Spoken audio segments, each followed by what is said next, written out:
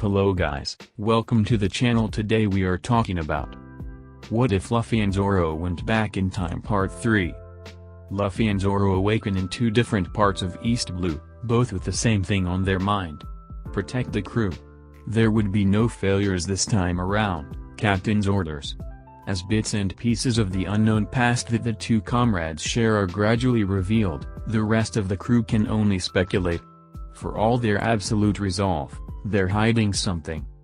If you enjoy the video, please like and subscribe. It will help us make more videos for you. Now let's begin. It feels like it's warming up again, Nami said with a shiver as she rubbed her hands together.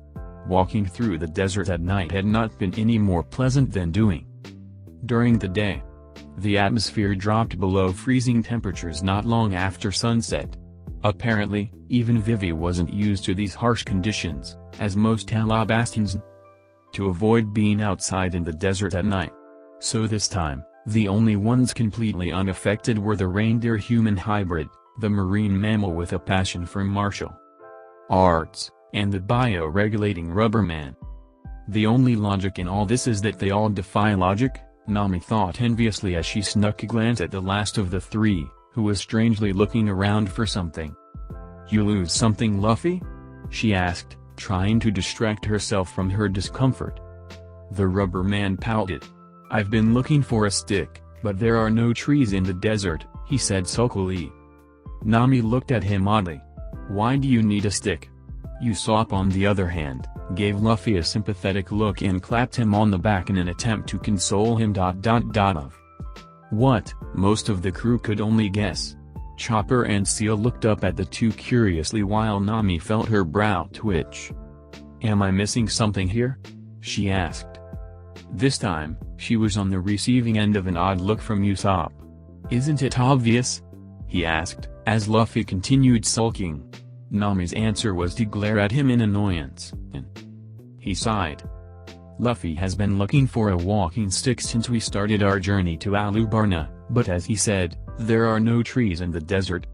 Now we're almost there, and he still hasn't found one, so he's going to miss his chance to use one." As he spoke, Luffy's head sagged, and Seal let out a low empathetic moan. "That's great and all, but you've failed to answer the original question. Why does he need a walking stick?" Nami asked in exasperation. Usopp sighed again. "Because," he said, in a tone that suggested he was explaining something rather simple to a small child who kept asking questions, "we're walking, and it's a man's romance to carry a walking stick while going on an adventure, or even just a hike." "Really?" Chopper exclaimed, as his eyes lit up in fascination. He wasn't the only one. Seal immediately began his own fruitless search for a stick. Unable to hold in his mirth any longer, Zoro burst out in laughter. Vivi also giggled, and Sanji's mouth quirked up in amusement. "Man's romance, huh?" Zoro asked thoughtfully, before unstrapping one of his sheathed swords from his hip and using it as a makeshift walking stick. "Then, how's this, Luffy?" Usopp and Chopper looked at him enviously, while Seal was still too busy with his search, too hopeful to acknowledge the fact that there were indeed no trees around. "Idiots," Nami muttered.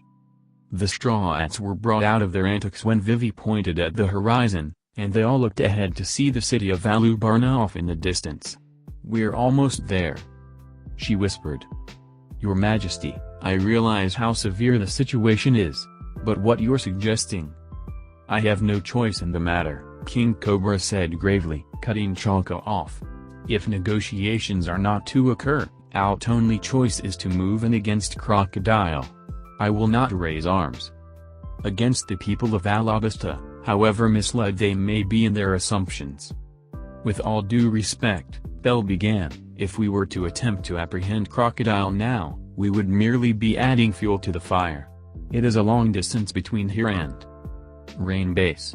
Crocodile would easily be able to read our intentions, and not only would our chance of success be slim at best, but he would be able to avoid a conflict completely if H. so wished. He also has the backing of the people, regrettably more so than your Majesty at the moment." He paused.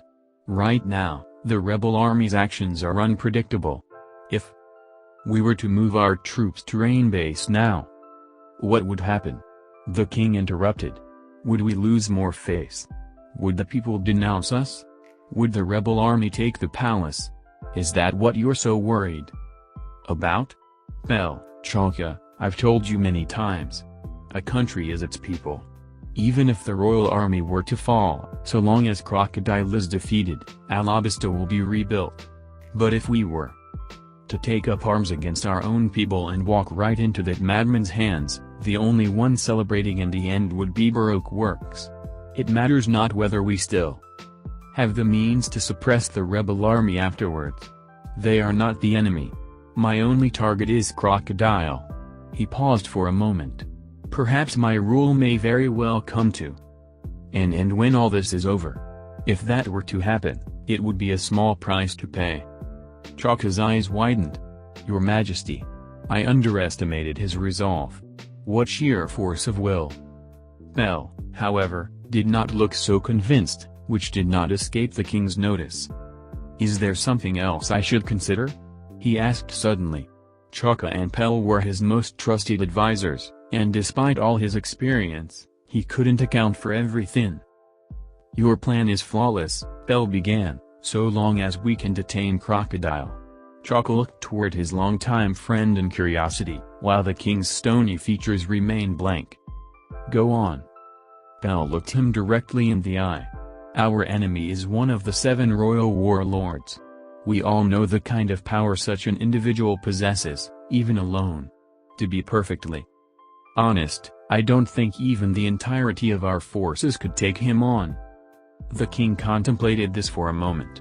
Do you merely mean to point out that there is no one in our country who can oppose Crocodile? If all you have to say is that the situation is hopeless, I don't want to hear it, he said with authority. Not at all, Pell amended quickly. What you said may very well be true. There may not be anyone in Alabasta who can take him on. But that does not make the situation hopeless. The king's eyes widened as he caught on. The world government. Pell nodded. I think it is of the utmost necessity that we enlist their aid, he said. I don't think that would work, Chaka stated. Against a government-sanctioned pirate? You know how extensive the privileges granted to the royal warlords are. We would need sufficient proof of such an accusation, proof which we don't have. I'm not sure they would be willing to help us without solid evidence. They might, Pell said. You know as well as I do, Chaka. Due to the unique history of the Alabastian throne, we are not just any affiliated nation to the world government. Our privileges run as deep, if not deeper, than those of the 7 warlords. All things considered. Realization dawned on Chaka's face, and King Cobra almost looked annoyed. And you suggest we use this to our advantage? He asked. I don't think we have a choice. It may be our only hope, Pell said somberly. Nearly a minute passed as the king considered the idea. To abuse such a connection it would leave a very bad taste in his mouth. But if the country could be saved, the benefit would far outweigh any personal grievances he had. He opened his mouth and was about to announce his decision when a guard stormed into the room. Your Majesty! He exclaimed, nearly out of breath. The 3 were visibly startled. What is it? Chaka asked. It's Vivi. She's arrived. Pell and Chaka straightened, and Cobra immediately headed towards the door. Did you show her in? The king asked. Yes, Your Majesty, but she had unexpected visitors with her. Pay it no mind. I will personally greet my daughter, as well as our guests. Pell, Chaka. The 2 royal guard commanders followed him out. When Vivi had told him that her traveling companions were pirates, King Cobra's uncertainty was easily outweighed by his gratefulness towards their unknown benefactors. He had many visions of what this pirate crew would be like. This was not one of them. Upon entering the lobby of the royal palace, he was greeted by the sight of a small bipedal cross between a raccoon and a reindeer, a long-nosed man who was currently telling the creature some outrageously outlandish story, a woman with eerie signs for eyes who currently admiring a set of historical relics as though she might swipe them at any second, a swirly-browed man in a suit and tie who was not so subtly hitting on her and being ignored, and a man in a straw hat who was in the middle of what looked to be a sparring session with a kung fu dugong.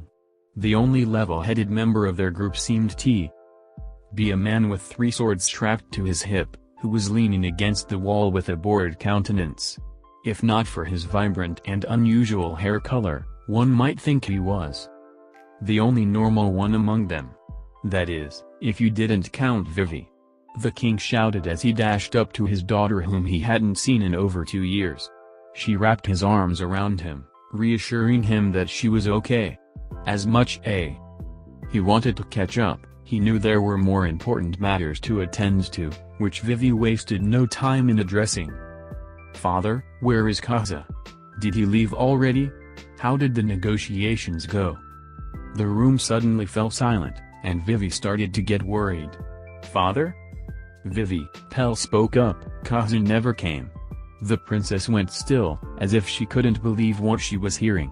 Many of the Straw Hats had the same reaction. The only ones from their group who didn't seem surprised, Pell noted, were the man in the straw hat and the one with the green hair. But that can't. Vivi couldn't seem to find the right words to convey her disbelief. "Vivi," the king began, "yesterday, when the negotiations were supposed to take place, Kaza and his guard never arrived at the palace.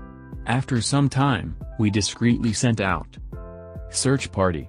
All we found was an abandoned carriage with no horse in the middle of the desert. En route from Katria." Vivi's eyes widened, and after a few seconds, she sank to her knees. "No," she whispered. "Kaza." Tears threatened to spill from her eyes as the king, Chaka, and Pell tried to find words to comfort her. The Straw Hats all looked unusually somber. Beside them, Luffy and Zoro shared a glance, and Luffy nodded. "Vivi," he said gently, placing a hand on her shoulder. She looked up at him. "Don't lose hope. We can still fix this." "But Luffy-san," she protested weakly, "if they took Kaza." She trailed off. "Then we just need to get him back," Luffy said firmly. After a long moment, Vivi pulled herself together and stood up. "You're right," she said, with newfound resolve. The king and his followers stared in awe at the scene. "Are they really pirates?" Chaka couldn't help but wonder. "It looks like you two were right," Sanji said suddenly, motioning to Luffy and Zoro. "Crocodile won't just stop, and he won't let us do as we please. If we want to stop this war, we have to take him down." "We were considering that," Bell said, fully willing to share their plans with these pirates after the scene he had just witnessed. "But we can't understand Crocodile's motive in this. Even if the rebel army was unaware that negotiations were supposed to take place, they aren't likely to act without their leader. No matter how angry a viper is, it can't bite without its head. If anything, this should stall them." "Maybe not," Zoro said, speaking up for the first time. All eyes turned to him. "Vivi, are there any agents in Burrow Quirks who specialize in impersonation?" Vivi's eyes widened. "Now that you mention it, Mr. 2 is rumored to have an ability like that, but I've never met him." Bell turned to Zoro curiously. "You think they mean to impersonate Kaza?" he asked. "Most likely," Zoro replied. "We have to assume that this wasn't just an act of desperation. We'll work with the assumption that they have a plan, and then we'll plan accordingly. That way, we'll be prepared for the worst-case scenario." Chaka and Bell both nodded in approval of the logic. "So what do you propose?" Chaka asked. "In order to unmask the imposter, we need the real Kaza," Zoro said. "That's why one of our priorities should be to liberate him from Rain Base." "That won't be an easy operation," Bell commented. "Which is why we'll be sending Zoro," Luffy spoke up. "He'll get it done, don't worry." King Cobra, Bell, and Chaka looked uncertain, but nodded in agreement. "I'd like to go too," Vivi said. Zoro consented to the request. The king and his advisors looked worried, but Vivi assured them that she would be fine. I hate to bring this up, Chaka said, but how do you know that Koza is still? We don't, Luffy stated. Though knowing Grok, he's alive for the moment. That's why our other priority is to take down Baroque works. The king's two advisors now looked at him like he's insane, but the king merely stared at him thoughtfully. Do you think you can do that? He asked. Luffy smirked. I know we can, he replied. Just leave everything to us. Chaka and Pell still looked skeptical, but the king simply nodded. Then we will rely on you. Sorry for the trouble, he said respectfully. Luffy just grinned. Don't worry about it. Zoro turned to Luffy. There is one more precaution we should take, he said. Luffy nodded, while the others wondered what they were talking about. Our enemy specializes in impersonation. If we succeed in revealing him to the rebel army, he may try to impersonate one of us next. So we'll need a way to ensure that we can trust each other. Vivi agreed to the plan he proposed, and after all the straw hats were marked with the symbol of their camaraderie, she headed towards Rain Base on Karyu's back, along with Zoro, who, to his slight displeasure, rode atop the back of one of the super spot-built duck squad. The rest of the straw hats agreed to wait in Alubarna, seeing as Baroque works would most likely arrive there along with the rebel army. Today, the conflict would be set in motion. In a certain bar in an active district of Alubarna, a white-haired man with a large jut strapped to his back sat in silence along with a blue-haired woman with a sword on her high. Smoker-san? Tashigai spoke up, breaking the silence. Why do you think that straw hat is in Alubarna? Just a feeling, the white hunter replied, taking a swig of his drink. Tashigai was silent for a moment before speaking again. Are you planning to confront him again? She asked quietly. Why do you even need to ask? Smoker said in an annoyed tone. Your injuries from last time just healed. Smoker glared at her, and she fell silent. Deciding it wasn't right to misplace his aggression onto her, he turned away. I have some questions for him, was all he said, indicating that the conversation was over. Tashigai took the hint and sipped her drink, leaving Smoker in deep thought. Straw Hat. Why am I still alive? 1 p.m., outskirts of Alubarna. The sound of innumerable hooves simultaneously hitting the desert ground could be heard as the rebel army rode towards Alubarna on horseback, led by the man known to the rebel army as Koza, the head of the rebellion. The previous day, their decision to invade the capital had practically been made for them. When Koza had gone on a mission to gather supplies, along with the second-in-command, Kebi, the rest of the rebel army had not known what to think. After all, why would he take the responsibility for such a task himself? He would be easily recognizable and ultimately prone to fall into the clutches of the hostile king. It was almost too predictable when he had disappeared that day. The rebellion's fears had been realized. But miraculously, Koza returned that same night. Only, without Kebi. He was surprisingly calm when he explained that they had been ambushed by the royal army. In a sudden act of aggression, they assaulted both him and his second-in-command. According to him, he had barely escaped with his life. Kebi had not escaped at all. This information had quickly galvanized the rest of the rebels, to the point where, upon being led to a rather large vault in Nanohana which was filled with a myriad of weapons, they didn't even think to question it. They counted themselves lucky that Koza's mission had at least been successful. Now, they rode into the kingdom's capital with firm resolve. Today, the royal army would fall, and the corrupt king would be dethroned. Or so they say. Koza-san, unidentified individual, 12 o'clock. Is that a royal army soldier? Why would he come alone? He's not in uniform. Is he even an enemy? Koza ignored the murmuring of the rebel soldiers and squinted at the figure in the distance, frowning. The man looked familiar, but he couldn't remember whether he'd really seen him before. From this distance he was hard to make out, and it didn't help that his face was shrouded by the straw hat atop his head. Before he could even think about what was wrong with this image, let alone figure it out. Something strange happened. He suddenly felt his horse veer off course. He tried to gain control over it, but it ignored his commands as if possessed.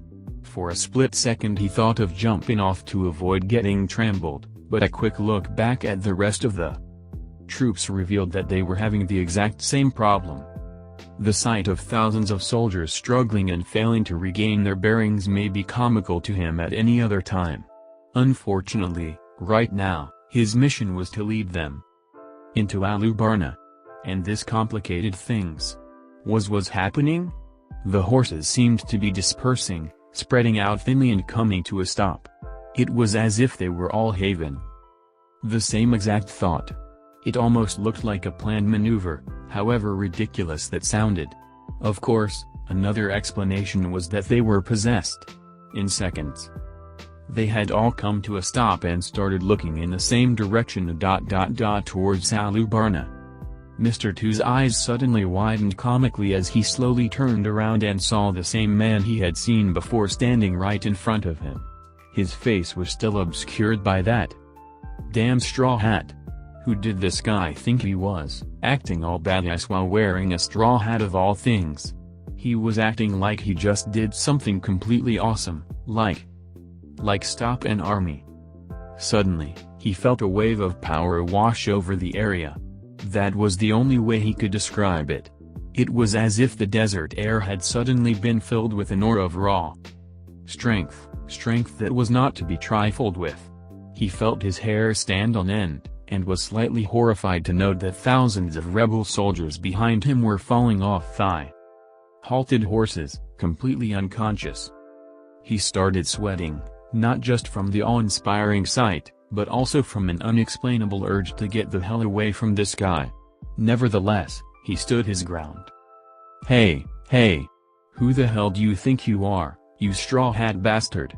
Can't you see I'm trying to lead armies into civil wars here? Stop joking around. He yelled at the man, pointing at him in accusation and slipping back into his normal persona. The man finally lifted his head, revealing his eyes, and Mr. Two felt that much more intimidated, for reason he still couldn't discern. You don't know who I am? The man asked in a low tone, before grinning. What's wrong? Is Crocodile lacking intel? Mr. Two's eyes widened again.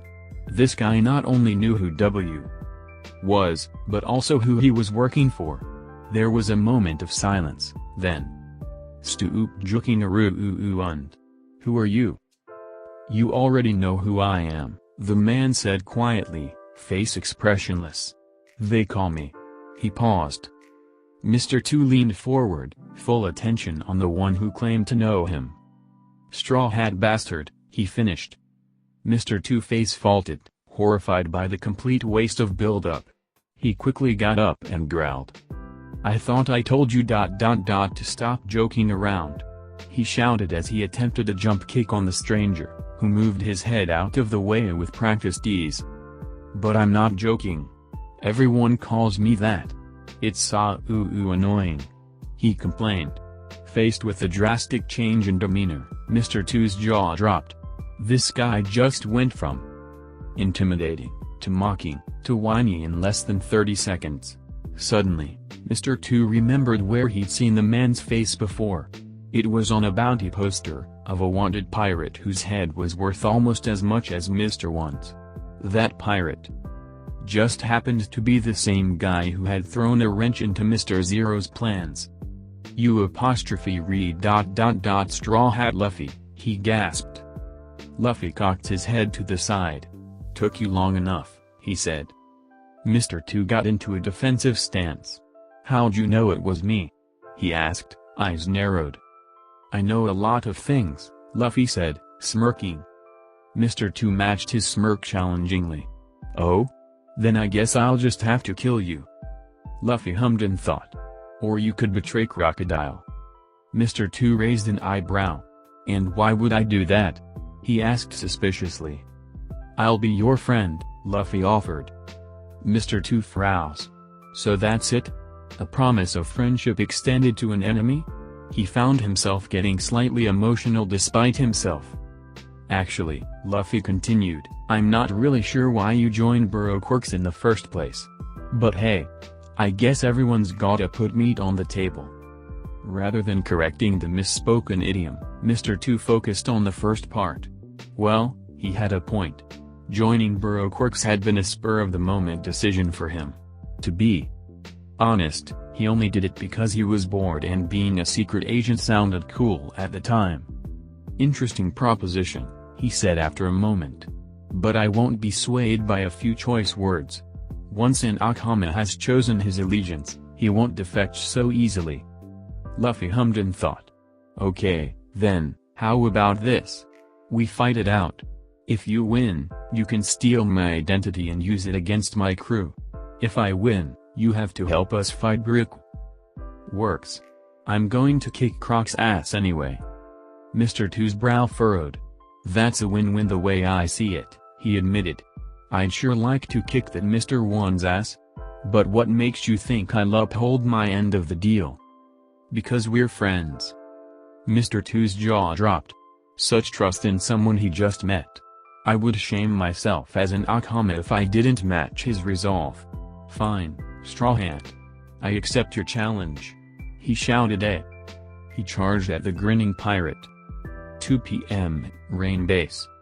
Hey bomb guy, Kebby said, quite nonchalantly considering the situation at hand, haven't you learned yet that that's useless?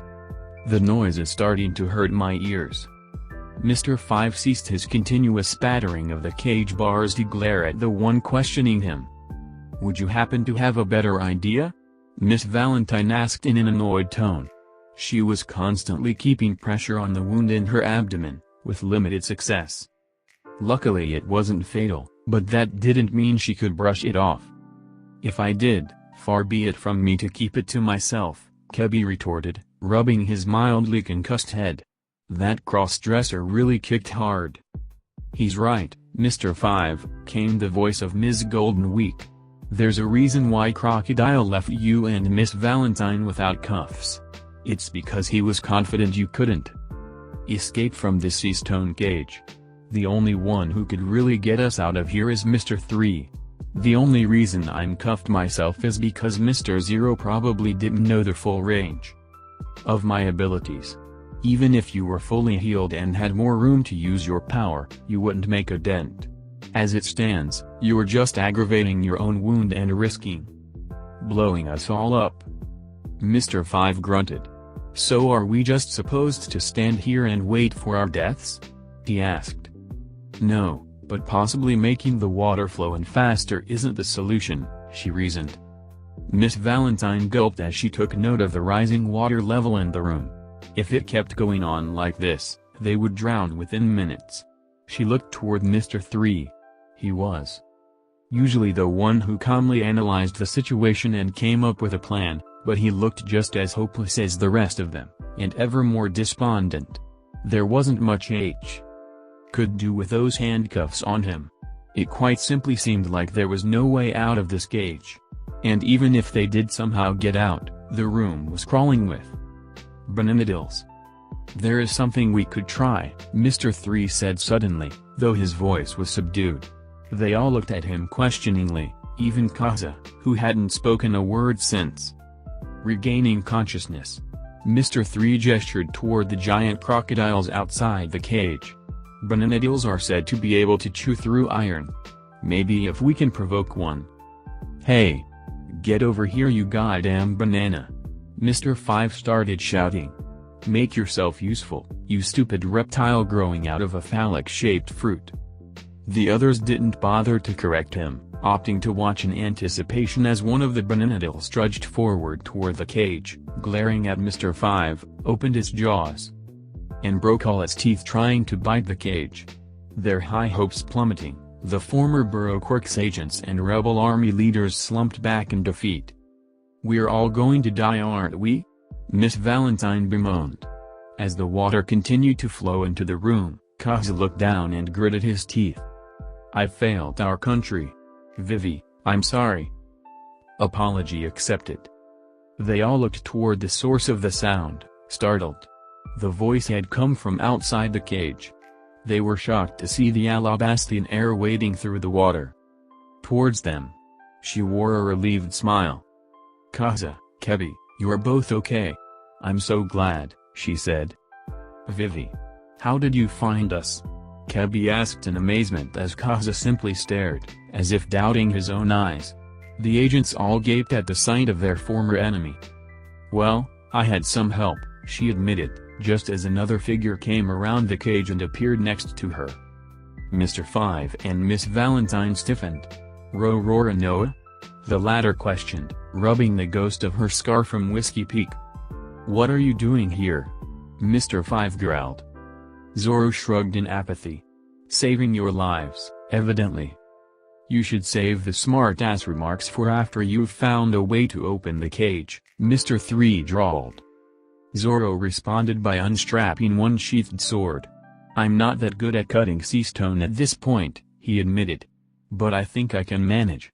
Wax Sky, I need you to come closer to the bars." Mr. 3 blinked, but figured that he didn't have time to doubt any plan they proposed, and stepped forward. Zoro stepped back and gripped his sheath as if he were about to draw the blade as Mr. 3 started to catch on. If he was skeptical, he didn't show it. If he was worried about getting his hands cut off, he didn't voice it.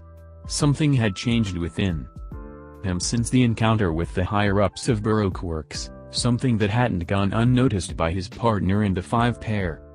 "Hey, are you crazy?" Mr. 5 shouted. "What are you trying to do, amputate him?" Miss Valentine and Miss Golden Week looked a bit worried as well, but Zoro ignored them all. He committed his full focus to his target. "My technique will have to evolve. Faster, harder, sharper. For the lion to sharpen its fangs, it must first embrace its nature. The reaping of the dead. Its roar is the prelude to carnage. To its prey, its song is a chilling death chant." Miss Valentine groaned. "What the hell is this dumbass talking about? One sword style. Lion's elegy." The swordsman drew his blade and sheathed it in one fluid motion. The former agents and rebels watched in awe as the cuffs on Mr. 3's wrists split cleanly down the middle and fell to the floor with a clang. The wax man raised his wrists and stared at them in shock. He hadn't felt a thing. He looked back to Zoro, who was panting slightly. "Make a key and open the cage," the swordsman instructed. "All right," Mr. 3 said dumbly, before forming a small rod with his powers and inserting it into the cage's lock. The wax morphed to fit the mechanism, and the lock clicked open. Zoro proceeded to open the door, and they all filed out of the cage just as Mr. 3's strength started to be drained once again by the rising water. "Great, now how do we get out of here? There are 4 devil fruit users," Mr. 5 lamented as he struggled to stay above the surface. 3 sword style. Rising whirlwind. The bomb man's question was answered as they were all engulfed in a strong wind that blew the surrounding water away. One might have assumed their plan was to clear a path through the water, had the whirlwind not proceeded to carry them up towards the ceiling, which was quickly cut open by the Talenti swordsman. Soon, the 4 agents, the 2 rebels, and the 2 straw-hats were making their way out of Rain Diners, ignoring the gobsmacked expressions of the gamblers who had been witnesses to the event. 3 p.m., outskirts of Alubarna. The Baroque Works officer agents that had not defected from the organization felt the temperature of the desert air fall drastically as their boss took in the scene before them. Thousands of rebel soldiers were unconscious on the ground, as if they had all been the victims of some type of chemical warfare. But from the looks of it, they were all alive. It was a frightening scene to behold, but not as frightening as the expression on Sir Crocodile's face. What could have done this? Miss All-Sunday wondered aloud, voicing the thoughts of the other 4 agents. "The question is not what," Crocodile said, more to himself than to anyone else. "It's who." Miss All-Sunday's eyes widened. "You think the straw-hats?" But Crocodile paid her question no mind, lost in his own thoughts. It couldn't have been Straw Hat. A man worth 45 million, in this part of the Grand Line, an awakened conqueror? Preposterous. But then who? This would mean that the rest of the rebel army has lost contact with the vanguard, Miss All-Sunday analyzed. The next logical step would be to have them send more, but M2 is nowhere to be found. Without him, a large part of our plan is compromised. Thanks for the status report, Crocodile growled. Do you think I'm stupid? She wisely held her tongue. You four, he said, motioning to the 1 and 4 pairs, find Mr. 2 by whatever means necessary. If you see any straw-hats along the way, I want you to disembowel them. Mr. 1 smirked, satisfied with the choice of words. Miss All-Sunday, you come with me. We're going to extract the king and question him about the object of our search. Hey, Tashigai. The marine swordsman looked up at the one who had addressed her in question. What is it, Smoker-san? She didn't want to comment on the fact that there had still been no sign of the straw-hats. It seemed to be their style to cause a ruckus, so the fact that everything seemed normal probably meant that Smoker's hunch had been incorrect. Do you find something weird about the state of this town? Smoker asked. Tashigai looked around, wondering what he meant. After a moment, she turned back to him and shook her head. Logically, there should be a large concentration of royal soldiers stationed around Alubarna, the smoke man elaborated. Alabasta is in the midst of a civil war, so rebels could attack any time. But there are no troops anywhere. It's almost as if the king isn't expecting an attack or isn't planning to fight back. Either assumption demands an explanation. Tashigai nodded slowly, catching on. So you think there is more going on? She asked uncertainly. I think there's something that we're not seeing, Smoker confirmed. He was silent for a moment. I think we should take a trip to the royal palace, he said finally. Tashigai smiled lightly. Is this another one of your hunches? Smoker just grunted. 2 of them are coming, Luffy noted. Nami looked worried. Which ones? The Mr. Zero pair, he said calmly, causing Usopp's eyes to widen. What? Crocodile and Miss All-Sunday are coming here? Why? He's after this country's throne. So I'd imagine they're coming for the king, Luffy said. It'll be bad to fight in the palace, so I'll go meet them outside when they arrive. The others looked concerned but nodded. What about the other agents, Luffy? Sanji asked. Luffy's brow furrowed in concentration. They've split up. They're probably looking for you, he said, turning to Mr. 2, who had introduced himself to the crew as Bentham. Said Akama hummed in thought, absently rubbing the rather large bump on his head. Did he have a concussion? Karma really was a bitch. Those guys know they won't be able to find me if I don't want to be found, especially since they know about my ability. That means they think I'm still on their side, and that I've most likely been captured. If they don't find me soon, they'll most likely come here, even if it's just to report to Mr. Zero. Well, we can't have that. Luffy said jovially. So you guys will just have to take them on, he said, turning to the rest of the crew. Luckily, our new friend had all their faces memorized and was able to show us. Sanji, bring Bentham with you and take out the blade guy. Sanji grinned confidently. Sure thing, Captain. Nami, you take out the spiky lady, Luffy continued. Nami raised an eyebrow. Tall woman, blue curly hair, walks weird, Bentham supplied. She'll be close to Mr. 1, so I can help you find her. Nami nodded, albeit a little nervously, and twirled her new weapon in her hand. Usopp, Chopper, Seal, you guys take out the slow guy. Big blonde dude with a giant bat. And the mole lady. Short old woman, red hair, talks weird. Seal let out a squeal of excitement. Usopp and Chopper were not so confident. Chopper was nervous about his first real fight as a member of the Straw Hats, while Usopp's legs were shaking, but he nevertheless tried to hide his conspicuous fear. Just leave it to the great Captain Usopp. Maybe I can just take the mole lady. Alright men. Move out. Luffy shouted. right? As the four pair continued their fruitless search for Mr. 2, Miss Merry Christmas grew increasingly annoyed. This is ridiculous. How hard can it be to fin a man dressed as a ballerina? Old b-does. What in tarnation are you trying to say for? Spit I out already, ya idiot. Disguised, Mr. 4 finished. Miss Merry Christmas thought for a moment. Disguised? You think he's hiding from us? She asked. Mr. 4 shrugged, which took a total of 5 seconds. Stop being so slow at everything, idiot. Certain death. Paralysis star. Mr. 4 and Ms. Merry Christmas both felt a stinging sensation in their backs, and reflexively yanked out the objects that had penetrated their skin from behind, although Mr. 4 took noticeably longer to do so. What the hell? Needles? Paralytic agents, Chopper supplied. Those needles are coated in a drug that will weaken your muscles temporarily. Why the hell is this reindeer talking to us? Despite her disbelief, she could already start to feel the effects on her body, and had to morph into her hybrid zone form to help stave them off. She noted that Mr. 4 was still able to move due to his sheer muscle mass. Give up now.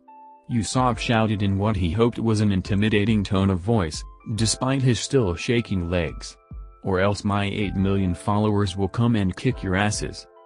This isn't getting us anywhere, Mr. 1.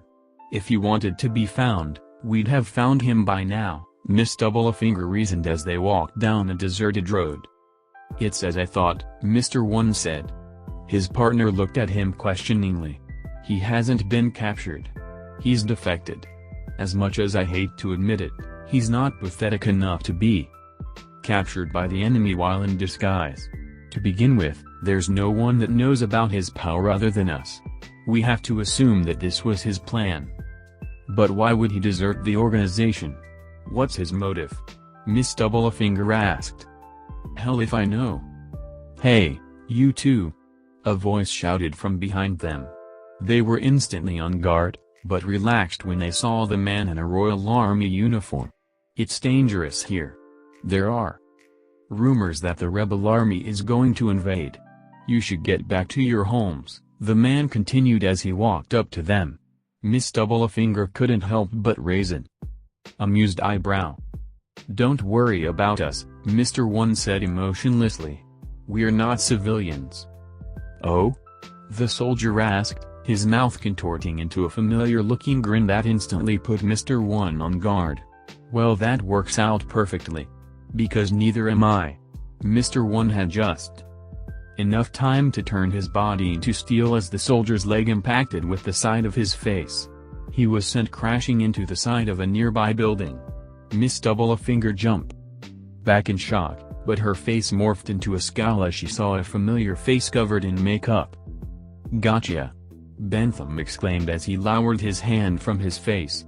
Behind him, a blonde-haired man in a suit and tie walked out of an alleyway wordlessly. Mr. 2. So you did betray us, Miss Doublefinger said, eyes narrowed. The name's Bentham now, honey. Feel free to wear it out. Miss Doublefinger wasted no time and charged at the shapeshifter, spiked fingers ready to impale, but she was suddenly sent rocketing back by what felt like an incredibly strong wind. Air pressure tempo.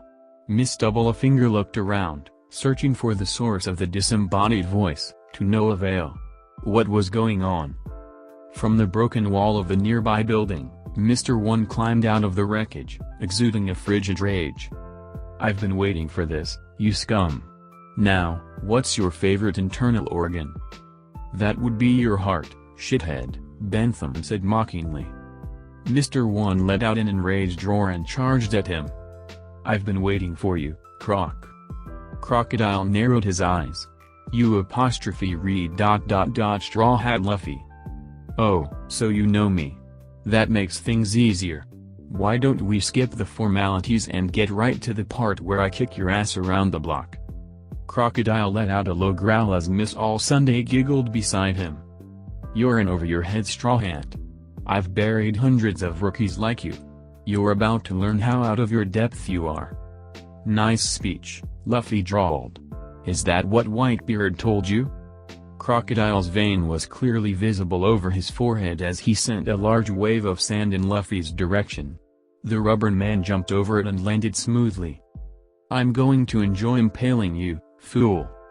Are you sure I'm the fool here? Luffy asked with a grin, before slipping into his Sanji persona. Hello, you've reached the shitty restaurant. What would you like to order? Crocodile's eyes narrowed in further outrage. Miss All Sunday, who had been present during the conversation, couldn't contain her mirth any longer and burst into a fit of laughter. Is something funny? Crocodile seethed. Perhaps I should kill you too, Nico Robin. Don't test the limits of my irrationality. Right now, I'm fucking pissed. Do as you wish, Robin replied. But whatever happened to your promise not to call me by that name? It's really too bad. Your real name sounds a lot better than that code name you go by, Luffy commented, to her slight surprise. Crocodile was much too livid to care at the moment. And you, Luffy continued, turning to the warlord. You can say that I'm a fool, that I'm a rookie with no idea what I'm getting into, that I'm in over my head. But that changes nothing. He cracked his knuckles, and his expression turned menacing before their very eyes. You think you are pissed? You don't know what piss is. Crocodile watched in shock as the rookie's fist darkened to obsidian. Armaments hockey? You make my crewmate cry, you threaten her country with war, you plan to steal a force you can't hope to control, and you kill because it's fun. You have made me very pissed. And you're gonna regret it. As quickly as it changed, his fist went back to normal. She's so weak, but she tries her best to save everyone.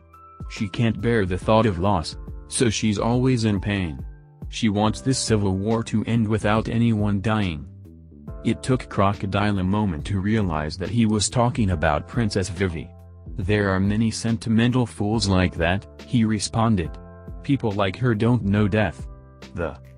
Don't know the truth of battle. You're a pirate, aren't you?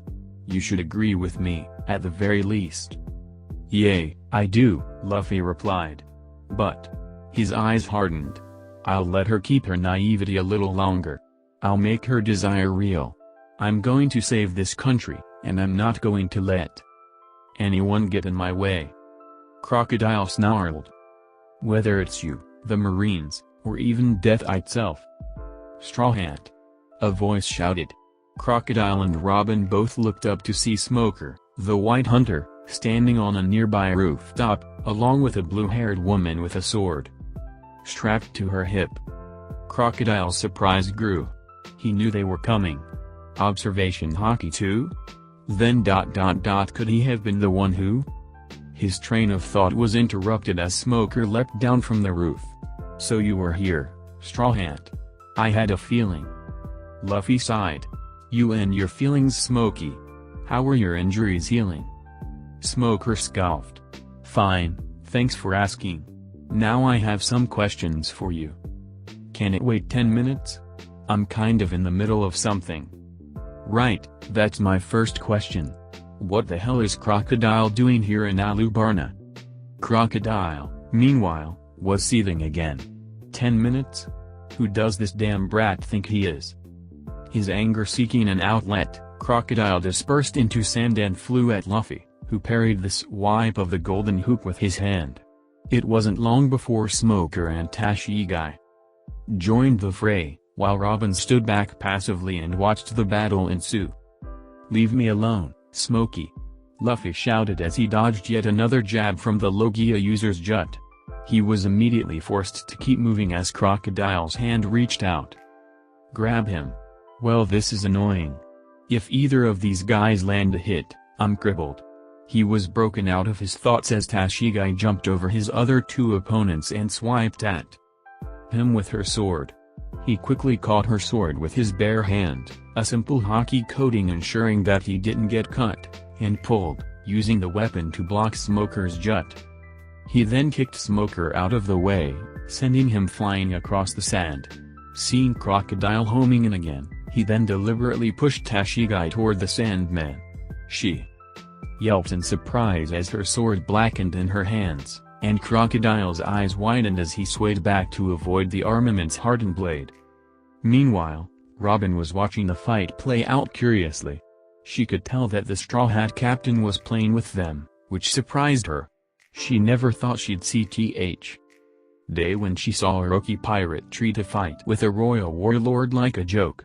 But that wasn't bothering her as much as what he had said earlier. You plan to steal a force you can't hope to control. He was talking about Pluton. But how? How could he possibly know that the weapon was hidden in this country, let alone that Crocodile was searching for it?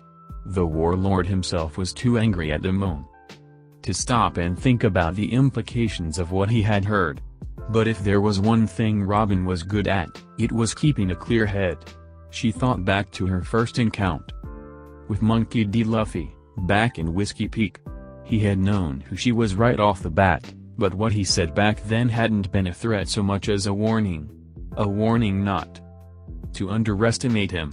It wasn't even hostility, really. It was only natural given how she had been antagonizing his new crewmate. Yes, she had been playing games with the princess, allowing her to discover Mr. Zero's identity only to inform him later on.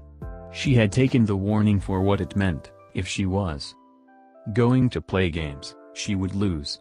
If she hadn't thought much of it at first, seeing him taking on Crocodile and the White Hunter at the same time, along with the revelation that he knew about Pluton, may have changed her perspective a bit. "What's wrong, Robin? Not going to join in?" came the man's voice. Robin just stared at him. He wasn't mocking her, so much as joking around. Why was he acting this way around his enemy? She supposed he might just not view her as a threat, but his tone was almost playful, as if it was completely natural for him to act friendly towards her, of all the ridiculous things in the world. She suddenly wanted to test something out. Her curiosity getting the better of her, she threw caution to the wind and crossed her arms, copies of which suddenly sprouted all over the Straw Hat Captain's body. Smoker and Tashigai suddenly stopped attacking. Smoker looked over to her, as if considering her presence for the first time. Crocodile also stopped, and shot an annoyed glare at her. "Insufferable woman. He's mine to kill," the Sandman shouted. But Robin made no other move against the pirate, who simply stood there, seemingly trapped in her grip. And then he smiled at her. "Well? Are you going to do it or not?" he asked. "To be honest, I'd prefer if you didn't." Robin's eyes widened. What is he playing at? There's no way I really have him beat. Why doesn't he retaliate? Suddenly, Crocodile lost his patience and lunged at Luffy. While the two Marines didn't want to attack him while he was seemingly immobilized, the warlord was less hesitant as his arm morphed into a crescent of sand. Later Robin would tell herself that the reason she let go was simply because she was startled. But she had never been too good at fooling herself. The hands dematerialized and Luffy jumped out of the way of the attack that could have sucked every drop of water from his body. Crocodile suddenly started laughing. "If you think you can save this country by dodging all day, by all means try," he said. Smoker looked over at Crocodile, curiosity piqued. "Save this country? What are you talking about, pirate?" Crocodile shot him an annoyed glare.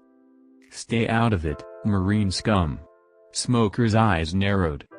He was planning to overthrow this country during the chaos of the rebellion, Luffy stated. He's the leader of an underground organization called Baroque Works. He goes by the name Mr. Zero. Smoker's eyes widened in realization at the sound of the code name. It took him a moment to think things through. "So that's what's going on here," he said quietly. Crocodile growled in agitation. Suddenly, he removed the golden casing on his hooked hand and revealed the poisoned metal underneath. "You escort the princess here. You tack down my agents time and again. You take out the rebel army, foiling my plans one after another, and now you've gotten the Marines involved. It's time I treat you like the nuisance you really are, Straw Hat Luffy." A crazed grin manifested on the man's face. "But for all of your efforts, you will not succeed. This country will not be saved. And do you know why? Is it because you hid a bomb in the clock tower?" Luffy asked. Robin watched as for the first time since she had met him, Sir Crocodile's eyes widened in shock. "What? When? How?" "Your agent told me," Luffy said, grinning. Crocodile stared dumbly before he realized what Luffy was implying, and his face morphed into a menacing scowl. He stood there for a moment, shaking with rage, as he tried to regain his composure. Meanwhile, Smoker turned back to Luffy. "What bomb? What are you talking about, Straw Hat?" "There's a bomb set to go off at 4 p.m. in the clock tower. If we don't stop it, Alubarna will be engulfed in a blast big enough to level the city." Smoker's eyes widened slightly, while Tashigai gasped. Luffy thought for a moment. "Actually, this is perfect. Would you guys mind stopping the bombing while I beat this guy up?" he asked, pointing at the warlord. Tashigai looked at Smoker uncertainly. Strictly speaking, protocol demanded that they stay out of the affairs of the warlords unless ordered otherwise. But if they waited for proof. In this situation, there was no telling what could happen. If Straw Hat was telling the truth, a lot of people would pay the price for their negligence. "We're leaving Tashigai," Smoker said, seemingly coming to the same conclusion. Tashigai nodded quickly and followed the Marine Captain, but they were quickly cut off by Crocodile in his Logia form. "Did you think I'd just let you go?" he asked in a low tone as he aimed his poisonous hook at Tashigai. Knowing that Smoker would be intangible, he was hoping this would throw the Smoke Man off. His plan was foiled, however, when Smoker blocked the hook with his sea stone jut. Crocodile responded by grabbing the jut by its shaft, which was made of normal stone. The weapon suddenly dissolved into sand, causing Smoker to grunt in shock. Crocodile swiped at him this time, but he dissolved into smoke. As Crocodile raised his hook again, the smoke homed in on him, but he too fell back into his Logia form. Tashigai had her sword up at the ready to block the hook, but she was unable to anticipate th. Path of the disembodied arm. Gamu Gamu no ... Desert Eagle. Luffy's blackened hand impacted with Crocodile's face, sending him skidding across the ground until he finally righted himself, looking disheveled and livid but no worse for the wear. "Your opponent is me," Luffy shouted as he appeared right in front of the Sandman again. His fist, which was pointed at his opponent, was still blackened, but now they could see it had a red tinge to it, and it appeared to be ... steaming. Crocodile raised a hand to the ugly red bruise on his face. When he brought it down and saw the blood, his face darkened. "I've had enough," he said quietly, as all the sand in the area started to rise and swirl. Luffy turned to Smoker and Tashigai and nodded at them. Smoker stared at him for a few seconds before returning the nod. He signaled to Tashigai, and they both left the scene. "Are you sure?" Luffy asked, addressing the warlord. "Because I'm just getting started." "Why are these guys so weird?" Usopp complained as he pushed himself off the ground, attempting to recover from the near miss of the last explosion. "They talk weird, they fight weird, and their cannon is a frickin' dog. They're weirder than your Chopper." "Take that back, you asshole!" Chopper yelled indignantly. "Why are you getting offended? Fine, you're weirder. Are you happy?" "No." Seal let out a low whine, telling them to stop arguing.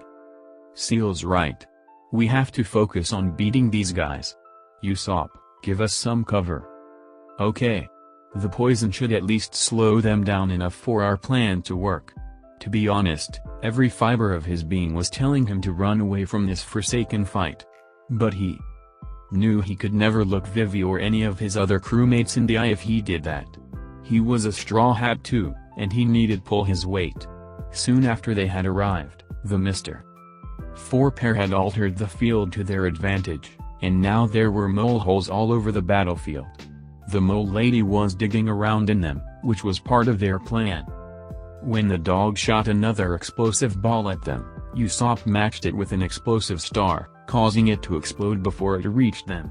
Next he pulled out a wide-scale smoke bomb. Certain death. Smoke star. He yelled as he shot it at the dog. The area became shrouded in a thick veil, and the dog looked around in confusion, not knowing where to aim as Chopper, Usopp, and Seal ran around under their cover. Their plan was impeded, however, as Miss Merry Christmas grabbed Usopp's foot from below. "That one work on me, bastard. I can smell ya." Usopp gasped as the mole woman pulled him towards a brick building. He gritted his teeth, preparing for impact, and coughed up blood as he impacted face first into the brick wall. He fell over backwards, but Chopper quickly caught him in walk point. "Are you okay, Usopp?" he shouted in concern. Usopp wheezed. "I am. Fine," he insisted. "Stick to the plan." "Right." Usopp handed the human reindeer a Tabasco star, and Chopper used his nose to track down the dog. Miss Merry Christmas continued to pester him as he ran, but seeing as he could smell her too, he was able to avoid her in walk point. He quickly shoved the Tabasco star into the dog's mouth. The canine gun hybrid's eyes started to water, and right as he was about to sneeze, Chopper went into heavy point and shoved his face down into one of the holes. A series of explosions could be heard beneath the ground, along with the comparatively faint screams of a certain mole woman. When she climbed out of the hole, smoking and burned, but still conscious, Seal leapt at her and punched her across the face, letting out what was probably his equivalent of a battle cry. Miss Merry Christmas swiped at him with her claws, but the damage from the explosions and the effects of the drug were stacking up and taking a major toll on her, and Seal easily dodged. He then launched into a furious combo that completely betrayed his appearance. He ended with an uppercut that finally rendered the mole woman unconscious. "Way to go, Seal!" Usopp shouted, regaining his bearings. Finally, the smoke started to clear, and Mr. 4 was shocked to see his partner defeated. Rumble. Chopper ate a rumble ball, determined not to let up. The dog, now over its fit of sneezing, shot another ball at the reindeer, who went into jump point and leapt over it. As he switched in between jump point and walk point, homing in on Mr. 4 all the while, the dog continually missed him. Finally, the dog waited and took aim while he was in the air. Certain death. Explosive star. The explosive projectile was shot directly into the dog's mouth, courtesy of Usopp, and its eyes widened as both bombs went off in its jaw. It didn't get up after that. Mr. 4 was still processing the fact that he was alone now when he was hit across the face by Seal. He recoiled, but brushed off the hit, and swung his ba, which narrowly missed the Kung Fu Dugong. He was then hit in the head by another explosive star, leaving an opening for Chopper. Kakute, Rosa. Chopper implanted his hoof into the same spot, causing Mr. 4 to groan in pain. Nevertheless, he swung his bat in one last act of defiance. As he was in the air, Chopper had no choice but to use guard point. The hit was still devastating. If the monster of a man hadn't been disoriented and weakened, Chopper was convinced he wouldn't be getting up for a long time. Mr. 4 recovered momentarily and raised his bat again, but his hand was hit with yet another explosive star, and he dropped the bat. Seal took the chance to land another hit on his head, and th force of the blow was finally enough to cause him to reel back. He caught himself on his back foot, but couldn't recover in time to defend against Chopper, who had recovered himself. Kakute, cross. The finishing blow impacted with Mr. 4's skull, and the man's eyes finally rolled back into his head as he toppled over onto the sand with a loud thud, leaving Straw Hat Trio to collapse and pant in victory. Sanji leapt to the side to avoid another swipe of Mr. 1's bladed arms and quickly swept his legs out from under him. Ignoring the pain of his legs impacting with the steel, he took the opportunity to slam his heel against the man's skull before leaping back. He took a few seconds to catch his breath as Bentham swapped in and aimed a drop kick down on Mr. One's torso, but the only slightly disoriented man rolled out of the way and crossed his arms as he got up before attempting to slash across the Ikama's chest. Bentham ducked under the man's bladed arms and landed an uppercut to his chin, sending him reeling back, but Mr. One righted himself and headbutted him, which had a much greater effect given his steel body and larger mass. As Bentham was sent careening backwards, Sanji ran in and sidestepped a bladed kick from before launching into a flurry of kicks aimed at any body part other than the blade man's arms and legs. He finished with a mutton shot, kicking his opponent through a house onto the other side of the block. "I hope you don't think that'll be enough to keep him down," came the voice of Ms. Finger. The woman looked positively annoyed. Her hair was standing up on end, as if she had received some sort of electric shock, but Sanji wasn't sure how that could have happened. "So this is Nami-san's new fighting style. I think I'm falling in love all over again. I'm not sure how, but it looks like she can turn invisible, so I don't have to worry about her for the time being. I better focus on the steel guy for now. I can't kick that spiky woman anyway." Thus, Sanji was forced to dodge numerous attempts to maim him through the use of the woman's bodily spikes. Bentham evidently realized he wasn't attacking. "Hey, we're playing as Spiral Cook. She just left a few openings for you, in case you didn't notice." "Shut it, you shitty ballerina. I won't kick a woman. I'd rather die," he shouted in response as he continued dodging. Miss Finger raised an amused eyebrow at his bold statement. "Then you shall," she claimed as she turned both her hands as well as her head into spiked balls. She started swinging at him rapidly, throwing in kicks of her own with her spiked heels, but Sanji simply kept dodging her, playing a purely evasive game. She was started to grow annoyed as it became more and more apparent that she couldn't land a hit. It was then that she felt a sense of déjà vu as the air around her grew warmer, and then colder moments afterwards. She looked up and noticed a cloud, much like the one that had shocked her earlier. She gritted her teeth as she looked around for her assailant again, with limited success. She did, however, find where the source of the atmospheric disturbances were coming from, seeing as they were visible and quite conspicuous. Seeing this, she ran towards the location where the red and blue orbs were originating from. "You won't fool me so easily a second time," she shouted in contempt. "Nami-san." Sanji shouted in worry, but soon found himself preoccupied as Mr. One joined the fray again. Miss Finger froze mid-stride, however, as Nami suddenly materialized off to the side, smirking. "What? She's over there? So it was a diversion?" She immediately altered her course off to the side just as Nami brought her staff up. Blue lightning sparked in the cloud over here, ready to strike. Sanji and Bentham watched in horror as Miss Finger's spiked fist impaled Nami's skull, only for her skull to fade into a haze around the limb. "What?" Miss Finger exclaimed as she turned back to the spot she had previously been running to. "Fooled you," Nami said, sticking her tongue out, as the lightning struck her opponent, who screamed in pain. She struggled to keep herself upright after being struck by lightning for the second time that day. But Nami wasn't done yet. "Beware of twisters," she shouted as she ran towards her opponent, staff at the ready. Tornado tempo. Miss Finger watched warily as fake birds popped out of the staff, which didn't seem to shake Nami's confidence in the slightest.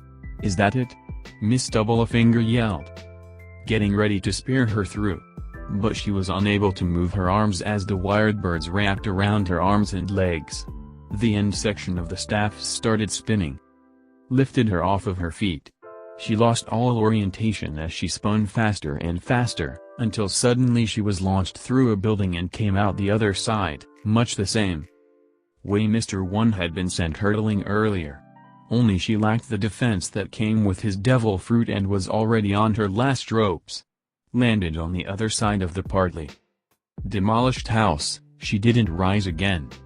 Mr. One watched in anger as his partner was defeated.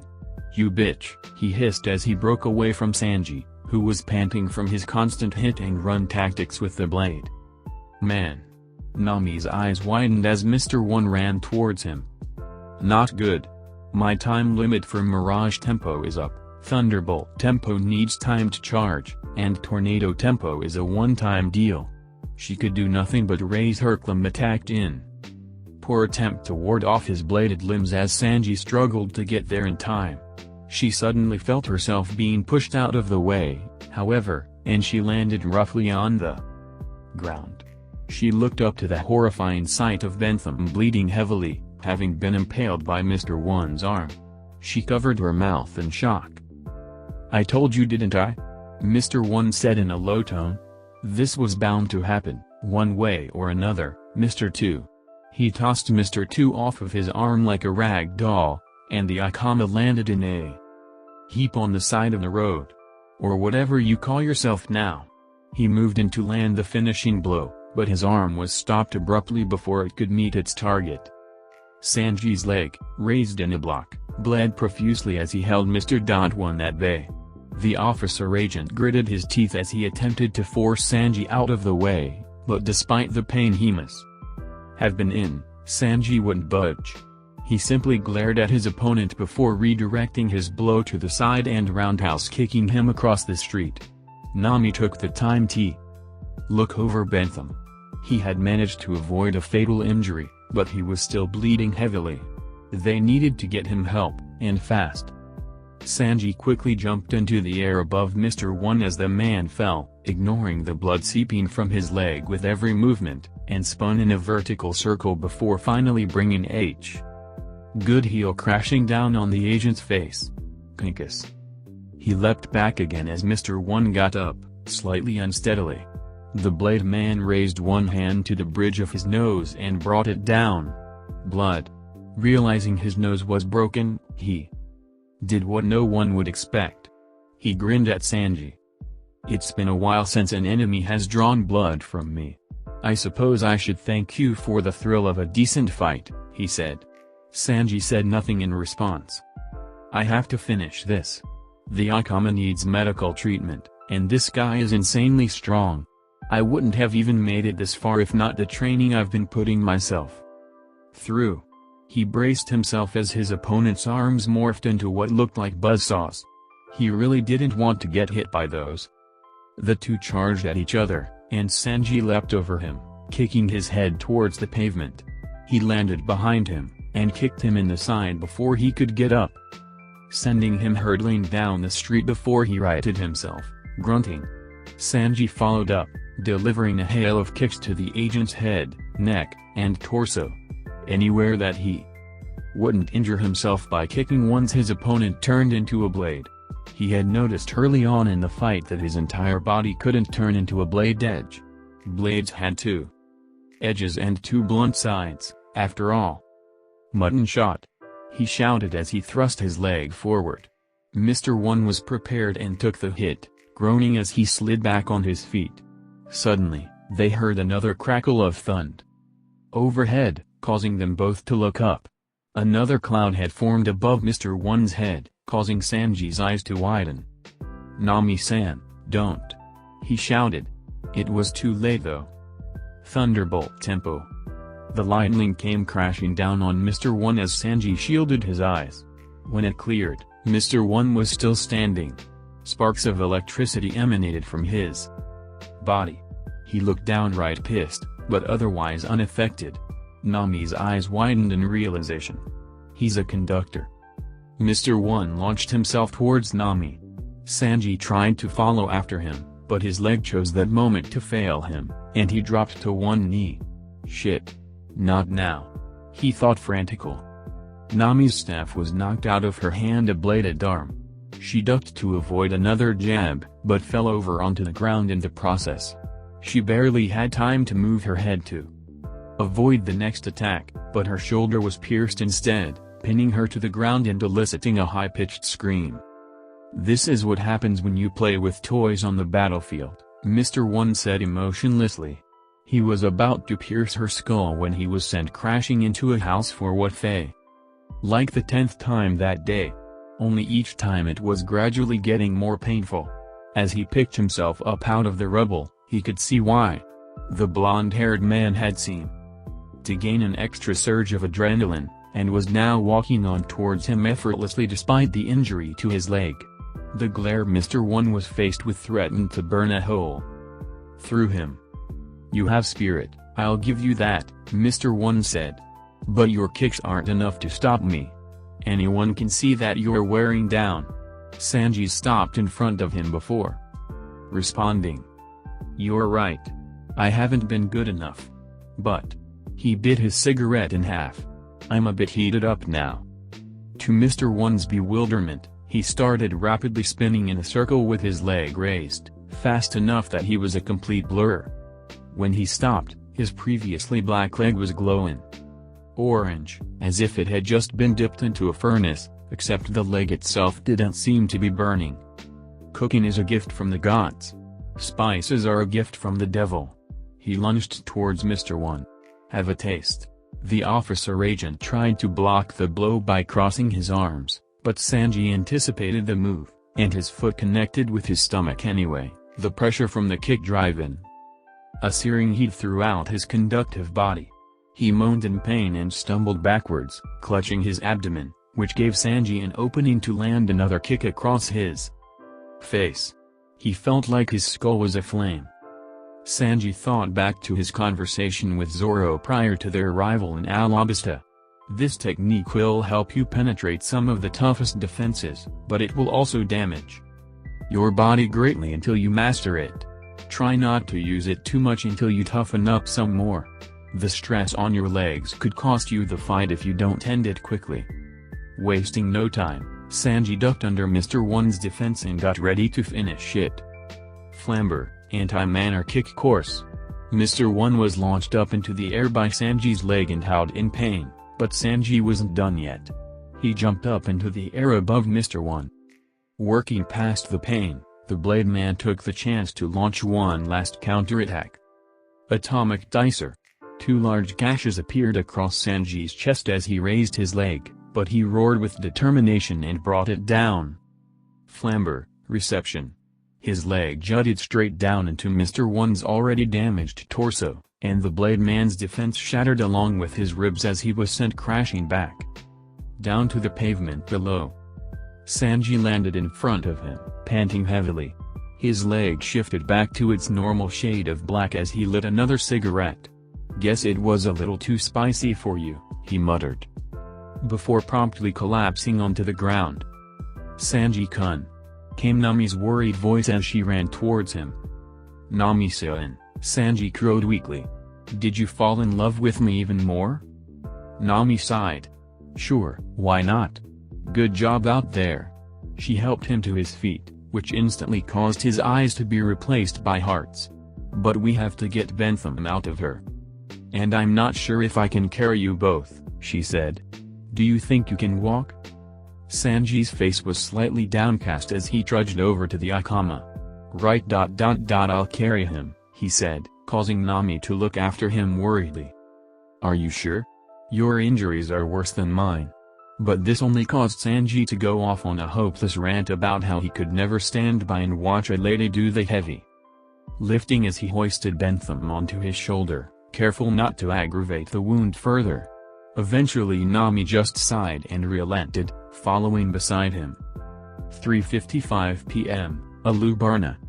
Tashigai rushed to keep up with Captain Smoker as he glided across rooftops using his devil fruit.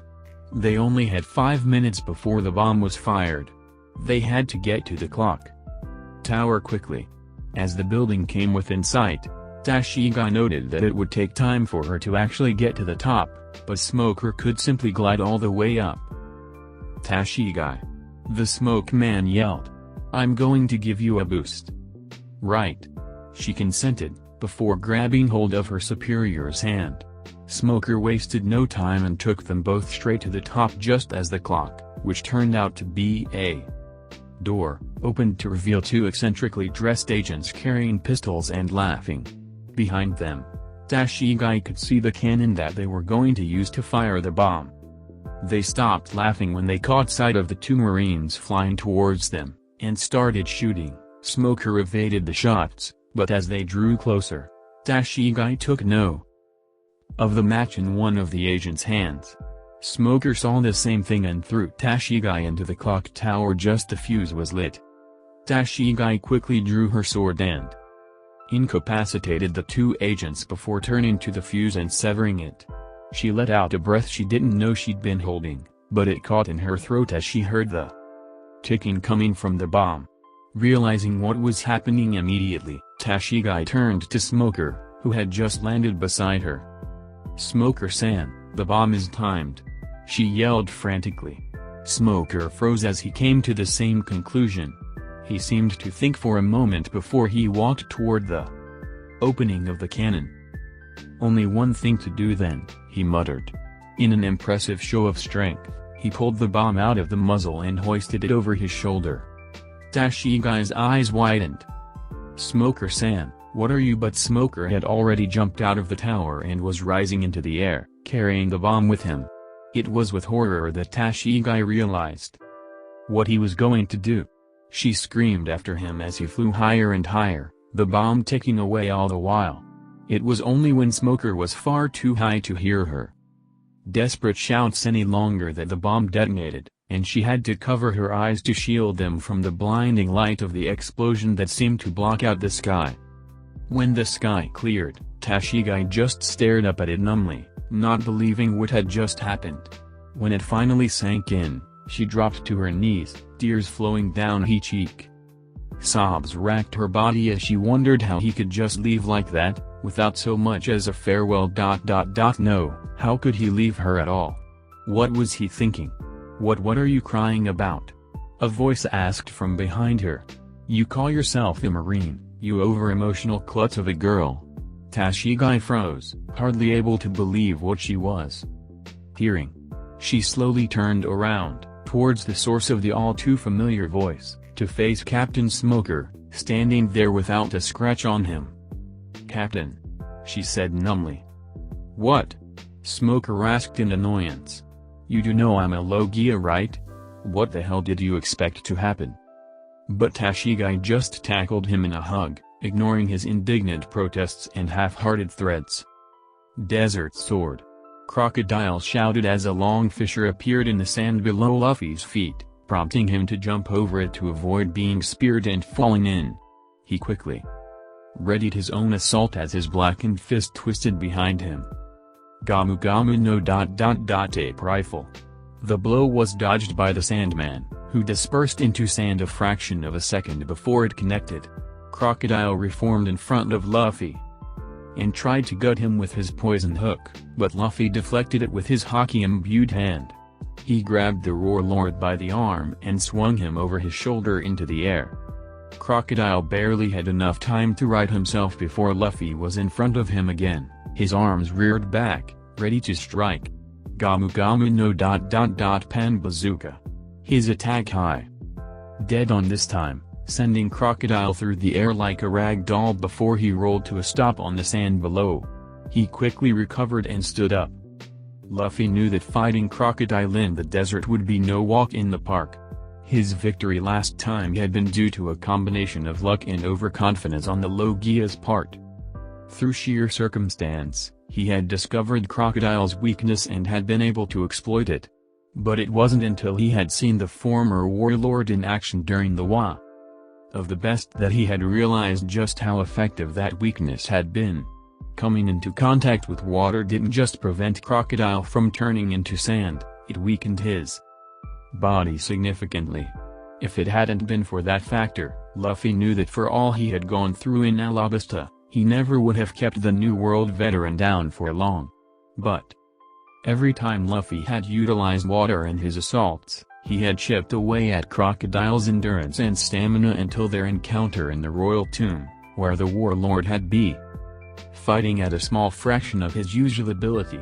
Even so, he had lost twice before pulling off a victory. Sometimes, looking back, he wondered if luck was actually a matter of talent rather than probability. Was he just good at being lucky? Even now he knew he had to be careful.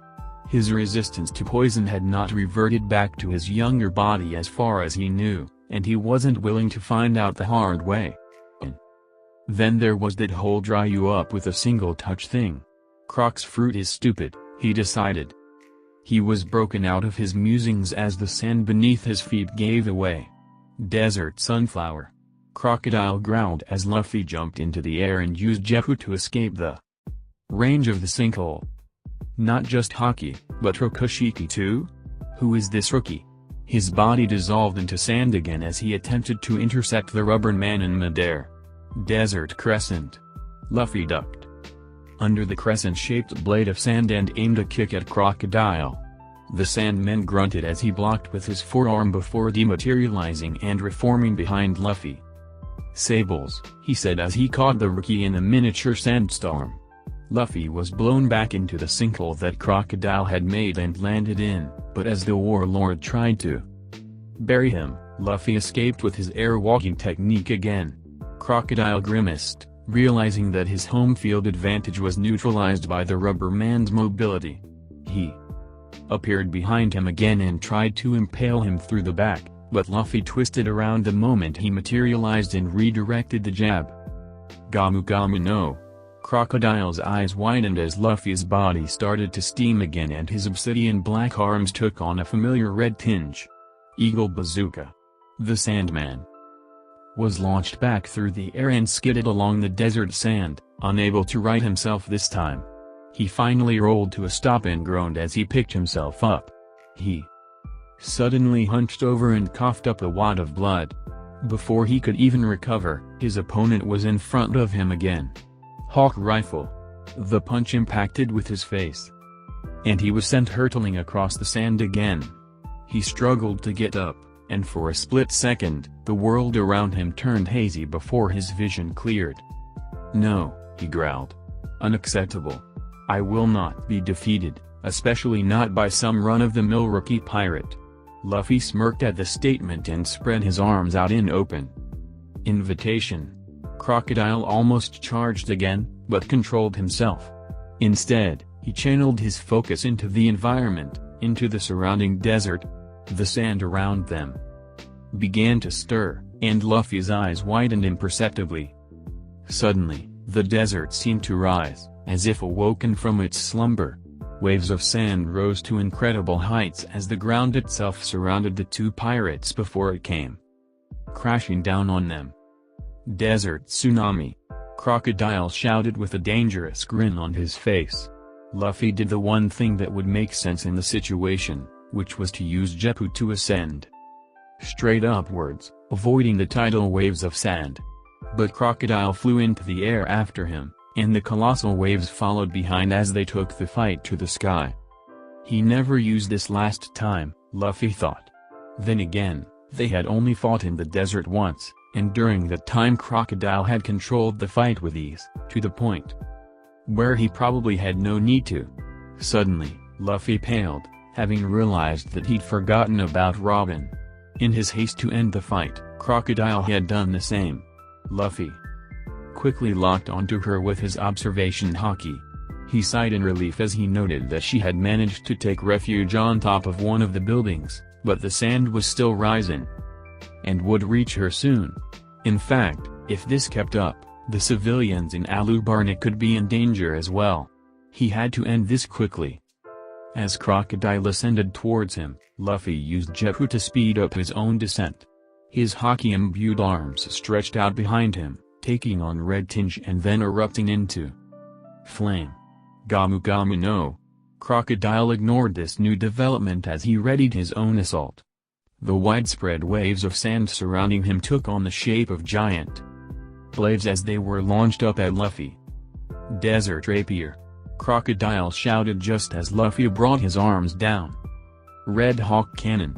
His armaments and flame-enhanced arms pierced through the sand like a hot knife through butter. His fists made contact with Crocodile's abdomen, resulting in a massive explosion that sent the warlord hurtling down towards the ground. The impact caused widespread destruction across the city block, and a couple of Buildings collapsed even as the previously rising waves of sand started to recede. Luffy landed smoothly in front of the bloody, burned, and unconscious heap that was Sir Crocodile of the Seven Warlords. He reached for the hat that was now dangling around high neck and placed it back on his head. Off to the side, he heard Robin jump down from the building she had taken refuge on and land with a soft thud. She stared at Crocodile in shock. Which was understandable. It wasn't every day a rookie from East Blue took out a royal warlord without so much as a scratch to show for it. Luffy then turned towards Robin, who stiffened. He took a few steps toward her, but stopped when she took a step back and crossed her arms. He raised his arms in a placating manner. Relax. I'm not going to attack you. Clearly she didn't believe him. Luffy winced as fear rolled off of her in waves. She was good at hiding it. Outwardly, she actually looked calm, save for her rigid posture, but Luffy's observation haki didn't lie. Suddenly, Robin let out a breath before slowly lowering her arms to her sides. Her eyes lowered along with them, refusing to meet Luffy's. Her posture was defeated, and her smile bitter. I'm on the losing side of this game, she recited. So it would appear. There was an abundance of things that Luffy wanted to do at that moment. This was Robin. Crewmate, comrade, friend, family. He wanted to comfort her and tell her to hang on. There. He wanted to run up to her, grab her by the shoulders, and scream at her, telling her she wasn't alone. In the end, he settled for the next best thing. That depends which side you're playing on. You haven't lost just yet. Robin looked up and met his eyes, and was confused by what she saw in them. It wasn't hate, or scorn, or even disappointment. She could pick up on such emotions with a single glance. But this was different. The look in his eyes was familiar, but it was something she hadn't seen in so long that she almost forgot what it looked like. She almost found herself wishing he would glare at her like everyone else. That way she'd be in familiar territory. But a small voice in her mind, a part that had long been silenced, suddenly spoke up for the first time in years, telling her that this was better. She suddenly laughed, dryly, humorlessly, and yet somehow still melodically, as she considered his words. I don't think there's a winning side for me, Monkey D. Luffy. Well then, Luffy said, before a grin stretched across his face. I'll just have to prove you wrong. Robin stared at him in open curiosity. Not many have accomplished such a feat. Luffy's grin turned amused as he wordlessly pointed toward Crocodile's fallen, defeated form. And I'm guessing that's a first too.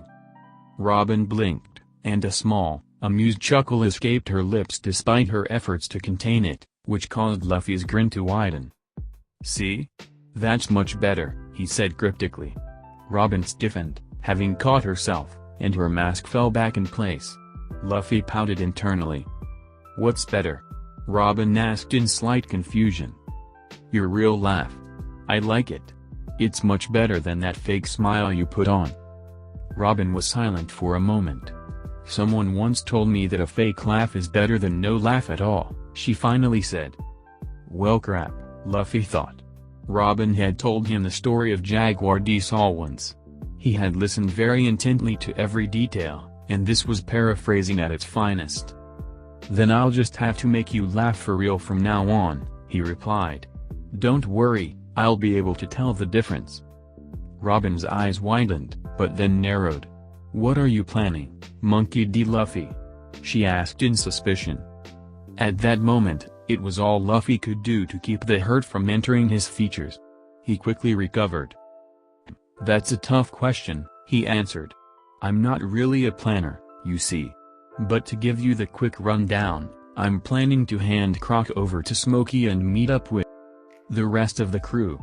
Then you'll become our crewmate, and we'll escape from the Marines, go on lots of adventures, piss off the world government a bit, make it through the Grand Line, and find One Piece. I'll leave the details to you since you seem good at that. Robin was well and surely dumbfounded. She had received many invitations to various organizations in the past, but never in such a manner. She didn't know whether to laugh. Run. The man whose comrade she had wronged on so many levels was offering him a position in his crew, and he seemed sincere. Almost like he had no ulterior motive. She fell. Like there was danger, but she couldn't see it. His posture was relaxed, even friendly, as she stared at her, waiting for her to respond. It was as if he was indeed speaking to someone he considered a friend. There was no pity in his eyes. He wasn't acting like he expected her to flee, even if her experiences told her should. Hell, he wasn't even expecting her to decline.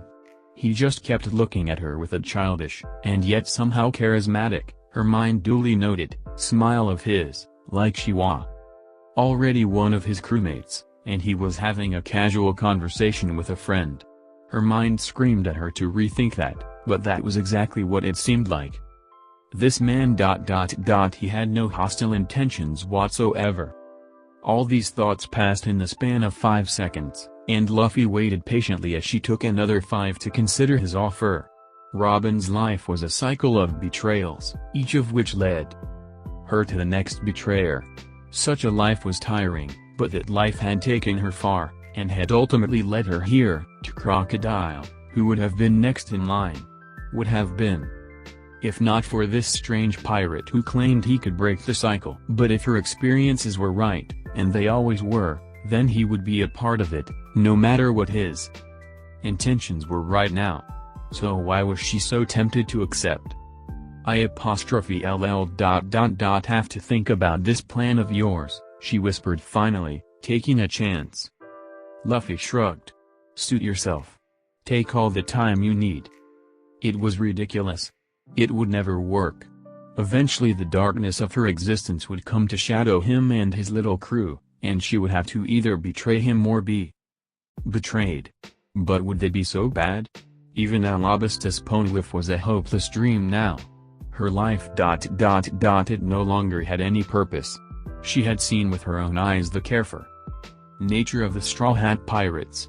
Maybe she could pretend she could live that life, just for a little while. Until things went downhill. Then ... would she finally accept her fate? Only time would tell. Well, for now, Luffy said, catching her attention. Let's go find your poneglyph. Robin's eyes widened. So you did know? Luffy smiled. I know a lot of things. Of course.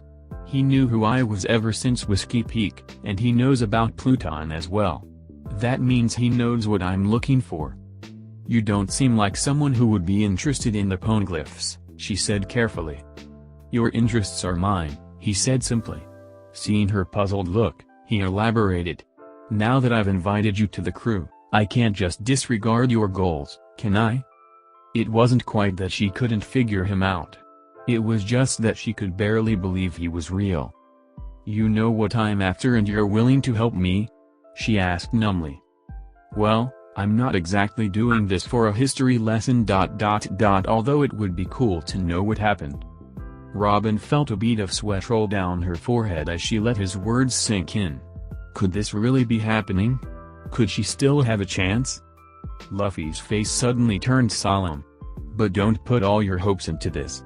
You might not find what you're looking for. The words stung like ice in Robin's veins. He was right. After all, even if they could find it, she wasn't even sure that this was the real poneglyph. In fact, if she were to take an unbiased guess, she would say that it wasn't. But she was far from rational right now. This was her last lead, and if she didn't find what she was looking for. Luffy hid his guilt, knowing what the outcome of this would be, as he hoisted Crocodile over one shoulder. He walked up to Robin and tossed her over the other, ignoring her gasp of protest, before taking off in the direction of the Royal Palace using Skywalk. When Luffy arrived back at the Royal Palace carrying an unconscious Crocodile and a resigned Robin over his shoulders, the Straw Hats that had gathered there already, namely Nami, Usopp, Sanji, Chopper, and Seal, all had varying reactions. Once Luffy landed, Usopp immediately started cheering. "All right. You beat him, Luffy. I never doubted you for a second." Chopper chose to stare at Luffy in awe. "Luffy's so strong," he said quietly. Seal was especially enthusiastic, waving his arms in the air and somehow jumping up and down, despite lack of the necessary appendages with which to do so. Although he didn't really know who Crocodile was, he'd been able to piece together that he was the leader of the ones who the crew was at conflict with, and therefore recognized this as a victory. Nami, on the other hand, decided to focus on the fact that the one she knew as Miss All Sunday was still conscious, and was now moving of her own free will. "Luffy!" she yelled, in panic. "What is Miss All Sunday doing here?" Meanwhile, Sanji was staring at Robin with glazed-over eyes as if mesmerized. Luffy scratched his head. "Huh? What do you mean? She's here because she wants to be." "That's not what I meant," Nami yelled, waving her fist. "I meant, why did you bring her here unrestrained?" Luffy's face lit up in comprehension. "Oh, okay, I get it." He then turned to King Cobra, who, having caught on to who she was watching Robin nervously, along with Bell and Chaka. "So anyway, King Asen, can you don't ignore my question," Nami shouted indignantly. If she hadn't been terrified of the warlord at his feet, she probably would have gone to bonk him over the head by now. She was hiding behind Sanji while shouting. "If I may interrupt," Robin began, "I've already surrendered to your captain, and even if I wanted to, it's not likely that I could do much of anything with him here. So you really have nothing to fear from me," she pointed out. Nami was still staring at her suspiciously though. "Don't worry about it, Nami," Luffy said dismissively. "I trust her. She won't try anything." "Monkey-san," Robin spoke up, addressing Luffy. All eyes turned to her, and she closed her eyes. What she was about to tell them could change everything. "Since you're helping me, I thought you should know ... The princess friends from the rebel army were being held in Rain Base." She looked down at the ground. "Though to be honest ... I don't think they're still taken care of," Luffy said. Robin looked surprised, and Luffy grinned. "I sent Zoro to help Vivi retrieve them. They'll be back soon." Robin looked at him somewhat guiltily. "I'm not certain they'll be able to help," she stated. "I am," Luffy said with a tone of finality. His sheer confidence surprised her, but she supposed she shouldn't be shocked. He had been this way from the beginning. "Luffy," Nami began uncertainly, "what does she mean when she says you're helping her?" "Right, I was getting to that. But you guys kept interrupting me," Luffy said with a pout. He turned back to the king. "Hey King Asen, can you let Robin see the Poneglyph you guys are protecting?" As soon as the words left his mouth, Cobra's eyes widened considerably, while Pell and Chalk looked at him in confusion. When the king got past his shock, a bead of sweat rolled down his brow. "Not to come off as rude, but how do you know about that exactly?" he asked carefully. Luffy sighed melodramatically. "Why does everyone keep asking that?" he said, looking around at everyone present. "For the last time, I know a lot of things. So? Can we see it?" Cobra looked uncertain as he snuck a glance at Robin, which neither she nor Luffy missed. "I cannot express how grateful I am that you've saved this country, but I'm not sure that would be a good idea. That stone is kept secret for a reason. It is guarded by the Alabastian royal family so as not to fall into the wrong hands."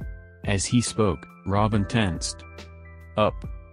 Luffy hummed in thought. Then he did something no one expected. He took his hat off and placed it over his heart while still facing the king. "King Cobra, I swear on this hat as well as my life that neither I nor Nico Robin will do anything to risk the safety of your country or the world using anything we find under your guidance." He bowed his head. "I ask you, not as the savior of this country, but as the captain of the Straw Hat Pirates and Vivi's comrade, to grant our request." Everyone present now stared at him with wide eyes, but none were as shocked as Robin. The king's eyes had widened imperceptibly at the name Nico Robin, but now he simply stared at Luffy with an unreadable expression as Robin waited with bated breath. After a few moments, it was his turn to surprise everyone. He bowed low to the ground, much to the slight exasperation of Pell and Chalka, and spoke. "I acknowledge your goodwill, young one, and I will grant your request," he said, causing Luffy to grin widely. Meanwhile, Usopp turned to Nami. "Do you have any idea what's going on here?" he asked quietly. Nami, being just as lost as he was, shrugged. Sanji watched the exchange with open interest. His gaze was now on Robin again, but there was no trace of lust in his eyes now. He looked as if he was trying to piece together a puzzle. Eventually, he just shrugged, figuring it was none of his business anyway. As Cobra led them to the underground tomb, Robin turned to Luffy. "Thank you," she whispered. Luffy just grinned again and flashed her a thumbs up. As they were about to leave, however, they were interrupted by the arrival of Smoker and Tashigi. While the latter was rather shocked once she laid eyes on Crocodile's fallen form, the former just glanced at him disinterestedly before turning back to Luffy. "So you really did beat Crocodile," he commented. Luffy nodded. "And you guys stopped the bomb," he acknowledged. "Do you have any sea stone handcuffs by any chance?" Smoker motioned to Tashigi, who had a pair ready. As she walked towards the fallen warlord, Smoker turned back to Luffy. "I still have some questions for you, Straw Hat." Luffy shrugged. "Fine with me," he said, before turning to Robin. "Give me a minute?" She nodded in consent, and Luffy walked off, following behind Smoker. As they left, the king turned towards her. "Your name was Nico Robin, wasn't it?" he asked. Without facing him, Robin closed her eyes and nodded. The king was silent for a moment. "And am I correct in assuming that you can read the ancient language of the poneglyphs?" Robin sighed tiredly and nodded again. "Then what I am about to do will not only disgrace the efforts of my predecessors, but put the very balance of our world at great risk. Still, I owe that man a great debt, not you. As the king of the country he brought salvation to, but also as the father of the girl he aided. So seeing as I trust his judgment, I will fulfill my promise." Robin said nothing in response. "So? What did you want to ask me?" Luffy asked casually once the two were alone. "Don't pretend you don't know," Smoker said impatiently. "Why not? It's more fun for me that way," Luffy said with a straight face. This caused Smoker to growl, and Luffy smiled widely. "Lighten up, Smokey. First of all, how long are you going to keep calling me that?" the Smoke Man asked in annoyance. "Until I'm dead," Luffy replied. "Okay, next question." Controlling his temper, Smoker sighed and looked Luffy dead in the eye. "Why didn't you kill me, Straw Hat?" "What do you mean by that?" Luffy asked. "Don't play dumb with me. Not once, but twice, you defeated me, and both times you let me live. I want to know why." Luffy didn't answer for a moment as he stared at Smoker with an unreadable expression. Finally, he spoke. "How many people have you killed, Smokey?" Smoker's eyes narrowed. "What does that have to do with it?" he asked. "Humor me." Smoker hesitated for a moment. 21, he answered finally. "Sometimes they had hostages and had to be dealt with quickly. Other times I had orders to kill. The rest." He trailed off. "The rest did things that I couldn't find it in myself to forgive. They don't always sit there and wait to be arrested, Straw Hat. But you should know that." "But you haven't lost count," Luffy pointed out. "You haven't forgotten about them ... even the ones that you thought deserved it." "No, and I'll cut my stomach open the day I do," Smoker growled impatiently. "Now what's the point of this?" "The point is that you need a legitimate reason to kill someone," Luffy said. "So what makes you think I'm any different?" There was an underlying tone of anger in his voice. "No. What have I ever done that makes you think I need a reason to not kill someone?" Smoker found he had no answer to that, and Luffy continued. You ask me why I let you live. My question is, why do you need my permission to live? A life isn't something I have rights to unless it's my own, and it's not something I'll take away just for the hell of it. There was a long pause. That's all well and good, Smoker said, his voice slightly more subdued now. But I hope you know that the rest of the world doesn't share your sentiments. With a bounty like yours, if I had captured you before, you'd be dead by now, or worse. Luffy shrugged. That's your choice, he said as if it was inconsequential. And I know what the world is like. Believe me, I know. Robin tried to stifle her anxiety as Luffy and Smoker made their way back. It wasn't in her nature to be impatient, but this was a rare moment when she couldn't help it. 20 years of searching had come down to this. But despite how she felt, she knew she had no right to rush her strange benefactor. Even disregarding the fact that she was in no position to do so. "Ready, Robin?" said Man asked with a grin as he walked up to her. She suppressed her initial reaction upon once again being addressed by her first name as she nodded. She was slowly getting used to it, due to Straw Hat Luffy's general aura of ambiguity, if nothing else, but it still surprised her enough that she had to keep herself from showing it. Once Cobra led them to the courtyard, Robin wasn't surprised to see him activate an underground stairwell that no doubt led to what she was seeking. She had suspected that I would be near the palace. Anyone could find it if it was inside the building itself, so that it was out. That left underground. As they descended the steps, Robin felt her heart beat faster and faster. She was finding it more difficult to steal her emotions by the second as her mantra of hope repeated itself within her head over and over. This could be it. This could be it. This could be it. When she caught sight of the stone and her mind started processing the inscriptions, the first thing she felt was denial. It made sense for the Poneglyph to at least mention the ancient weapon. She had long concluded that it was a topic relevant to the Void Century. But as she kept reading, her denial, short-lived as it was also not in her nature, melted and gave way to nervousness, then desperation, and as she read the last words, grief. It revealed the location of the ancient weapon, Pluton. Nothing else was inscribed. She had failed. She had failed Professor Clover, and her mother, and all of Ohara. She was a disgrace. The name of the last Oharan.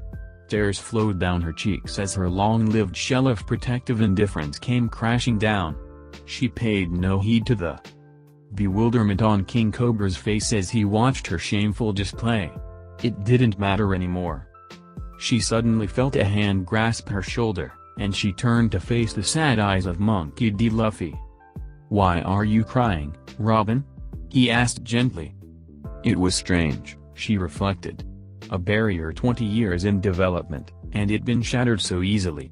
For so long she had hidden her anger, frustration, grief, and every other genuine emotion she felt, in order to survive. Now, here she was, crying in defeat in front of the embodiment of her unreachable dream, as her former enemy attempted to console her. Whatever other twists life had to throw at her, she didn't want to see them. She was tired. She was so sick and tired of it all. Enough. No more. This was the end of the line. "Robin," Luffy said, a little more forcefully. She looked back at him. "I don't think you understand. This was my last lead. I have nothing else to keep me going." She was silent for a moment. 20 years, she reflected bitterly. "I lied. I killed. Betrayed. And for what? A beacon of false hope." "Is that what you think it is?" Luffy asked. "What you're seeing as false hope, you should really be seeing as hope in disguise.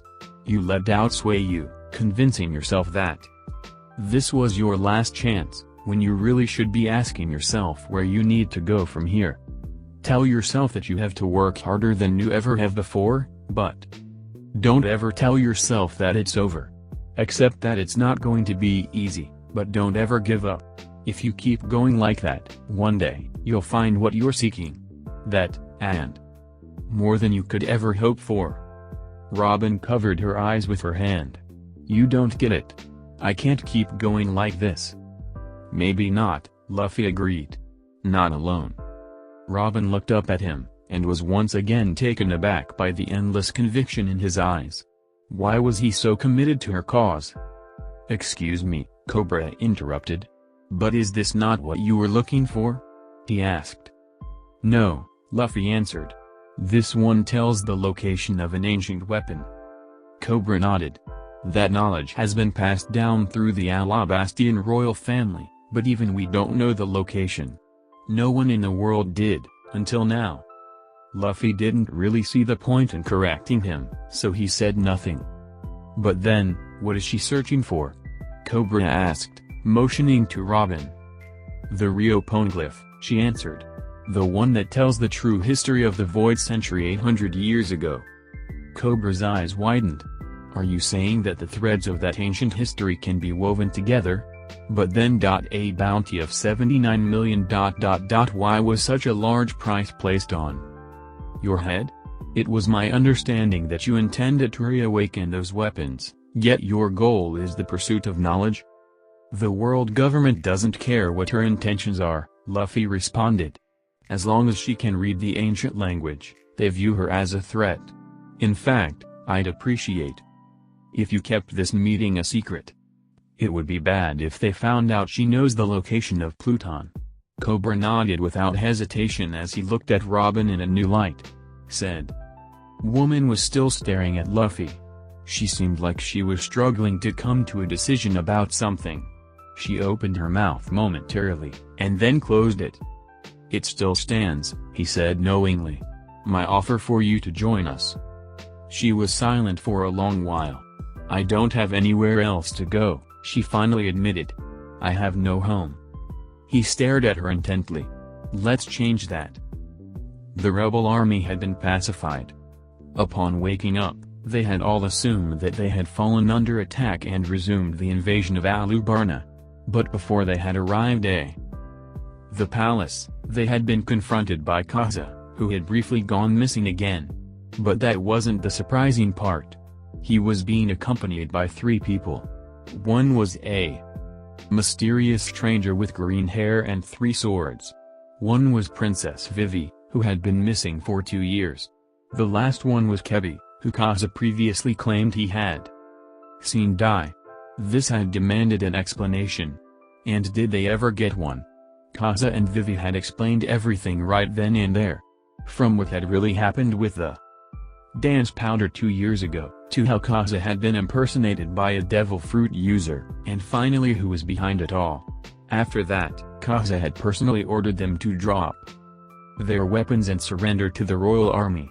While the vast majority had done exactly that, a select few within the crowd had drawn their guns and fired at Kaza, much to the shock of everyone there. But even more shocking was the unknown swordsman that had intercepted the gunfire and incapacitated the shooters within seconds. Upon further inspection, they were all seen to be adorning the same mark, which Kaza and Kebi testified was the mark of the underground criminal organization run by Crocodile. The unconscious perpetrators had been apprehended on the spot. Now, the rebel and royal soldiers alike stared in wonder as Kaza bowed low in front of the king as a sign of renewed loyalty. What happened next came as a shock to everyone. King Cobra didn't even hesitate before offering him a place in his personal guard, claiming that it was a chance for him to redeem himself. But most saw it for what it was, a gesture of forgiveness and even trust. But the really shocking part came next. Cobra had announced that the group that had taken down Crocodile and the rest of Baroque works, in other words, Alabasta Saviors, a group of pirates led by Straw Hat Luffy. Upon becoming the center of attention, said pirate had looked slightly uncomfortable and very annoyed, and eventually the king and princess had ushered their crew into the palace. But not before the press got wind of the situation and obtained a story that would make the headlines of Alabasta's newspaper. Needless to say, Alubarna was in a state of chaos. And that was before the rain started falling. The silence in the room was suffocating. Although it was quite cramped in the infirmary of the royal palace, one could be claustrophobic and not even give it a second thought. Whatever discomfort the lack of space induced was dwarfed by the scene in front of them. The doctors were visibly distracted from the work they were supposed to be doing as they observed the conspicuous evidence of bad blood in the palace. Vivi didn't glare often. She was much too reserved and polite most of the time. But there was no mistaking the scowl on her face as she refused to pull her distrustful eyes off from Robin, who had been ignoring the hostility since Vivi had first seen her in the palace. Luffy wasn't really sure what to do in this situation. He sighed, and then he turned towards Zoro and gave him a meaningful look. It was one that Zoro had seen before, one that always meant one thing. Zoro, cut it, was his captain's order. But he wasn't exactly sure what to do with the command right now. He looked at Luffy quizzically. Cut what? Luffy motioned to Vivi and Robin in response. The tension. Zoro rolled his eyes. You're an idiot, he conveyed back. Luffy pouted childishly. Finally, Robin sighed and turned towards Vivi, looking into her eyes unflinchingly. If you think glaring will allow you to rid yourself of my existence, believe me, you're not the first, and you won't be the last. Vivi didn't respond, and although the room remained silent, Luffy winced upon hearing the words, and Zoro stiffened as well. Finally, Vivi spoke, albeit briefly.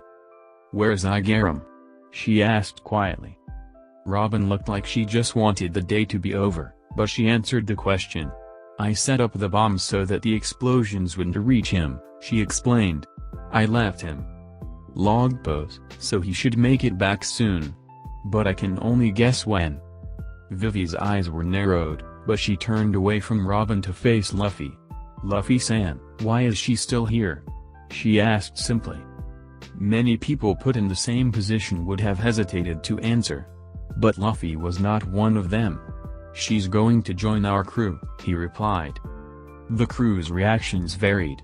Although Seal seemed indifferent, Usopp and Chopper fell over in shock, Nami looked like she wanted to protest, Sanji looked like he wanted to celebrate, but suppressed the urge for the sake of sensitivity, and Zoro just kept a blank face through it all. Robin, who was subtly observing them all, was slightly taken aback, seeing the lack of surprise on the swordsman's face. But the most profound reaction was Vivi's. Her eyes had widened, and her mouth was agape as she looked back and forth between Luffy and Robin, wondering if she had heard right. Finally, her objection came. Luffy-san, you can't be serious. How can you trust her so easily? She came close to shouting. Because she's already proven herself, he said simply. With her power, she could have helped Crocodile kill me, but she didn't. Robin stared at him curiously. You really couldn't have gotten out of that hold? She asked skeptically. I could have, Luffy admitted. But I wanted to see what you'd do. Robin nodded in understanding. That doesn't excuse what she's done, Vivi said. She worked for Crocodile and helped bring Alabasta to ruin. Am I just supposed to forgive and forget? You worked for Crocodile too, Luffy reminded her. And you tried to kill us. Vivi flinched upon hearing that, and Luffy continued. She had her reasons just like you. I won't ask you to forget. Not ever. But I will ask you to try and forgive. Vivi looked conflicted. Princess, Robin interrupted. I won't try to make excuses for what I did. I knew what the results of my actions would be, and yet I threw my morality to the wind. I hardened my heart for the sake of my own ambitions and condemned the world I thought had rejected me, and in the process, I almost destroyed millions of lives, including yours. I won. Ask for your forgiveness. But all I want now is a chance to start over. She paused. I know I have no right celebrating with you. If you so wish, I will leave your home. But until I'm kicked out, I do plan on joining the Straw Hat Pirates. Vivi was silent for a long time, but finally she let out a breath. You can stay, she said quietly, before turning to Luffy. And I'll try to forgive. for your sake." With that said, she walked out of the room. Robin watched her go with saddened eyes. Any protests that the rest of the crew had died down as well. They figured that if Vivi could accept Luffy's decision, then they had no right to go against it. "So how's Bentham doing?" Usopp asked in a subdued voice. The crew welcomed the change of subject. "He's still recuperating," Chopper replied. "He lost a lot of blood, so he could still be out of it for a while, but he'll be okay." "Well, that's good to hear," Sanji said. "Give him my thanks when he wakes up. We owe him one." Nami nodded in agreement with the statement. "So, how long do you think we have before the Marines come after us?" "We'll be safe here in the palace so long as no one tells them anything, but once we set out to sea, they'll be ready for us." We caused quite the commotion. "It will take some time for news of what occurred to get out," Robin commented. "But we shouldn't wait too long. The Marine captain who patrols these seas is called Black Cag Hina. She's famous for her organized assault formations. It would be best for someone to secure the ship you came with. Otherwise, I give it until tomorrow before it's taken." "That's assuming they'll be leaving this to their local enforcement," Zoro pointed out. "Unless I'm giving them too much credit, by now they'll already know that we're not in the same league as the Marines they have stationed in this part of the Grand Line." He was careful not to use the term paradise, since that was a word used by those who had seen what the New World was like. Even so, Robin still looked at him curiously. "You speak almost as though you've been through the Grand Line before," she said. Zoro thought back on his phrasing and inwardly sighed. She was right. He did make it sound that way. "No, but I know that the Marines probably won't take us lightly after this," he amended. "Crocodile was a lot stronger than any force they have stationed near Alabasta, and given our recent win streak, I wouldn't be surprised if Marine headquarters decided to take this into their own hands." Robin silently contemplated this for a moment. It wasn't that she didn't agree with his assessment. She did, fully. What she was wondering was how he arrived at the conclusio. How would he know the level of competency that the Marines in this area had if he had just arrived here a few days ago? She herself had been in this area for a while and knew that he was right. No Marines in these seas would be able to take on their captain from what she'd seen, and she had her suspicions about the first mate's prowess as well. In fact, even their chef would be more than a match for Captain Hina, if his victory over Mr. One was any indication. But the reports had said that he didn't attack women. No, it wasn't his conclusion that she was curious about. It was the fact that he was so confident in it, despite his apparent lack of experience in the Grand Line.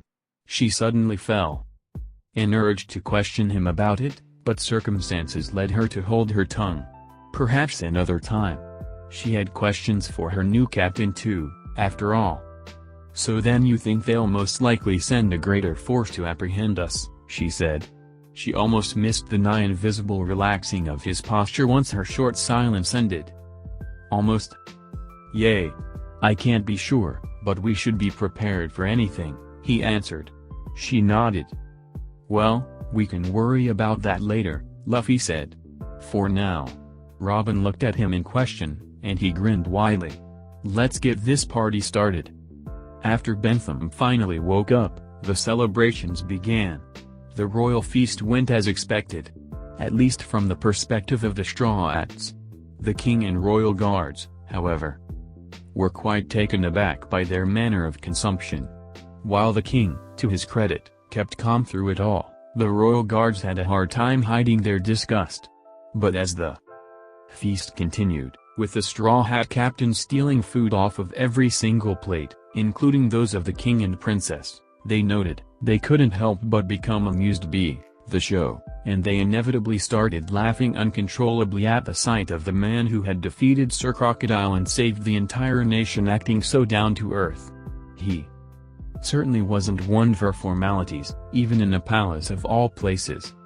While Nami, Usopp, and Sanji were raging at Luffy, Chopper was marveling at how fast the food disappeared upon being set onto the table. Bentham and Seal, who Luffy had insisted they set a plate for, were cheering Luffy on, and Vivi was putting up with it with a resigned smile. Only 2 people were currently guarding their food semi-successfully. Zoro, being one of them, didn't seem to care that much, although he'd occasionally jab Luffy's outstretched hand with his fork. Robin, being the other, thanks in part to her powers, could only watch in fascination. They were also carefree. They knew full well what was coming once they left the palace, and yet their greatest concern at the moment was keeping their food out of their captain's reach. Perhaps there was some credit due to them for living in the moment. Robin had never given much thought to the lifestyle, always looking ahead, thinking ahead, plotting ahead. She supposed she should be put off by their complete lack of forethought, but strangely, she wasn't. In fact, she almost found it endearing. As nonsensical as it was, she felt a light smile forming on her face as she watched their antics, even as she sprouted hands around her plate to keep the rubber man from snatching her food. She knew their type. They were reckless, impulsive, and prone to self-destructive actions that were made solely based on their emotions. She was quite the opposite. Maybe there really was some merit to the notion that opposites attract. She couldn't deny that their outlook on life had its appeal, after all. As she watched them, she could practically feel all the tension in her life start to subside. Ironically, that was what worried her the most. After the feast ended, the royal guards were in for another surprise. True to Robin's word, Igaram had arrived at the palace. When he asked for the status report in regard to Baroque works, assuming that Vivi would have at least passed on the message to the king, he was shocked to hear that Crocodile had been defeated by the Straw Hats. He did not hesitate to express his gratefulness, even if he was rather put off by the presence of Miss All-Sunday, or rather, Nico Robin, as he was informed. After his arrival, the Straw Hats were invited to the royal bathhouse. As the king had somewhat come to expect, even bathing was made into a party by the mysterious little crew. Luffy and Usopp had raced toward the water and jumped right in, and were currently splashing each other relentlessly, Luffy being unaffected due to the water being shallow. Their shouts of certain death, Splash Star and Gamu Gamu no Splash Gatling could be heard throughout the palace. As Zoro washed Chopper's back, Sanji walked over to Igaram with a devious look on his face. So, he began casually, "Where's the women's bath?" "As if I would tell you, you damn lecher," he shouted. "Princess Vivi is in there." That was when King Cobra got up and made a show of pointing to its location. "It's right over that wall," he yelled. "Your Majesty, you bastard!" Igaram raged. "Oh, I like your style, old man," Usopp commented as he almost everyone else strolled towards the wall. On the other side, Nami, Vivi, and Robin, who Nami and even Vivi were slowly warming up to, were discussing their adventures through the Grand Line so far. "I still can't believe we got to see dinosaurs and giants in one day," Vivi said in a nostalgic tone. "Yay, that was pretty crazy," Nami commented. "I didn't think we were going to make it off of that island alive, to be honest." "Come to think of it, how did you all make it through Little Garden?" Robin asked. "As I recall, it takes a year for the log to set there." Nami smiled deviously. "Oh, I bet you'd like to know, wouldn't you, miss? You won't make it to Alabasta?" she said in a teasing tone. Robin smiled lightly and nodded. "I would," she admitted. As Nami reminded her of the stunt Sanji had pulled, Robin couldn't help but feel impressed. They had played Crocodile for a fool, and even she hadn't realized it. She couldn't help but feel amused by the fact that they themselves had provided the Straw Hats with the means to make it here. "We'll have to thank Sanji-kun for that one again later," Nami said with a triumphant smile. Vivi nodded her agreement. "Well, why don't you tell him now? He's right over there, after all," Robin said in an amused tone. Nami and Vivi followed where she was pointing and stared in shock at the sight of every man except Zoro and Bentham peeping on them. Vivi was horrified, but Nami just sighed. "You idiots," Nami muttered.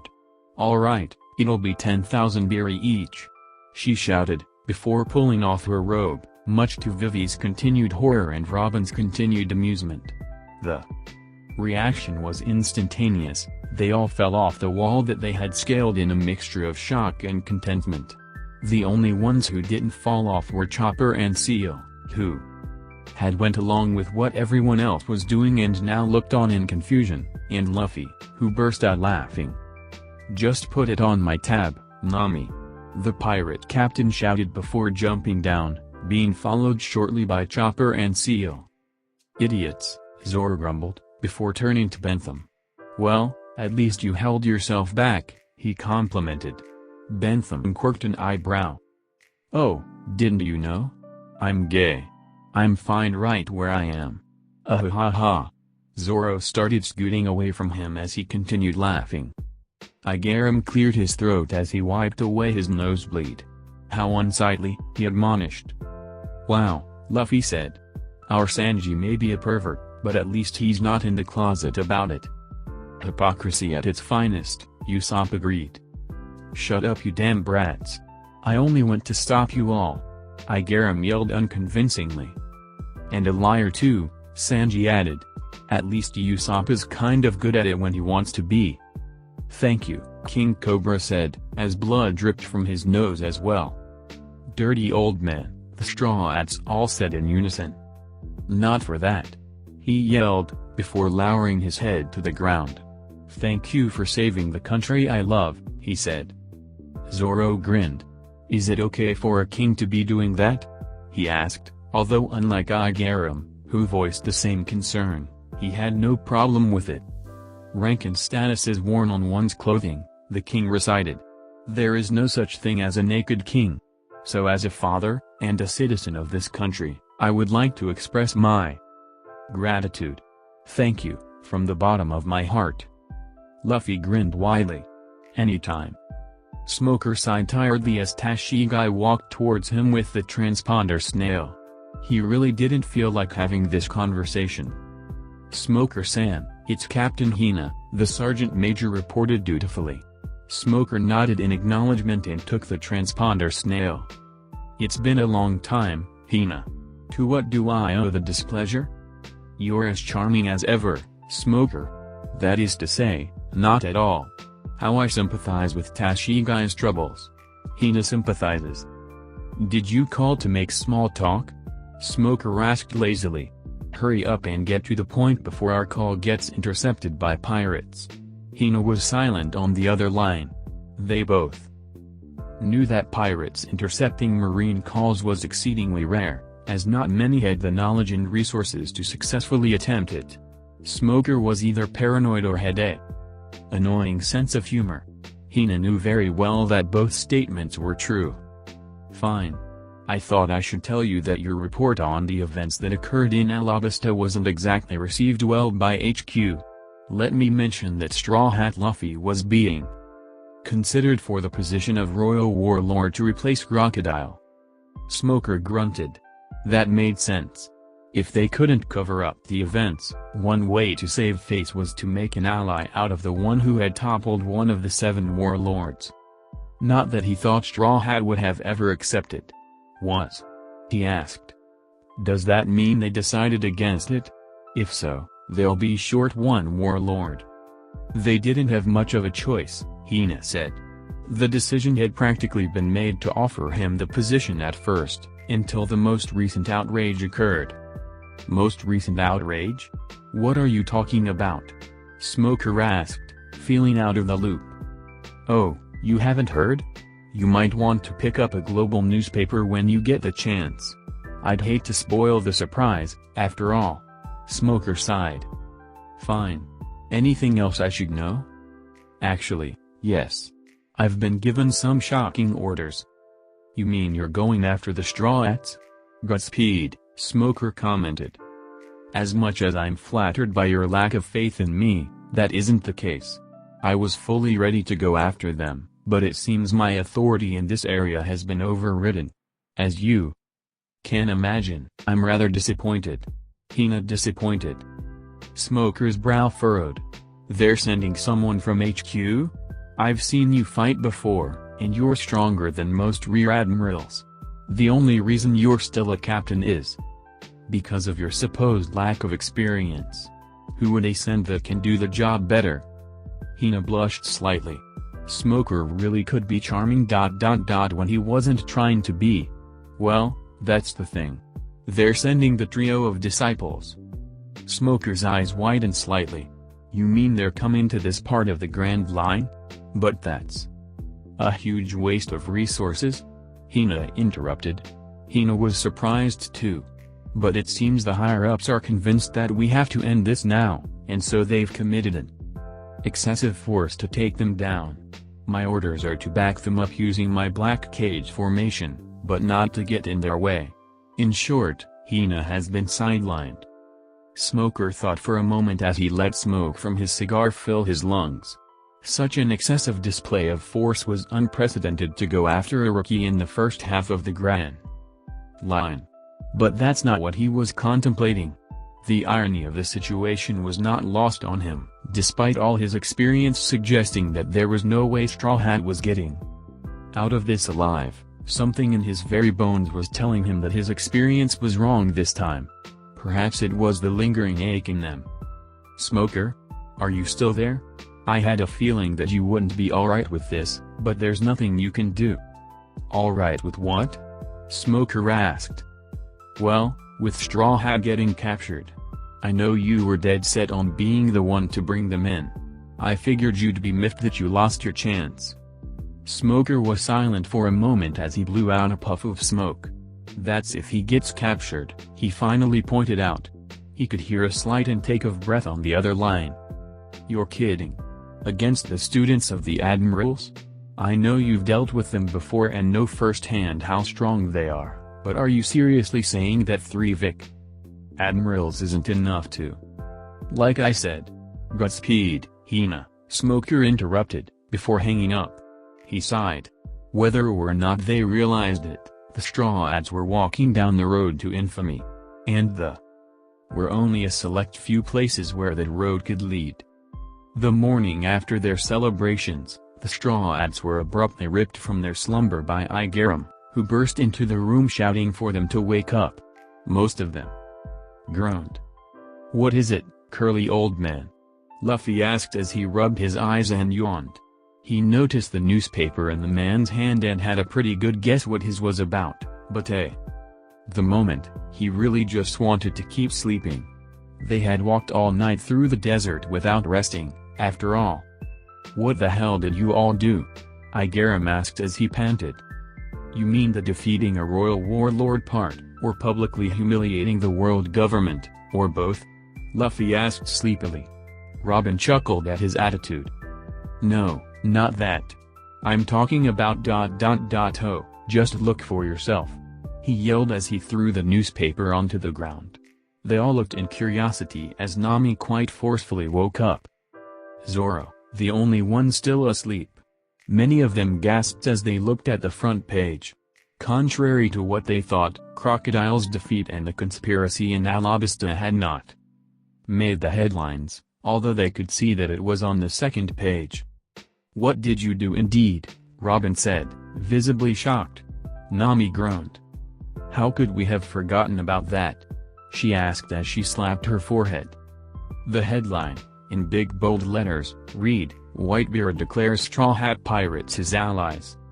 Seriously, how the hell did we forget about that? Nami asked again as the room erupted into a mix of joy and panic. It's pretty damn important now that you mention it. Could someone please explain how this happened? Robin asked. It would seem I missed something, having only now joined. Luffy's brother is Fire Fist Ace of the Whitebeard Pirates, Sanji explained, causing her eyes to widen. He asked Luffy if we wanted to be their allies. Luffy agreed, and now ... I guess Whitebeard must have agreed to it as well. Robin turned to Luffy. Is that true? Portgas d'Ace is your brother? She asked. He nodded in response. Hey guys? Not to ruin the moment, but won't this make it harder for us to leave? Usopp pointed out. A few of them stopped to consider the possibility. Being allies with one of the Yonko could make it much more difficult for them to move around. That depends, Zoro answered. The thing about the Yonko is that they're powerful enough that even the world government would rather avoid conflict with them. In theory. This could cause the Marines to back off, but if they're determined enough to capture us that they'll risk challenging Whitebeard, it means they'll be that much more willing to commit their resources to taking us down. It's hard to predict which. The room was silent again as the rest of them soaked that in. No, Robin said suddenly. They'll be coming for us, without a doubt. The rest of the crew looked at her in question. Luffy and Zoro seemed visibly intrigued by her input. Haven't you noticed something strange? She continued. Not only has this group toppled one of the 7 warlords, but now it's allied with arguably the most powerful pirate fleet in the world. Normally after such an uproar, those involved would gain a large increase in bounty. Luffy and Zoro's eyes widened in comprehension as she gestured to the newspapers. And yet none of you have. Suddenly, Luffy and Zoro both smirked, which confused most of the crew. Interesting, Luffy said. Who do you think they'll send? I don't know, but if they're that confident, they better not waste our time, Zoro replied. Nami groaned. What are you all talking about? Why didn't your bounties increase? What does this mean? She asked impatiently. It means the world government doesn't think it matters whether their bounties increase or not, Robin answered in a worried tone. It means whoever they're sending after us, they're sure we won't be able to escape. I guess that means we better get going then, Luffy concluded, a little too jovially. We wouldn't want to prove them right, would we? Usopp looked at him oddly. You seem unusually happy. I would have thought you two would be bummed about not getting new bounties. Not really, Zoro replied. All it means is that we'll get bigger ones after this. Vivi listened in trepidation as she recalled their conversation from the previous night.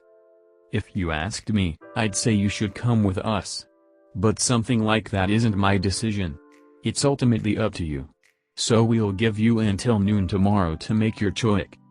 If you decide to come, we'll celebrate, like pirates. If not, just know that we will always think of you as a straw hat. She bit her lip. It was a tough decision. She loved being the princess of Alabasta, but she loved being a straw hat pirate too. Nevertheless, she knew where she needed to be. Luffy noticed her uneasiness. Don't be nervous, Vivi. Just go where you feel you belong. Like I said, we won't think any less of you either way. You'll always be our comrade. She smiled gratefully. Thank you, Luffy-san. I'd love to come with you and have more adventures. I really would. But I can apostrophe because I love my country. Luffy smiled in melancholy. He didn't really expect it to be any different this time, but it was still sad to let her go. I understand, he said. Then all the best of luck, Vivi. Vivi smiled back, but there were tears in her eyes. They all understood. She was torn between two lives that she loved equally. But in the end, her country simply had a more crucial need for her than the Straw Hat Pirates did. Seal stared blankly at her as she wiped her tears away. After a moment, he looked up at Luffy. "Kuu," he squealed, catching the Straw Hat Captain's attention. "Oh, so you want to stay with her?" he asked. The Kung Fu Dugong nodded. Vivi seemed shocked. "I see. Okay then," Luffy said, though he seemed even sadder now. "Make sure you two take care of each other, alright?" Kuu. Seal punched the air repeatedly in a manner that suggested that anyone who tried to hurt Vivi was in for some pain. Vivi smiled and bent down to face him. "So I guess we're both honorary Straw Hats then?" she said. He nodded again in agreement, and then did something that surprised everyone. He held up the arm that still had T mark of the crew's camaraderie on it. He triggered an instant reaction. The rest of the crew immediately did the same. Vivi smiled widely as she held out her own arm, and Karyu mimicked her. Off to the side, Robin and Bentham, neither of which had the mark, were content to just watch. Bentham was near tears. That was beautiful. Such bonds of friendship are rare to see. He yelled. So what about you? Luffy asked. Did you want to join the crew?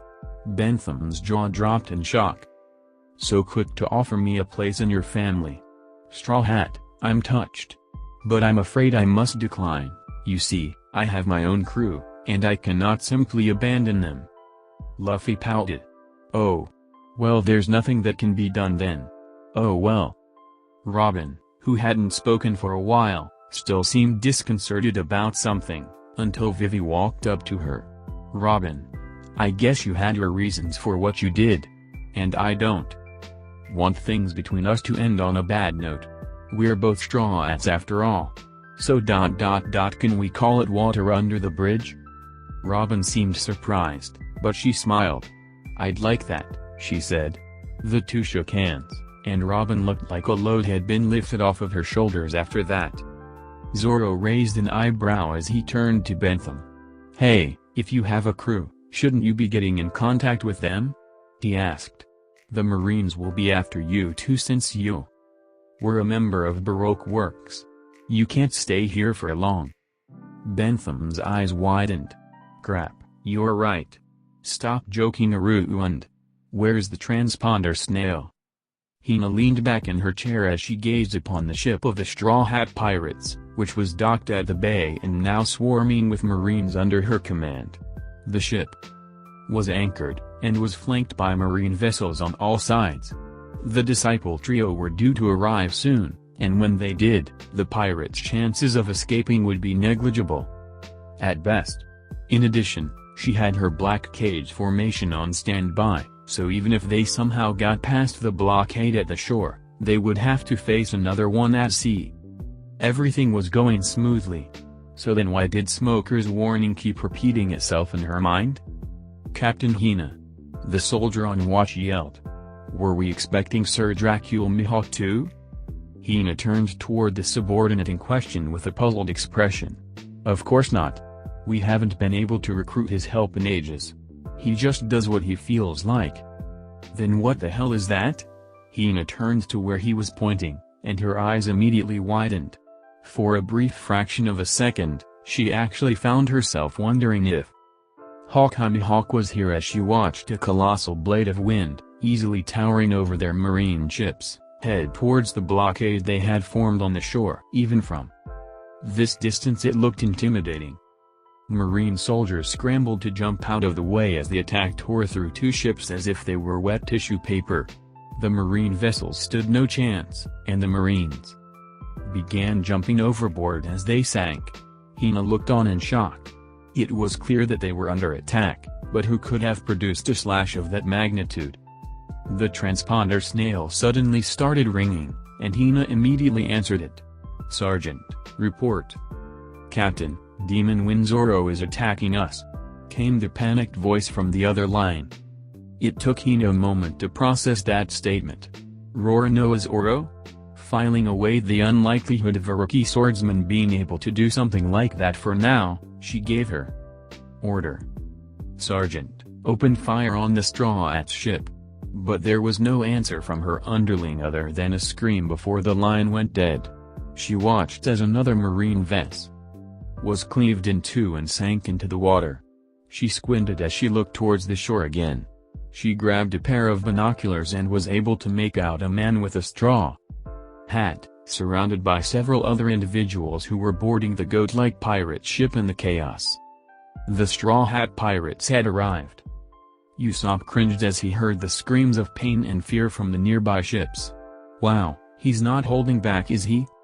Oh, he is, Luffy said. Just not as much as usual. I think it's because he hasn't seen as much action lately. He's been getting restless. Raise anchor and unfurl the sails. Nami ordered. We have to bypass the next blockade. But as the Going Merry pulled away from the bay, the marine ships were already firing on them. Curiously, they weren't firing cannonballs, but large black spears, which meant that Sanji would have trouble kicking them away. They needn't have worried, however. Zoro jumped back onto the ship and started deflecting the spears with blasts of wind from his swords. Between that and Luffy punching and kicking them away, none of them were reaching a Going Merry. Mounting their defense grew more difficult, however, as the 8 marine ships began surrounding them. Zoro was soon producing whirlwinds to blow multiple spears off course, while Luffy used Gatlings to knock them away. Meanwhile, Usopp readied the cannon, and was able to open a hole in the Marines' formation by hitting one of the ship's dead center, causing it to crash into the other ship, subsequently caused them both to sink. "Alright Usopp," Luffy yelled as the shooter stared in shock at his results. "That's why you're our sniper." Usopp quickly recovered and puffed out his chest proudly. "Of course. This was nothing. That's what happens when you mess with the great captain. Set a course for the opening, you idiots," Nami interrupted. The Marines were scrambling to account for the change in their formation when the sound of more cannon fire was heard in the distance. Zoro acted fast and cut the cannonball from a distance as it flew towards the Going Merry. There was a large explosion from above the ship, which was rocked back and forth by the shockwave. Usopp started panicking. "Bad news guys, they brought the warship too. It's coming in fast." The rest of the Straw Hats saw that he was right. The marine ships that were keeping them on their toes before were now making way for another, which easily dwarfed them all in size. Zoro's eyes narrowed. It looks like their backup has arrived. He shared a quick glance with Luffy, who was no doubt sensing the same thing he was, and they both nodded. Luffy turned towards the rest of the crew. "Guys, don't try to fight them. You're not strong enough yet. That means you too, Sanji." "Who are they?" the chef asked in bewilderment. "Vice Admirals," Robin answered as she uncrossed her arms and opened her eyes. "3 of them," she added. "Doberman, Momonga, and Unigamo. They're said to be the disciples of the 3 Marine Admirals themselves." She was visibly worried. Usopp started freaking out. "Are you kidding me? What are they doing here then? Don't they have bigger fish to fry?" Nami was distressed as well. "Luffy, we can't fight those guys. We should just focus on getting away," she reasoned. "They wouldn't just let us do that," Zoro said. "Take a look." The Straw Hats looked and saw that the 3 Marines in question were actually approaching them through the air. "They're flying!" Chopper exclaimed. "Just like Luffy. They can do that too?" Robin looked at Luffy curiously. "Captain San, where exactly did you learn that technique?" she asked. I learned by watching someone do it," Luffy said. Robin looked like she wanted to ask something else, but she simply nodded. Luffy, for his part, had conveniently neglected to mention that the person he'd learned from watching was standing right next to them. When the 3 Vice Admirals arrived within the vicinity of the Going Merry, they immediately began raining long-ranged sword slashes and Rankyako blades down on the ship. Zoro immediately drew his 3 swords and began deflecting them, while Luffy launched off of the deck and went on the offensive.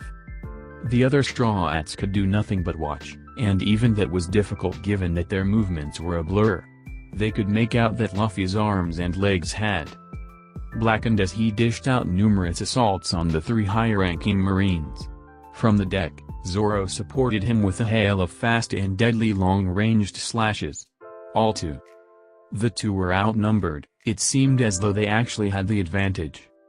But with the 2 of them preoccupied with the 3 Vice Admirals, Captain Hina was now free to continue her assault, and one of the black spears finally got past Sanji, embedding itself into the Going Merry's hull. Luffy took notice. "Zoro, can you hold them off?" he yelled. "Of course I can, go!" He swordsman shouted back. Luffy landed back on deck, noting that Sanji was still tied up deflecting the spears. "Nami, try to navigate us out of their formation. Usopp, keep firing on those ships, they should make it easier for her. Chopper, get below deck and patch that hole. Robin, UG. The Cage Lady. Break." He then jumped off the ship again, heading towards the marine blockade. "You won't get away, Straw Hat!" Momonga shouted, following after the pirate captain. Zoro let him go, knowing that one of them wouldn't be a problem for Luffy. Once the Straw Hat captain got in range, he let loose a blast of Conqueror's Haki, targeting the ships that were blockading them, and immediately felt hundreds of weak auroras lose consciousness. Before he could concentrate enough to make it stronger, however, his observation Haki alerted him to an attack. He quickly spun around and used armaments hardening on his arm, blocking a sword slash from Momonga. "So it's true," the Vice Admiral said. "You can use all three forms of Haki. And here I thought those were just rumors. This is utterly ridiculous." Luffy grinned. "Did you come here thinking this would be easy?" he asked. As the two fought their mid-air battle, the rest of the Straw Hats were carrying out their orders. Chopper was successfully attending to the damage below deck, which wasn't particularly strenuous considering there was only one hole, and the unconscious Marines had stopped firing on them. Above deck, Usopp had sunk 2 more Marine ships now that he had time to focus, which left a notable opening in their formation for Nami to work with. One of the Marine ships were now pulling up beside the Going Merry. The Straw Hats could make out Captain Hina and 2 others that were slightly familiar. Hina immediately jumped across to the Going Merry, startling them, and was engaged by Robin. Hands sprouted all over her body in an attempt to subdue her. They were immobilized by her caging ability only to disappear, before more sprouted and attempted to clutch the Marine captain. Hina attempted to get close, but Robin kept her at bay using more hands that sprouted from the ground. "Demon Spawn, Nico Robin," Hina acknowledged with widened eyes. "You've joined the Straw Hat Pirates?" "It would appear so," Robin replied with a genuine smile. "I've been waiting for this, you damn cook," Fullbody shouted as he jumped over to the Going Merry as well. "Now I'll take my revenge. I've gotten stronger since last time." "Really? So you've been promoted?" Usopp asked with his head tilted to the side. Fullbody's face darkened, indicating that the sniper had hit a sore spot, and he lunged at Usopp, who shrieked and readied his slingshot. Before either of them could act, however, Sanji casually kicked Fullbody in the face, sending him flying back over to the Marine ship, where he landed in a bloody, unconscious heap. Again. "Who was that guy?" the chef asked in annoyance. "He was acting like he knew me." "You bastards! How dare you do that to my partner?" Django shouted as he pulled out his hypnotic ring. "Take this. When I say 1, 2, Django, you will all fall asleep. 1. Certain death, explosive star." Usopp's projectile hit him dead on and sent him overboard. He landed in the ocean with a loud splash. "That was from Kaya, dickhead." Meanwhile, Hina was having trouble keeping up with her opponent.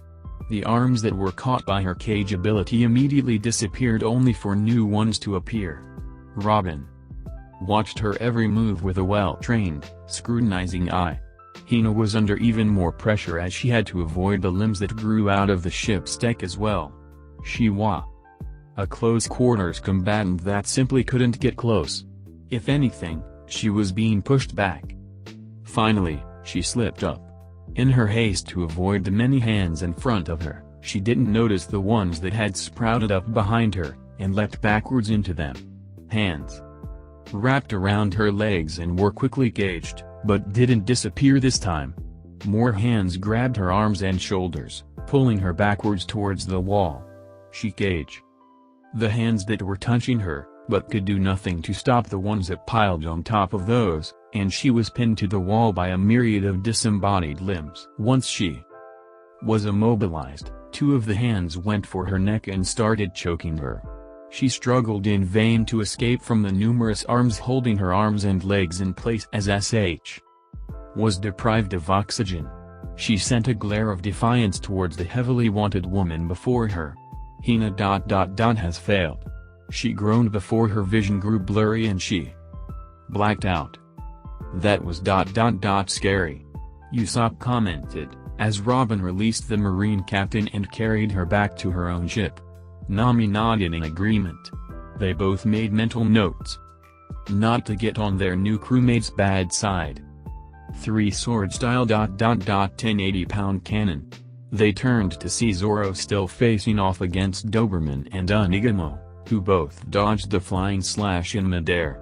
Onigamo landed in front of him, wielding 8 swords at once through the use of his own devil fruit. Doberman landed behind him. "So you're a hockey user as well, Roronoa," Onigamo said. "What a troublesome crew," Doberman commented. "We will end you all right here, in the name of absolute justice." They both sent Rankyaku attacks at him, which he deflected with 2 swords. They then used sword to get close and attempt to cut him in half, but he blocked their swords as well and pushed them both back with whirlwind. "As much as I've enjoyed this, I have to end it quickly," Zoro said. "Sorry, but I won't hold back anymore." "Don't get cocky, pirate," Doberman shouted as he sent off another flying slash in Zoro's direction. Zoro barely paid it any mind as he deflected it to the side. Suddenly, Zoro's arms, legs, and head multiplied. The rest of the crew watched in confusion, but Sanji's eyes widened as he recognized the move from when the swordsman fought Mihawk. Zoro leapt toward Onigamo, whose 8 swords blackened as he met the attack halfway. 8 sword style, Spider Demon Blade. 9 sword style, Pajiro. The 2 swordsmen passed each other by, and the crew watched with bated breath. "One missed silver," Zoro whispered, before the extra limbs around high vanished. A large wound opened across Onigamo's side, spraying blood all over the ship's deck. The vice admiral collapsed. Doberman stared in shock at the scene before Zoro turned to him, 3 obsidian swords still drawn. 3 sword style, secret technique, he said as he leapt towards Doberman next. The vice admiral's sword blackened along with his entire body in an attempt to ward off the attack. The vice admiral's sword was cut into 4 separate pieces as they clashed. His eyes widened in shock, but he used a Tekai as a last measure of defense. 3,000 worlds! Zoro shouted, as 3 long gashes appeared along the Marine's abdomen. Doberman coughed up a wad of blood. Defeated ... by mere ... rookies ... Akanya senpai ... I'm sorry, was the last thing he said before he collapsed. Once he was sure they were both down, Zoro looked back to Luffy, and sighed upon seeing that his captain was taking his time. Momonga was barraging him with sword slashes. Numerous Rankyaku, and even a Shigen here and there, but Luffy was comfortably dodging it all, even in midair. "Giving up yet?" the rubber man asked. "You won't beat us." "It isn't over yet, Straw Hat," the swordsman growled. "Actually, it is," Luffy said, pointing down below. Momonga looked back to the Going Merry, and his eyes widened upon seeing that his 2 comrades had been defeated. Preoccupied by his own fight, he hadn't noticed their auras dim. He gritted his teeth. He didn't like those 2, but they were still fellow Marines, and they had still fought and blown together. This battle really was over. He flew back to the ship, Luffy following behind him, and landed in between Zoro and the 2 other Marines. He quickly picked up his 2 associates and flung them over his shoulders before leaping off of the deck again, back in the direction of the warship. Luffy watched him in interest as he left. "Well, at least that one knows when to retreat," he commented. Zoro shrugged. "Whatever, let's get out of here." The Going Merry finally made its way down the Sandora River unopposed, sailing out to its next adventure. A day later, in Fushal village of the Goa Kingdom. The village was in an uproar. The entire town was in celebration of a certain pirate's rise to fame, much to the annoyance of Major Whoopslap, to admonish them for their support of a criminal. Said Mayor plopped himself down on a stool in Makino's bar in frustration. "Those idiots," he muttered. "They're just excited for Luffy," Makino replied. "What's so great about a pirate originating from our town?" Whoopslap asked. "That Luffy's gone and made a criminal out of himself." But that's his dream, Makino pointed out with a gentle smile. Whoop Slap sighed as he stared at the wanted poster on the wall. His dream, or his fate? In a certain dojo in East Blue, a tall sword master with dark hair and glasses rubbed his head in exasperation as his students crowded around him. "Hey Kashiro-sensei. Is it really true that Roronoa Zoro trained in this dojo?" one asked. "Yes, he did," Kashiro replied. "I forbid you to look up to him though." "Huh? Why?" Kashiro looked towards Kuina's grave in melancholy. "It looks like you are still chasing that dream of yours, Zoro. I may question your methods, but so long as you always treasure your kendo, I will fully support you." In Shell's Town. In a certain bar not far from Marine Branch 153, little girl stared up at two bounty posters in excitement. "Mom, it's really them. Can you believe it?" "Yes, it seems they've become quite famous," Ririka replied with an exasperated smile. As much as she was conflicted about her daughter's admiration of wanted pirates, that swordsman had really helped them, and they would always owe him for that. "But Mom," Rika continued as she stared at a third flyer curiously. "Who's this other guy that was in the newspaper with them?" In Syrup Village on the Gecko Islands. The village's local trio of infamous liars rushed toward a mansion on top of a hill. "Kaya!" they shouted in unison as they ran up to the door. The blonde-haired girl, used to their daily visits by now, opened the door welcomingly. "Hello you three. How are you doing today?" "Kaya! Look at this!" they shouted, each thrusting a wanted poster in her face. "Oh, I see. So those two have gained new bounties. And who is this gentleman?" In the Sea Restaurant, Barity. "Those fools are giving me a headache," owner Zeph complained. "What are they so excited about anyway?" "Oh, you mean you haven't seen yet?" Patty asked in disbelief. "Come with me. You're going to love this." In Kokoyashi Village. "Gen-san!"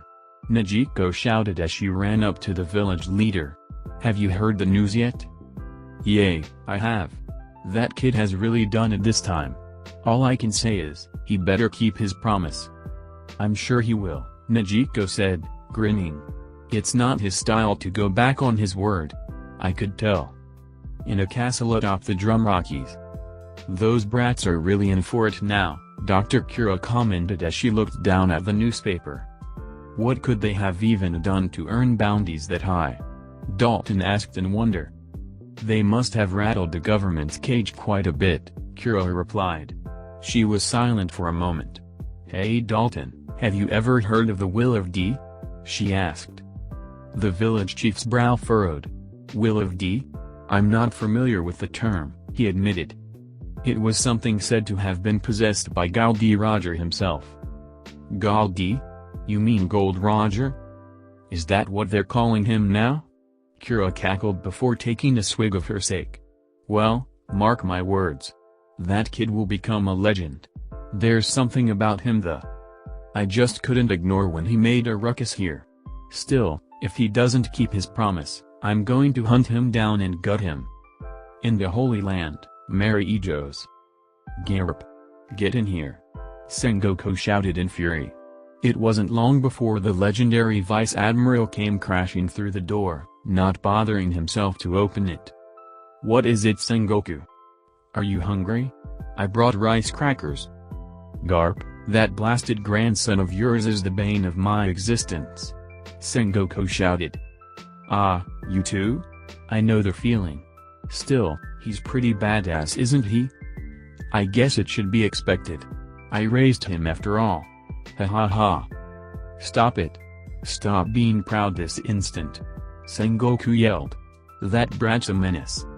Not only did he defeat one of our warlords, which by the way, we've failed to cover up, thanks to Alabasta's damn press getting wind of it before us. No, that wasn't enough for him. He had go and allied himself with the god-fucking Whitebeard pirates.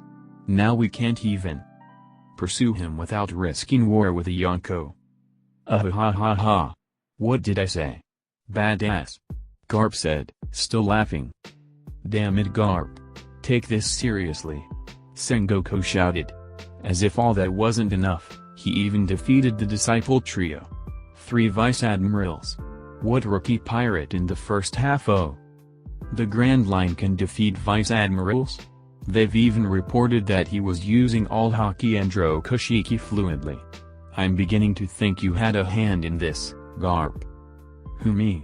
I barely trained him at all.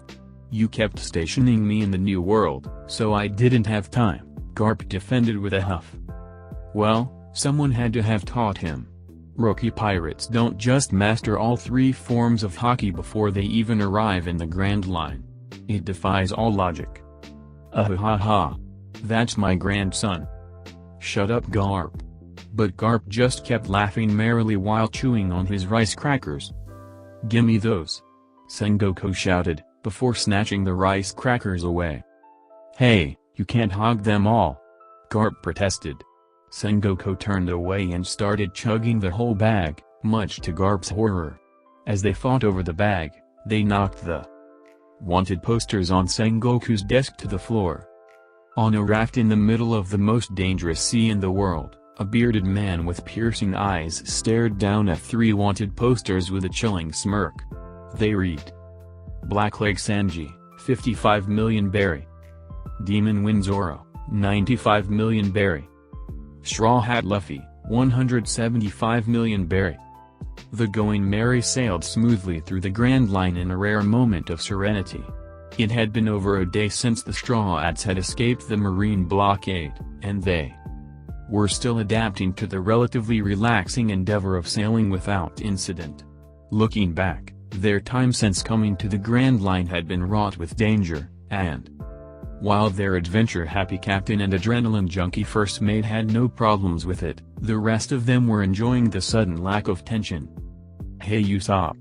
Luffy shouted excitedly.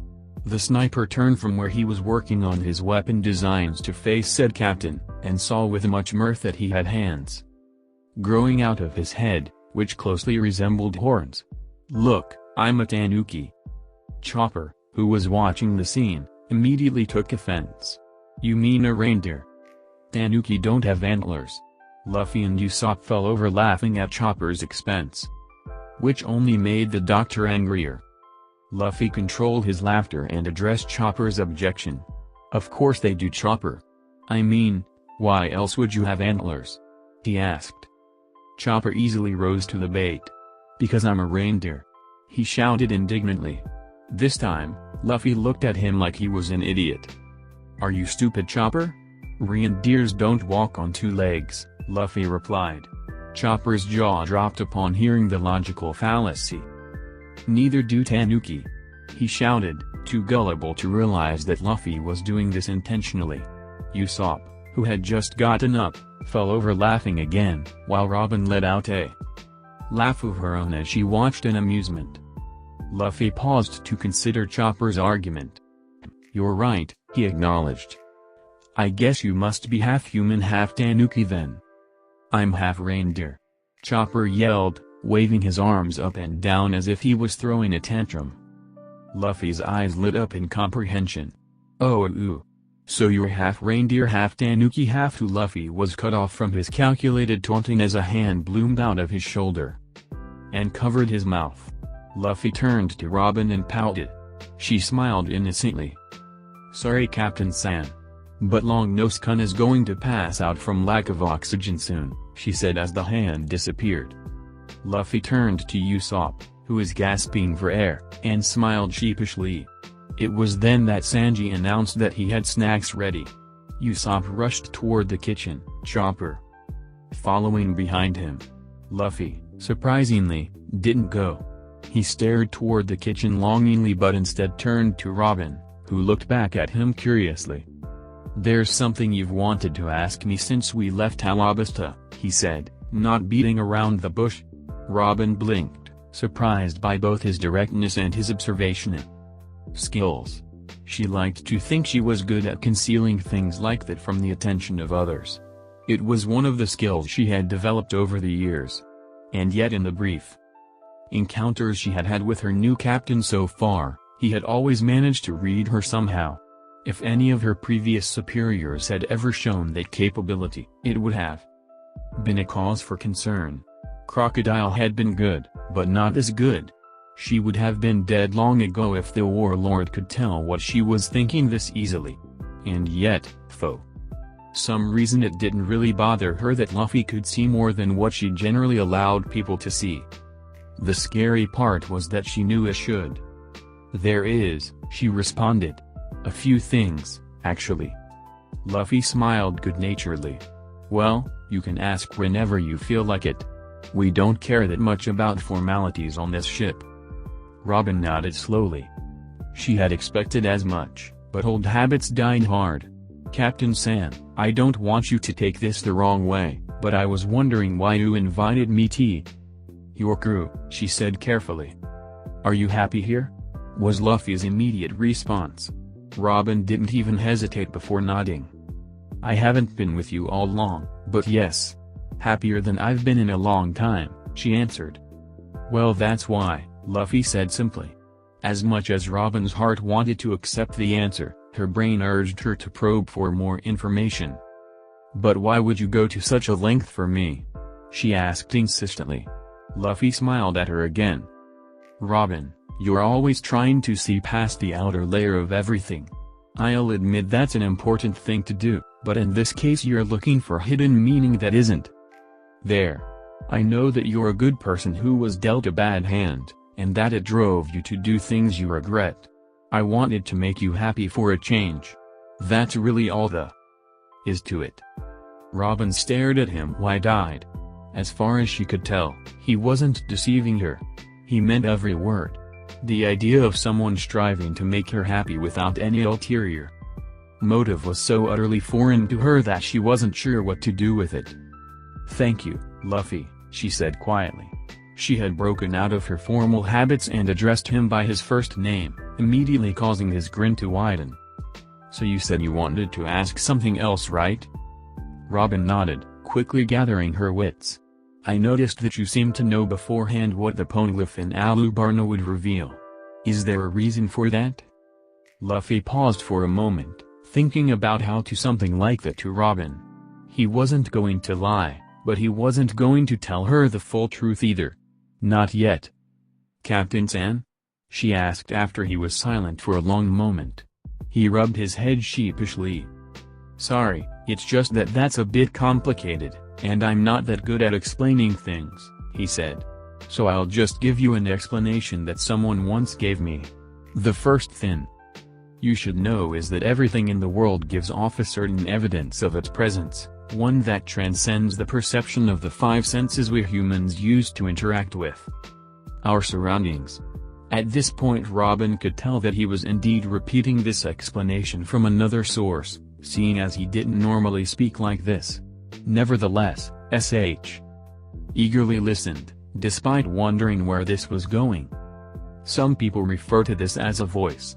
Others call it a feeling. In reality it's neither of those, but people have their own way of interpreting what they perceive. Robin nodded in agreement, and Luffy continued. For our purposes, let's just say that every object in the world gives off an aura. In living beings, this aura is far more noticeable than in inanimate objects. In living beings that can think and feel, the aura becomes that much stronger.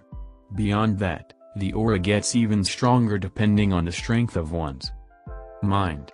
In humans and other animals, the aura is strong enough that people can develop the ability to pick up on it by unlocking a sort of sixth sense. Most people call that sixth sense observation haki.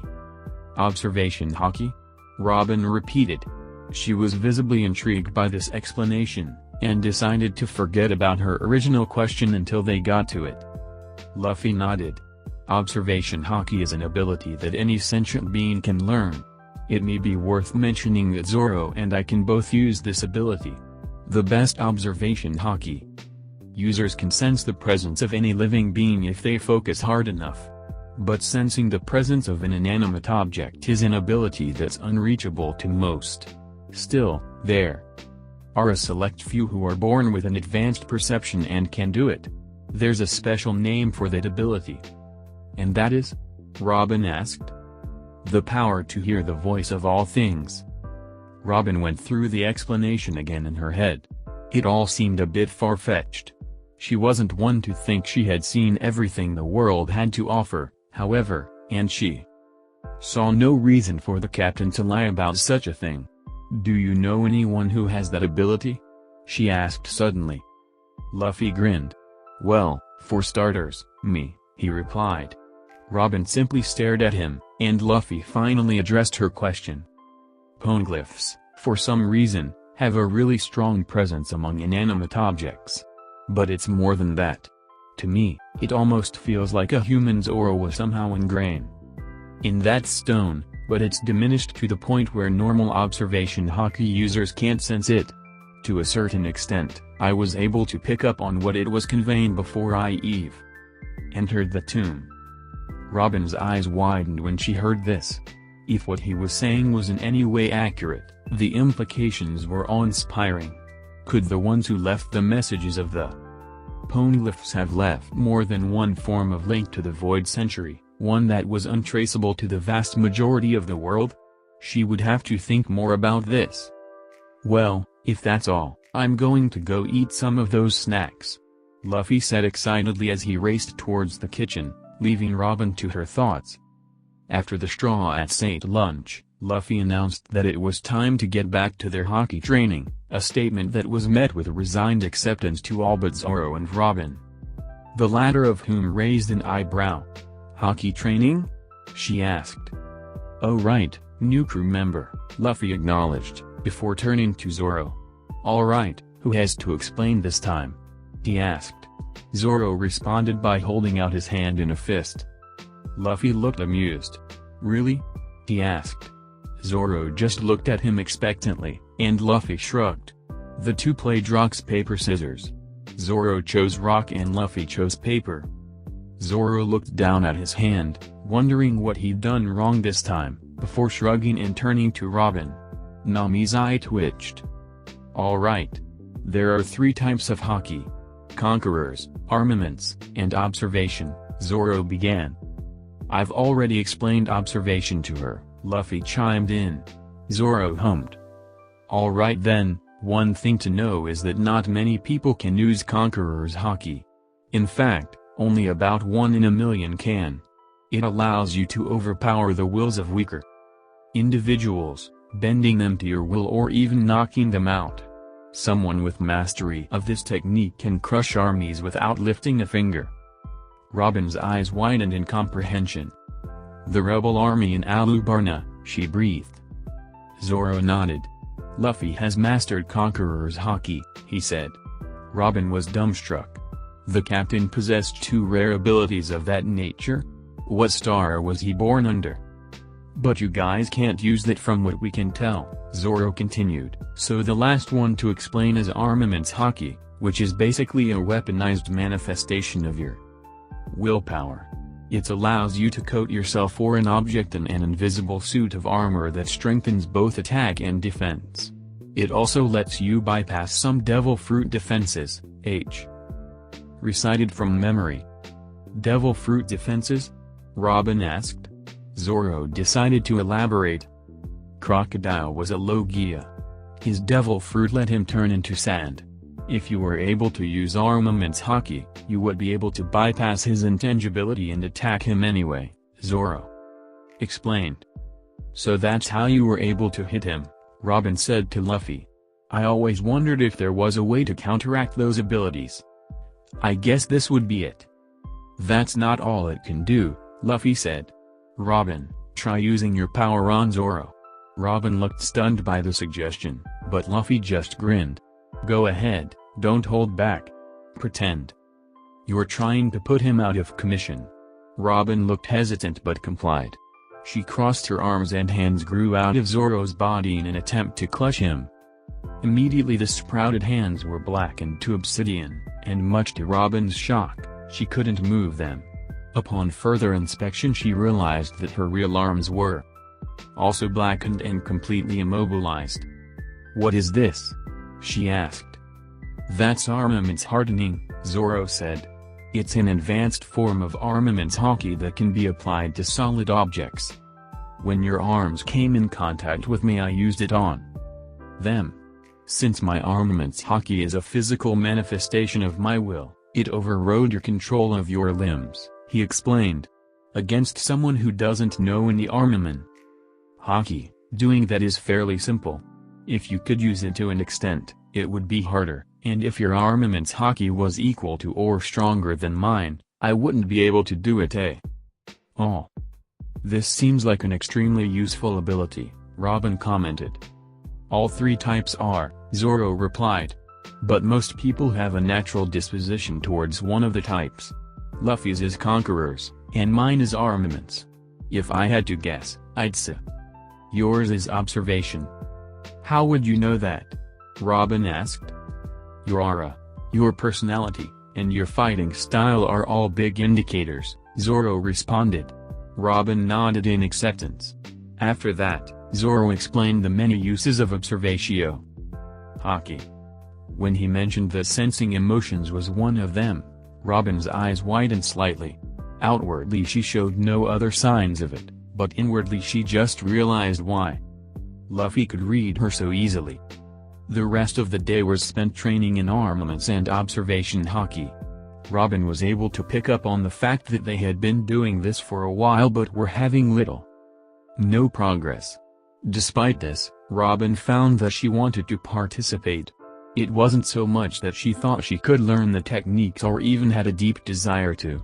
It had more to do with her desire to take part in the endeavors of the Straw Hat crew. It was starting to get dark, and most of the Straw Hats were calling it a day. Sanji, on the other hand, had wanted to keep going, determined to make at least some headway. Chef was currently blindfolded and was working on awakening his observation hockey.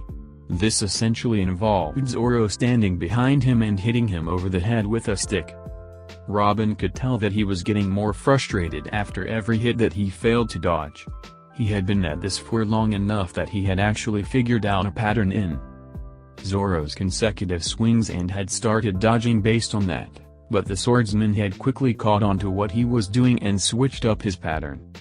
A loud thwack signified that Sanji had yet again failed to predict one of Zoro's random swings. Luffy was trying hard not to laugh as Sanji rubbed his head and barely withheld frustration. "Hey Cook.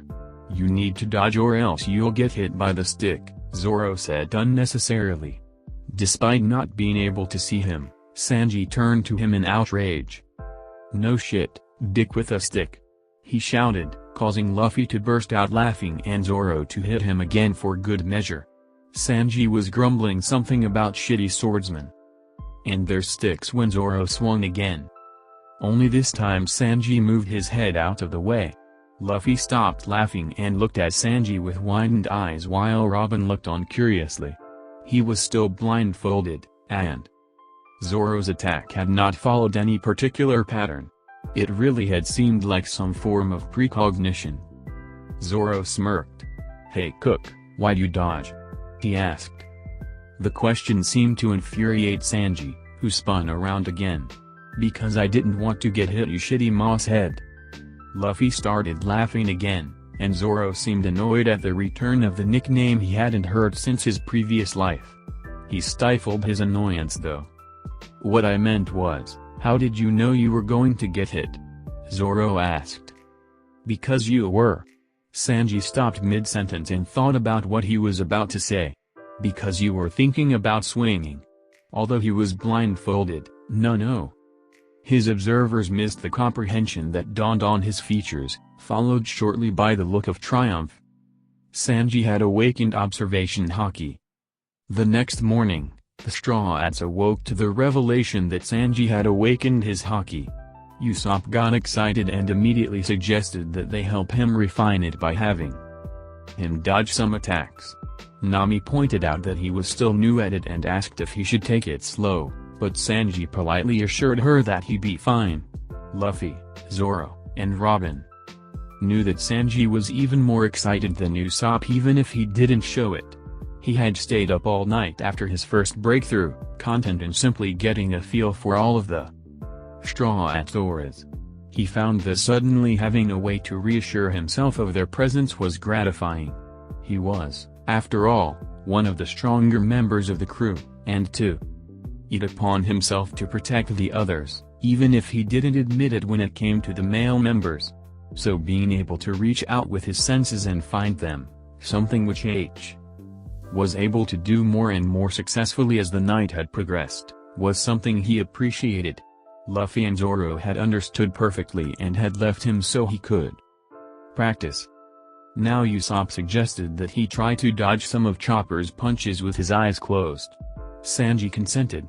At first he was having trouble dodging multiple blows, and a few punches would connect every now and then, much to Chopper's concern, but Sanji insisted they continue, neglecting to mention that the reindeer hybrid's punches didn't hurt much anyway. A few minutes passed, and gradually less blows began getting through as Sanji's dodges became smoother and more purposeful.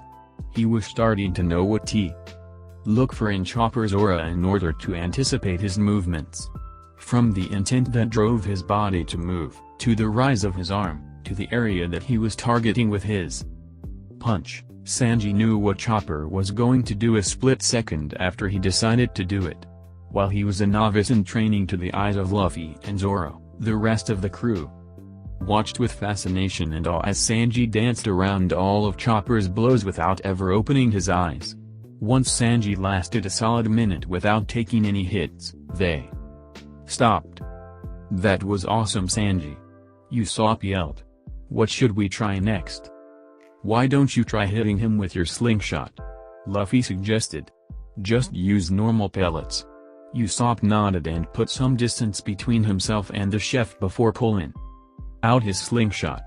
Sanji closed his eyes again and focused, but as Usopp got ready to shoot, Sanji's brow furrowed. The chef moved prematurely to dodge, but the sniper adjusted his aim in a flash, and the pellet hit Sanji in the forehead dead center. Luckily it wasn't any special type of ammo, and only resulted in a small twinge of pain. Sanji hummed in thought. "I get it," he mumbled. Luffy grinned. "Learn anything?" the captain asked. Sanji opened his eyes. "Dodging projectiles is different than dodging punches or kicks," the chef said. "With Chopper I was able to follow the path of his arm as he swung at me, but I can't sense Usopp's pellets, so I have to predict where he's going to aim and dodge before he shoots. Usopp is too good of a sniper though, so he was able to adjust his aim." "So how can you get around that?" Zoro asked, although he knew the answer already. "The easy way is to open my eyes, but that would defeat the purpose," Sanji said. "Sometimes I'll have shooters in my blind spot and that would put me in the same situation. Another way is to simply move faster so he can't keep up, but if I ever fought someone with my speed and reactions who was wielding a gun, I would face the same problem." H thought for a moment. "Let me try something," he finally said. Usopp readied his slingshot again, and this time, Sanji moved at the exact moment that Usopp fired, successfully dodging the pellet. He told the sniper to keep going, and like before, it took a while before he got used to it, with a few pellets hitting him every now and then. Soon he again reached the point where none of Usopp's pellets were hitting him. It wasn't that he lacked the speed to dodge the various attacks, he had simply needed to get a feel for his new ability before he could utilize it effectively. When it was clear that none of his attacks would connect, Usopp stopped shooting. "Damn, Sanji. You're really getting the hang of this quickly. Are you a genius or something?" "He seems to have a strong affinity for observation hockey," Zoro commented. "That's why he learned it so early and quickly. Most likely when he learns armaments he'll have a harder time. That's how I was, only in reverse. I got the hang of armaments really quickly but struggled with observation for a while." Robin turned to him. "I was curious about that actually. When did you two learn these hockey forms?" she asked. Zoro thought for a moment. "We started learning over 2 years ago," he said. Robin absently noted that he had said we, which meant that he had known Luffy back then. So you both learned while in East Blue?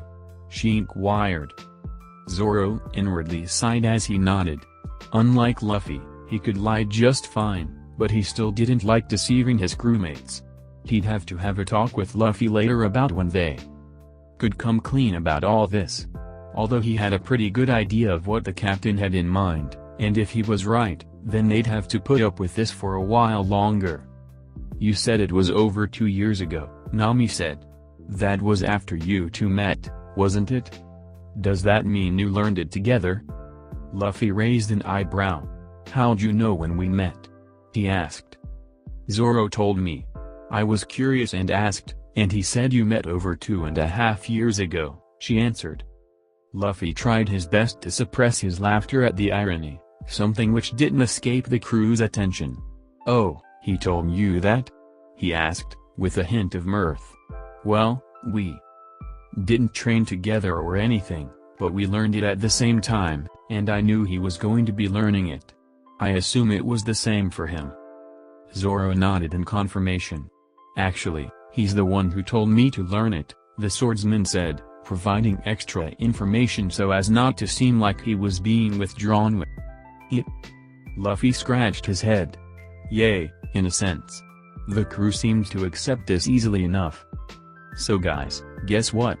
Luffy asked excitedly, changing the subject. I was going to make an important call, and I wanted you all to listen. As he spoke, he picked up a transponder snail from the deck. Zoro smirked. An important call? Usopp repeated. To who? Whitebeard, Luffy answered, grinning. The crew went silent for a moment before all hell broke loose. You've got to be kidding. Why now? Nami yelled. Are you crazy, Luffy? Usopp asked frantically. The strongest man in the world, huh? Wonder what he's like, Sanji said. Is he scary? Chopper asked fearfully. As they all quarreled, Robin cleared her throat, and they turned to her. I can understand why you'd be nervous. In fact, I'm a little disconcerted myself. But it does make sense, doesn't it? We're their allies now. It's good to communicate every now and then, and we still haven't gotten in touch with him after his declaration a few days ago. She reasoned. Nami and Usopp still didn't look convinced. Zoro scoffed. If you guys are that afraid of hearing his voice, you don't have to listen, he said. Afraid? Who's afraid? I'm not afraid, why you idiot? Usopp stuttered. If you're going to lie, lie better, Sanji said. Nami sighed in defeat. Fine, but don't make a bad first impression, you hear? She said as she pointed accusingly at Luffy, who laughed lightheartedly. Okay, sure. He said. With that, he pulled out Ace's Vivre card from his hat and dialed the number written on it. The crew waited with bated breath as it rang. On the 4th ring, someone picked up. The crew heard a rather deep voice speak up at the end of the line, but it was partially drowned out by background noise. The crew was able to recognize the distinct sound of loud music and yelling. You've reached the ship of the Whitebeard pirates. Nami, Usopp, and Chopper gasped at the confirmation. Sorry about the racket, we're in the middle of a party, and everyone's drunk. The voice said. Drunk? Sanji asked. Isn't it a bit early? Early? The voice asked. Where are you calling from? First half of the Grand Line, Luffy answered. Sanji's eyes lit up in comprehension. Oh, well that's rare. We don't get calls from Paradise often, the voice said. What can I help you with? Hey, I wanted to have a chat with Old Man Whitebeard. Luffy shouted. Who is this, by the way? Some of the Straw Hats thought he was being way too casual, but didn't voice it, not wanting to interrupt the conversation. This is 5th Division Commander Vista, the voice said. If you want to talk to our captain, we're gonna need to know who you are at least. Oh yay, Luffy said. This is Monkey D. Luffy. The other end was silent for a moment before the division commander started laughing. Ah, our new rookie brother. Sorry about that. Give me 1 second. Most of the Straw Hats let out breaths they didn't know they'd been holding. Hey Pops. They heard Vista Sha'u. It's the Straw Hats. It wasn't long before the crew heard an ever deeper voice start to speak. So, you finally contacted us. I was surprised when Ace called and requested that I ally your crew. Before the Straw Hats could fully adjust to the fact that they were speaking. With Whitebeard, Luffy answered. Yay, I'm guessing you don't have many allies that you haven't met face to face, he said. We'll try to get over there as quickly as possible. I'm not surprised, Whitebeard replied. Your crew has risen to fame even faster than that red-haired brats back in the day. We had a good laugh after reading the newspaper. Few days ago. We were expecting the headline, but the second page silenced any and all complaints amongst the crew about snot-nosed rookie brats being allied with us. Why do those sound like your words? Luffy asked in a deadpan voice. Because they were, Whitebeard replied, before erupting into a fit of deep, throaty laughter. The crew's eyes bulged out of their sockets. So anyway, have you seen your knee bounties? He asked. No we haven't, Luffy replied. Don't tell us yet. I like the surprise. Gorora. Fine. So was there something else you wanted to talk about? Actually, yeah there was. Luffy said. What should we do if we run into Teach? The other line was silent for a moment. Ace has given up his search for the time being. You're all my children now, so no one would hold it against you if you took him down. However, I'd prefer if you didn't.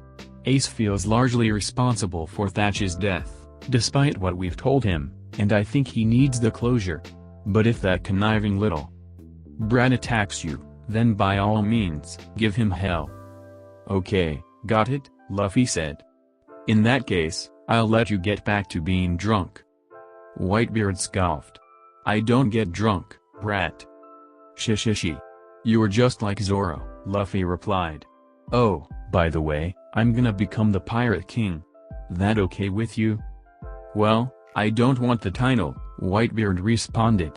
I was planning on giving it to Ace, but he recently told me that he isn't interested either. So I guess it's all yours. Good Luke. On your journey brat. He hung up. Luffy got up. Well, that's that then. He turned to his crew, and was confused as to why they were all gawking at him. What? He asked. What my ass? They shouted. The rest of the morning was smooth sailing for the Going Merry. That lasted until the afternoon, when it spontaneously started raining galleons. When that passed, the Straw Hat realized that the log pose was pointing up at the sky. Nami started panicking, thinking that it was broken. I wouldn't say that, Robin interjected. It's locked onto another magnetic field.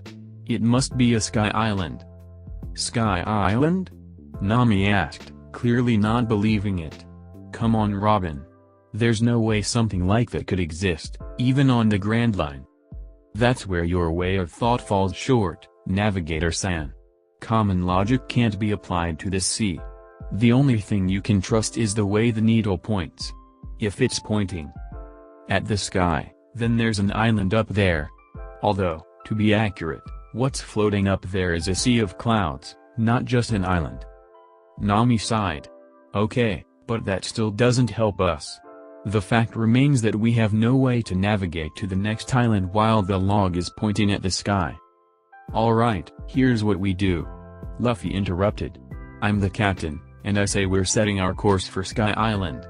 Nami's eye twitched. This isn't the time for your weird whims Luffy.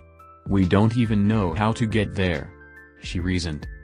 What's the big deal? Luffy asked. Just point the rudder upwards. Geez, you're stupid Nami. He was promptly sent crashing headfirst into the deck by Nami's fist. He quickly rebounded and jumped to his feet. All right. To Sky Island we go. Usopp and Chopper cheered. In agreement. Nami huffed in annoyance before turning to Robin. See what I have to put up with? The archaeologist smiled good-naturedly. He does have a point though, Robin said. Our next course of action should be figuring out how to get to the sky. Perhaps we can ask for information somewhere. The only Problem is that we can't get to the nearest island while the log is already set. Nami nodded. They were in a difficult position. As she was deep in thought, Luffy snuck up behind her. "Nami!" he shouted, causing her to jump. "What?" she shouted in annoyance. "Don't make me hit you again." "But I have an idea," he said. "Oh joy! What is it this time?" "Well, that galleon fell from Sky Island, right? We should salvage whatever was on the ship to see if there are any clues about how to get up there." Nami blinked. "That apostrophe s ... a good idea?" Robin nodded. "It's the best we have to work with for now," she agreed. "All right. Onward to Skypiea!" Luffy yelled. Nami and Robin looked at him curiously. "Skypiea?" they asked in unison. Luffy nodded. "That's what the island is called," he said, pulling out a piece of paper. "See?" The two looked at it in shock. It was a very old map of an island in the sky called Skypiea. "Luffy, where did you get this?" Nami asked, bewildered. "It was in the wreckage," Luffy said, pointing at the galleon, which was now mostly sunken. "So there really is a Sky Island?" Chopper asked in excitement. Nami sighed. "Maybe," she admitted, causing Luffy, Usopp, and Chopper to cheer. "Wow, there's so much air down here now," Luffy commented. He was currently underwater along with Zoro and Sanji. Nami had sent them diving down to the ocean floor to fin whatever they could from the wreckage. So far they had found a lot, but nothing that would help them get to Skypiea. Luckily, Luffy and Zoro now had a plan for that. The aura they had both locked onto came bursting through the wall. "Who the hell are you guys? What are you doing in my territory?" the man shouted. "Oh look, it's a monkey," Luffy said. The monkey-like man immediately blushed. "Do I really look like a monkey?" he asked. "You are a monkey," Luffy replied. "Oh, you were just saying that." Zoro peered at him closely. "I don't think he's really a monkey," the swordsman said. "He just looks like one." The monkey-like man's demeanor immediately changed. "You bastard. Why don't you try saying that again?" he shouted. Sanji stared in apathy. "Hey monkey guy, who are you?" Luffy asked. His expression became friendly again. "Oh, me? I'm the Salvage King, Masira. There's no ship my crew can't salvage." Suddenly, he took note of the many items that Luffy, Zoro, and Sanji had collected. "Hey, what are you guys doing with those?" he asked menacingly. "Oh, we were looking for clues on how to get to Sky Island," Luffy said. This caught Masira's attention. "Sky Island you say? Yay, we want to go there," Luffy said enthusiastically. "Well, you're in luck. I happen to know someone who can get you there," Masira said. "I can take you to him, but I demand those artifacts you've collected in exchange," he said. "You've got a deal, monkey guy," Luffy yelled, causing Masira puff out his chest. "Oh, can I keep the armor though? I don't think it will fit you." "Armor?" Masira asked, before catching sight of what he was talking about. "I see. You're a real man. But you'll have to fight me for it." Luffy grinned. "Okay. Guys? Am I imagining things, or is there something in the water?" Nami asked nervously. Usopp took a look for himself and started sweating bullets at the sight of the underwater silhouette, which dwarfed the Going Merry in size 100 times over. "I think it's safe to say you're imagining things," he said, still sweating. "Are you sure?" Nami asked. "Because that looks exactly like..." "Yep, definitely just your imagination. There are absolutely no monsters under the surface other than our very own monster trio. It seems to be the silhouette of a colossal sea creature," Robin said calmly. Her comment seemed to shatter Usopp's barrier of denial, and he immediately began freaking out. We're gonna die. Get out of there Luffy!" he screamed frantically. Masira rubbed his sore head, attempting to shake off the cobwebs. "Man, that was one hell of a punch, I tell ya. You know, you're alright. You can keep that armor. Shishishi, thanks. But man, you really look like a monkey. Nah, you were just saying that. What's with this conversation? Sanji thought. Zoro's sweat dropped. So, how about we raise this ship up to the surface? Luffy suggested. Masira rubbed his head in embarrassment. Oh, well you see I was going to do that, but then I came down here to investigate. Luffy just grinned. Don't worry about it. I have a better idea. Nami, Usopp, and Chopper shivered in fright as massive waves rocked the Going Merry, displaced by gargantuan creature that was currently rising to the surface. As it emerged from the Grand Line waters, they saw that it appeared to be a turtle. A really big turtle. That surprised them almost as much as the sight of Luffy, Zoro, Sanji, and Masira riding on top of it along with the sunken galleon. Hee Gooeyes! Luffy yelled happily. Look what we found. Their jaws collectively dropped as the smiling monster swam up to the Going Merry. Luffy grabbed Zoro, Sanji, and Masira and jumped down onto the ship, slowing his descent with Jeppu before landing. How? Was all Usopp said. Luffy grinned ecstatically. I tamed him. He said in enthusiasm. They were silent. Even Robin looked dumbfounded. Again, how? She asked. Conqueror's Haki, Zoro said simply. Nami face-palmed. How about a warning next time? She said. You sent us to the seafloor of the Grand Line, Zoro retorted. What did you think would happen? Damn, that was badass bro. Masira practically shouted. I thought we were in deep when I saw that thing. Then you just hold your hand out and it's practically at your beck and call. Nami looked at him in annoyance. And you're still here. Why? Masira looked terribly offended by the question and huffed. He's gonna show us how to get to Sky Island. Apparently, Sanji said. Really? You'll help us? Usopp asked in excitement. You bet. I'll be taking you all to the manliest of men, the dreamer amongst dreamers himself, Mont Blanc Cricket. He lives on an island called Jaya, and he can get you there foe. Sure. Sanji's eyebrow furrowed. Mont Blanc? Where have I heard that name before? He was broken out of his thoughts as the sky turned dark. The Straw Hats and Masira blinked in confusion. It was nowhere near nighttime yet. Was this another spontaneous Grand Line occurrence? Luffy and Zoro shared a glance. Something about this seemed familiar. Suddenly, both of their eyes widened.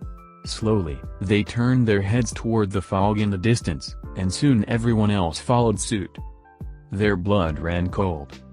Submerged in the fog were the silhouettes of well, monsters. There was no other way to phrase it.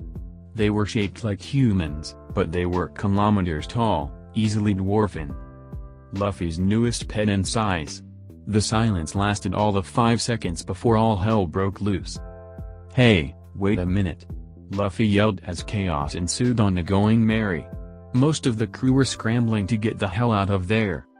Stop standing around and help us get the ship to safety, you idiots!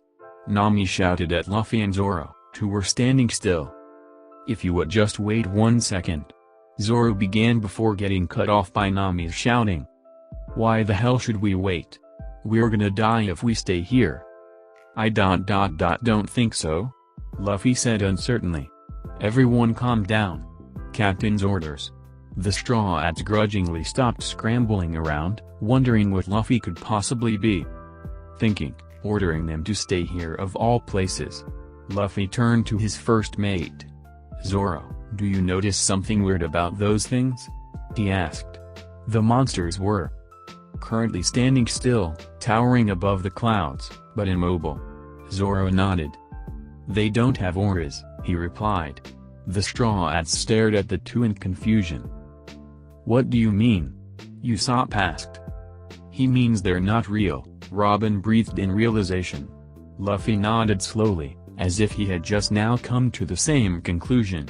True to Robin's words, the silhouettes in the fog soon dissipated as if they had never been there to begin with.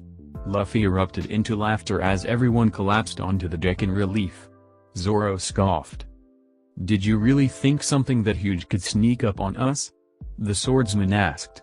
Nami sighed. "I guess not," she admitted. That was terrifying," Chopper said. "It wasn't that as scary," Usopp stuttered from his seated position. Chopper looked at him in admiration. The crew soon recovered from their fright and remembered their destination. "Hey monkey dude. Before we see this grasshopper guy, can we stop at the nearest town for supplies?" Luffy asked. Masira nodded in consent and said they could stop at Mock Town. Nami's eyes widened. "Since when do you think about supplies?" she asked. Luffy looked at her quizzically. "What do you mean?" "I'm the captain," he said. She looked at him wearily, but Luffy ignored her. Next stop, Jaya. The two ships started following Masira's eternal pose towards the island as the giant turtle followed behind. In a bar in Mock Town, a man in a black hooded cloak ignored the skirmishes of the numerous pirates around him as he took a sip of his wine. To an observer, it would seem as he was waiting for someone. It wasn't long before a similarly dressed individual entered the bar and walked up to him. "Sir, they should be arriving soon according to our calculations." The man nodded in acknowledgement. "I've got eyes on them right now," he said. He took another sip of his wine and grinned. "Let's see what you have in store for us. Monkey D. Luffy." Somewhere on the Grand Line, the Big Top, flagship of the Buggy Pirates, sailed aimlessly, the crew having no destination in mind. On deck, said crew were giving the captain a wide berth, lest they risk being blown away flashily. Buggy the Clown was persistent. He had followed Straw Hat Luffy into the Grand Line, seemingly having no fear of the legendary sea, and even going as far as to speak of it with an air of nostalgia. And yet, it seemed that for all his seemingly endless flamboyance, even Buggy the Clown had limits that most would refer to as sense of reason. When the Buggy Pirates had first read the newspaper article describing the alliance between Whitebeards and Straw Hats, they weren't sure how their captain would react. But reaction was certainly not what they had expected. They were expecting a fit of flashy rage, and based on his prior exploits, maybe even heightened determination. What they didn't expect was him to fall into a state of depression. For the next couple days, he had done little other than eat, sleep, and sulk. When an underling had finally summoned courage to ask why they weren't going after the Straw Hats, he had almost been killed by a muggy ball. Buggy had then started going on a rant about how one never assaults a Whitebeard pirate or even one of their allies unless they were looking for a swift death. The crew had been baffled. After all, Captain Buggy had never been intimidated by a daunting or even impossible task before, so why now? But Buggy had seen things that they hadn't, images that were still fresh in his mind to this day. For all their loyalty, his crew was naive. They didn't know what an enraged Edward Newgate was like.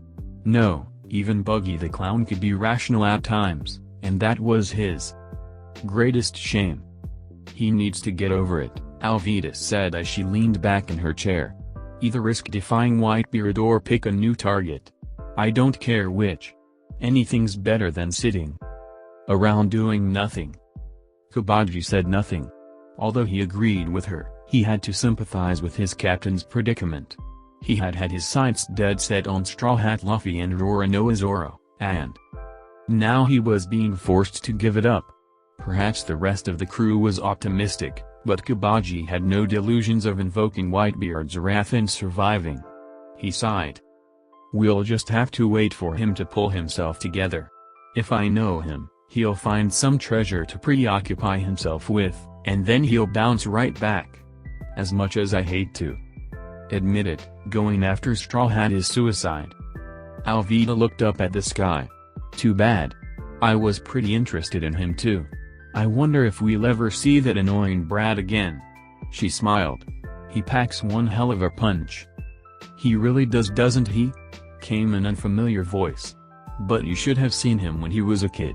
He could barely move his fist in a straight line. Alvida, Kabaji, and Maji turned around in shock to find a complete stranger sitting on deck and eating their food. Alvida reacted with hostility.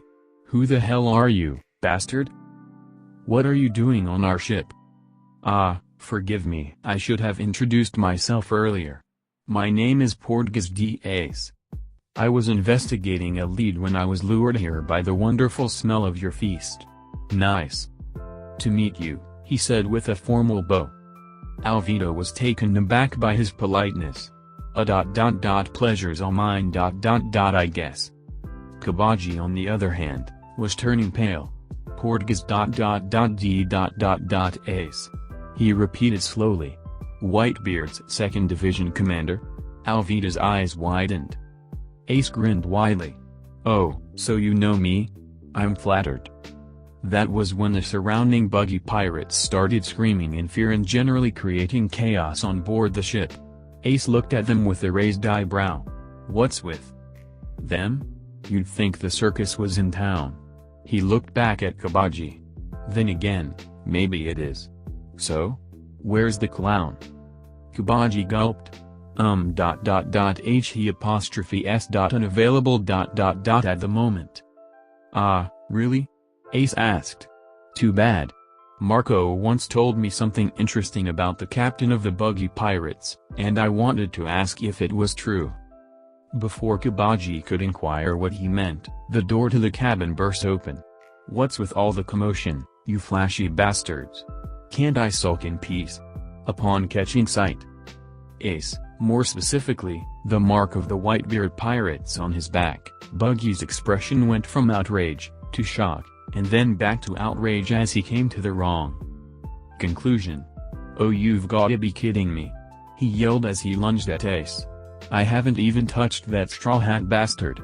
He put his full weight into the swing and punched Ace in the back of the head. The commander's head only budged an inch.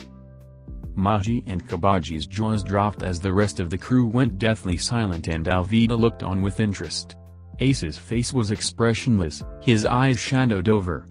Before anyone could so much as let out a breath, the crew heard snoring, and were shocked to see that the Whitebeard pirate had fallen asleep. "What the hell? In a bar in Mock Town? Looks like you've got nothing left," Rashio commented with a smug grin as he reached out his hand to grab the remaining pile of belly on the table. "So unless you want to bet your ass now, this game is over." Before he could take the money, however, the man sitting across from him grabbed his arm firmly. He looked at the man in contempt. "Hey, give it up. It was a fair game. You lost, get over it." But the man just kept staring down at the cards with a sickening smirk on his face. Rashio started to feel unnerved. He just happened to be playing with the guy in town with a bounty higher than his own of 42 million. He'd rather not pick a fight with Bellamy the hyena.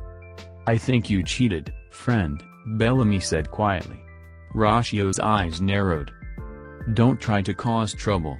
When did I do something like that?" "You definitely did," Bellamy insisted. "Am I right, Sarkis?" The one he was addressing turned around in his chair. "Huh?" he asked in confusion, before he saw the cards on the table. "Oh, yay. That guy cheated for sure," he said nonchalantly. Upon hearing this, Rashio stood up in indignation, not ready to let something like this go. Bellamy also rose to his feet, and everyone in the bar could feel the tension in the air. Just then, someone ran into the bar in a panicked frenzy. "Captain Bellamy! We've got trouble!" he shouted. Bellamy looked at him in annoyance. "What is it, fool? I'm in the middle of something." "There's a giant turtle at the coast," the man shouted. Bellamy was not amused. "What?" As his underling fumbled over an explanation, Bellamy noticed that Rashio was taking the chance to reach for his gun. He'd soon learn what a mistake that was. "Sorry, Shelly. It looks like you can't follow us any further," Luffy said as the Going Merry dropped anchor. The town-sized turtle stared down at him sadly and let out a roar of farewell that shook the entire island and had the straw hats covering their ears. Shelly then turned around, creating waves the height of large buildings in the process, and started swimming away from the island, back into deeper waters. Usopp turned towards Luffy. "Luffy, you know Shelly is a girl's name, right?" he asked. Luffy looked at him blankly. "Well, yeah? Shelly is a girl after all," he said. Usopp's sweat dropped, having had no way to determine the gender of that thing. "Right. I'll take your word for it," was all he said. Luffy?" Nami spoke up. "I think we just drew some attention to ourselves." Luffy turned towards the town and saw that she was right. People were flocking out of the bars and casinos in droves to see what the commotion was. Some were still able to catch sight of the colossal creature before it disappeared into the sea. Many were now pointing and whispering in awe at the pirates who had just waved the monster off. Needless to say, rumors were already circulating. It probably wouldn't be long before they were identified. "Ah, so we have," Luffy said, not seeming to care as he kept staring out towards the center of town. "So what else is new?" Zoro asked with a yawn. "Isn't this how things usually go?" As he walked towards the deck though, Luffy nudged him with his shoulder, and the two locked eyes. Zoro's expression soon became focused, and he closed his eyes. Robin was the only one who noticed this exchange, and as she debated whether or not to ask about it, Luffy addressed the crew. He told Chopper to guard the ship while Nami, Usopp, and Sanji went out for supplies. The doctor consented and began making a list of medical supplies they needed to restock on. Sanji could handle the cooking ingredients himself, while Usopp could find materials for some ship repairs and Nami could handle the expenses. After that, Luffy turned back to Zoro, who shook his head. The captain sighed. "So he's not here. And to make things more complicated, those guys have shown up again. Hey Robin, could you come with us?" he asked the archaeologist. Robin blinked and then nodded before following the captain and first mate off of the ship. As they walked, Luffy spoke up. "Do you think you could search for information on a man named Blackbeard? We need to know if he's been through here," he said. Robin was baffled but nodded. "It shouldn't be too difficult," she replied. "May I inquire why you're looking for this man? I don't believe I've heard of him before." "He used to be a Whitebeard pirate," Luffy said. "But he betrayed them and killed a crewmate." His voice was calm, but Robin could see the underlying anger in his eyes. Her eyes lit up in understanding. "So he's the one you were talking about on the transponder snail, SH. clarified." Luffy nodded. "My brother Ace was looking for him, but something came up and he had to abandon his search. Since Blackbeard was spotted in Drum, and Ace was looking in Alabasta, I thought maybe he would come here next." Robin nodded slowly. Assuming that their log hadn't spontaneously locked onto Skypiea as well, this would be their destination. "Are you planning on going after him?" Robin asked, remembering what Whitebeard had said about the matter. Luffy thought about it. "Maybe. I haven't decided yet," he said. "Very well then. What should I do if I happen to find him?" "I don't think you will, but if that happens, don't go near him," Luffy said. "Just go back to the ship and we'll meet you there." "Roger, Captain San," she said with a smile. "By the way, you're being followed," she informed them as she gestured towards the rooftops. "Yay, I know," Luffy said. "Don't worry about it." Robin raised an amused eyebrow but ignored her curiosity as she walked off towards the center of town. Once she was gone, Luffy turned toward the source of the poorly concealed doors and addressed them. "That was my archaeologist. And in case you were wondering, she can't use observation hockey. Now why don't you guys stop embarrassing yourselves?" Several figures in black cloaks descended from the rooftops and began walking towards them. "I'd say that's not exactly your standard measuring stick," the one in front commented. "Especially considering that we've been searching for that woman unsuccessfully for 20 years. As he removed his hood, they got a good look at his face. He had shoulder-length black hair and green eyes. Red markings originated from beneath his eyes and ran down his cheekbones. Zoro smirked. "And you still thought we wouldn't notice you?" he asked. The man, who they assumed was the leader of the group, smiled good-naturedly. "More like I wanted to see if you would. My name is Maverick, Chief of the Revolutionary Armies. Cipher Division." "Let's skip the small talk," Luffy said. "You've been tailing us ever since Alabasta. Why?" The man's eyes widened, but the amused smile didn't slip from his face. "You knew?" "No, don't answer that. Of course you knew. You know a lot of things, isn't that right? Monkey-san?" Luffy's eyes narrowed. "But to answer your question, I think you nevertheless underestimate your own ability to draw the attention of an organization like ours. He especially has taken an interest in you." Luffy looked annoyed. "So in other words, he sent you after me. His curiosity must have gotten the better of him back then. If you're referring to your meeting in Logtown, I'd say it's more than that," Maverick said, before pausing. "You know, not many of us know his full name, but for those who do, it's difficult not to draw certain connections." "Point taken," Luffy said in a bored tone. "So? How much do you know?"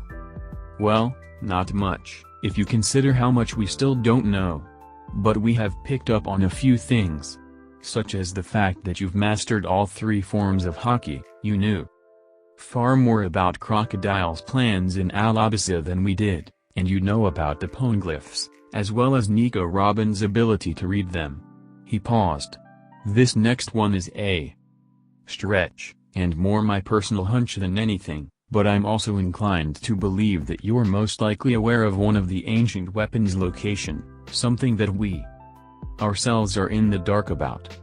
Luffy stared at him with a slightly bored expression, before unleashing a focused blast of Conqueror's Haki on him. The man collapsed to one knee, and then to all fours, as his followers stiffened around him. None of them could feel the mental assault, which meant the full brunt of it was focused on their leader. "Man, you guys are annoying," Luffy said. "Why don't you mind your own business?" Despite his current predicament, Maverick was still smiling, even if it was a frightened smile. "You asked?" He managed to gasp out from his position on the ground. The pressu on his psyche seized, and he rose shakily to his feet. "Fine, I asked," Luffy said. "So then, what do you want? I'm not telling you where Pluton is. Do you have any idea how much scrap Robin went through to make sure the thing didn't wind up in anyone's hands?" "It's nothing like that," Maverick assured him. "We, too, desire to keep the ancient weapons hidden. Contrary to popular belief, we don't enjoy war." "Is that why you were looking for Robin?" Zoro asked suspiciously. "There were a couple reasons for that," the revolutionary acknowledged. "But we never planned on using her like that. We wanted to keep her out of the world government's hands, and perhaps give her a place to belong again. After Ohara rebelled against the world government, the boss thought that she could relate to our cause, and that in turn could help her achieve her ambitions." He rubbed his head sheepishly. "But she turned out to be quite elusive, and we could never actually find her. Some of us thought we should commit more resources for it, but the boss didn't want to send the wrong message." Luffy took that in for a moment. "So why are you still following us then?" "Well, we were hoping to learn more about you, as was our mission, but something tells me that won't work out from now on." "If I see you again I'll kick your ass," Luffy interrupted. "Right," Maverick said. "For now, just consider us allies. We learned about the Kuinalu Barna while we were tailing you, and we were prepared to prevent it ourselves, but evidently you didn't require assistance. You kept Alabasta out of Crocodile's hands, and for that we're grateful." He handed Luffy a piece of paper with a number written on it. "We won't be able to commit a force to aid you, but something tells me you wouldn't want us to anyway. Still, if you ever need anything, just call." Luffy thought for a moment, Actually, I do have a question. Has my brother found you guys yet? Maverick raised an eyebrow. Brother? I wasn't aware. Not by blood. You know Portgas Diaz, right? Firefist? I don't know him, but I know of him. Indeed, he was turning over stones trying to find us. The boss wanted to know what a Whitebeard commander wanted with us, so he's having our second-in-command meet with him. Luffy's eyes widened. Second-in-command? So he's meeting with— He stopped suddenly, realizing what he'd just implied. To his right, Zoro palmed his face in frustration, while Maverick just stared at him wide-eyed before breaking out into a triumphant grin. And then there's the fact that you know who our second-in-command is. On one hand, that's a massive blow to our pride. On the other hand, jackpot.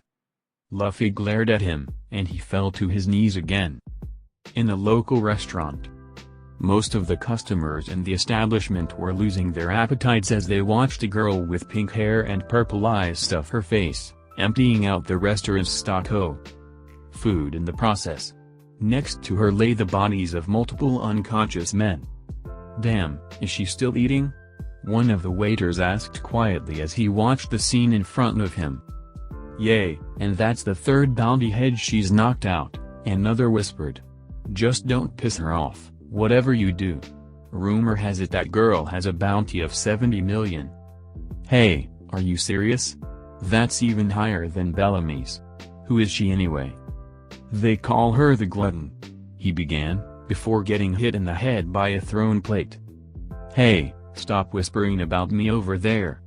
Go get me some more pizza before I eat you instead, you useless dipshits. The waiters scrambled to do as they were told so as to not incur the wanted pirate's wrath. Captain! A man shouted as he ran into the bar, panting. It's the guy you've been looking for, he's here in town. Their ship is docked at the coast. Damn it. I haven't finished my meal yet. The girl shouted. But whatever. I found you, Straw Hat Luffy. Zoro took a long swig of his sake and motioned for the bartender to pour him some more. Luffy sat beside him, his drink untouched. One thing Zoro had noticed about Luffy was that he never drank alcohol unless he was happy or wanted to celebrate something. He didn't drink for the sake of forgetting his problems, or even getting drunk, which, with body's metabolism and general disregard for realistic human biology, he could barely do anyway. In this way he was the polar opposite of the average binge drinker. To Luffy, alcohol was in equal parts a symbol of the pirate life, a medium for his friendly rivalry with his first mate, and a fun way to let go during a party.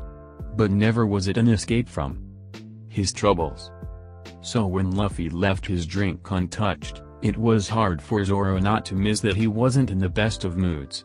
The unsettled feelings rolling off him in waves, which were not missed by the swordsman's passive observation, also made it abundantly clear.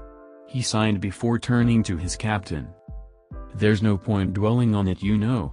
Until we meet up with Robin, we won't even know if he's been here, much less where he's going. Luffy nodded, but he was still disheartened. I'm just worried.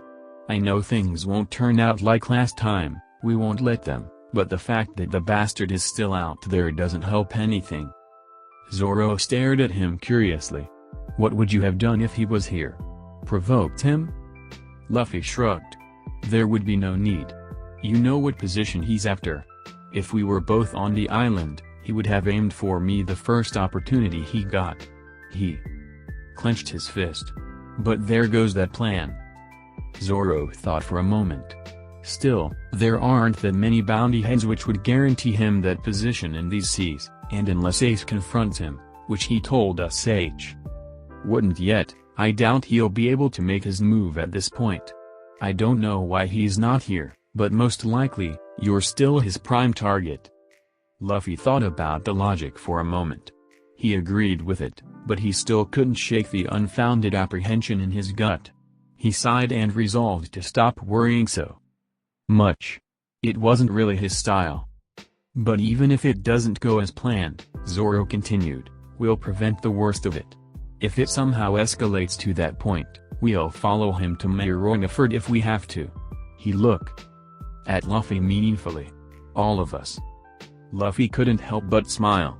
He picked up his glass. In the meantime, let's make sure it doesn't, he said before chugging. He was admittedly in a much better mood after the reassurance.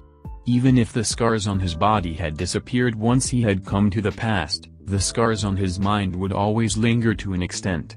He didn't want to storm Marineford again, and he didn't think he would have to, but if it absolutely came down to it, he would, and the thought that he wouldn't be alone was welcoming. Luffy and Zoro heard the sound of the bar doors opening behind them, accompanied by the feeling of a stronger-than-average aura walking in. That alone usually wouldn't make them bat an eye. It was the fact that they instantly recognized the presence that caught them off guard. They shared a glance, both asking each other the same question. Was she here last time? Luffy fought the urge to turn around in his seat and instead waited as she walked up to the counter and sat down on the stool next to him. "Bartender. I'll have a glass of wine over here," the familiar voice spoke. Luffy snuck a glance at her, and was assaulted by memories that almost made him recoil in guilt as he met her inquisitive eyes.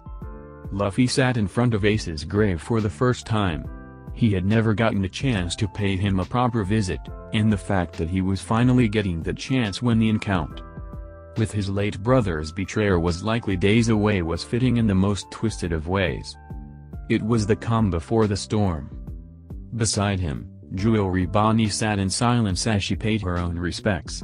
She hadn't known Ace for that long, but Luffy could still feel the overwhelming grief radiating from he.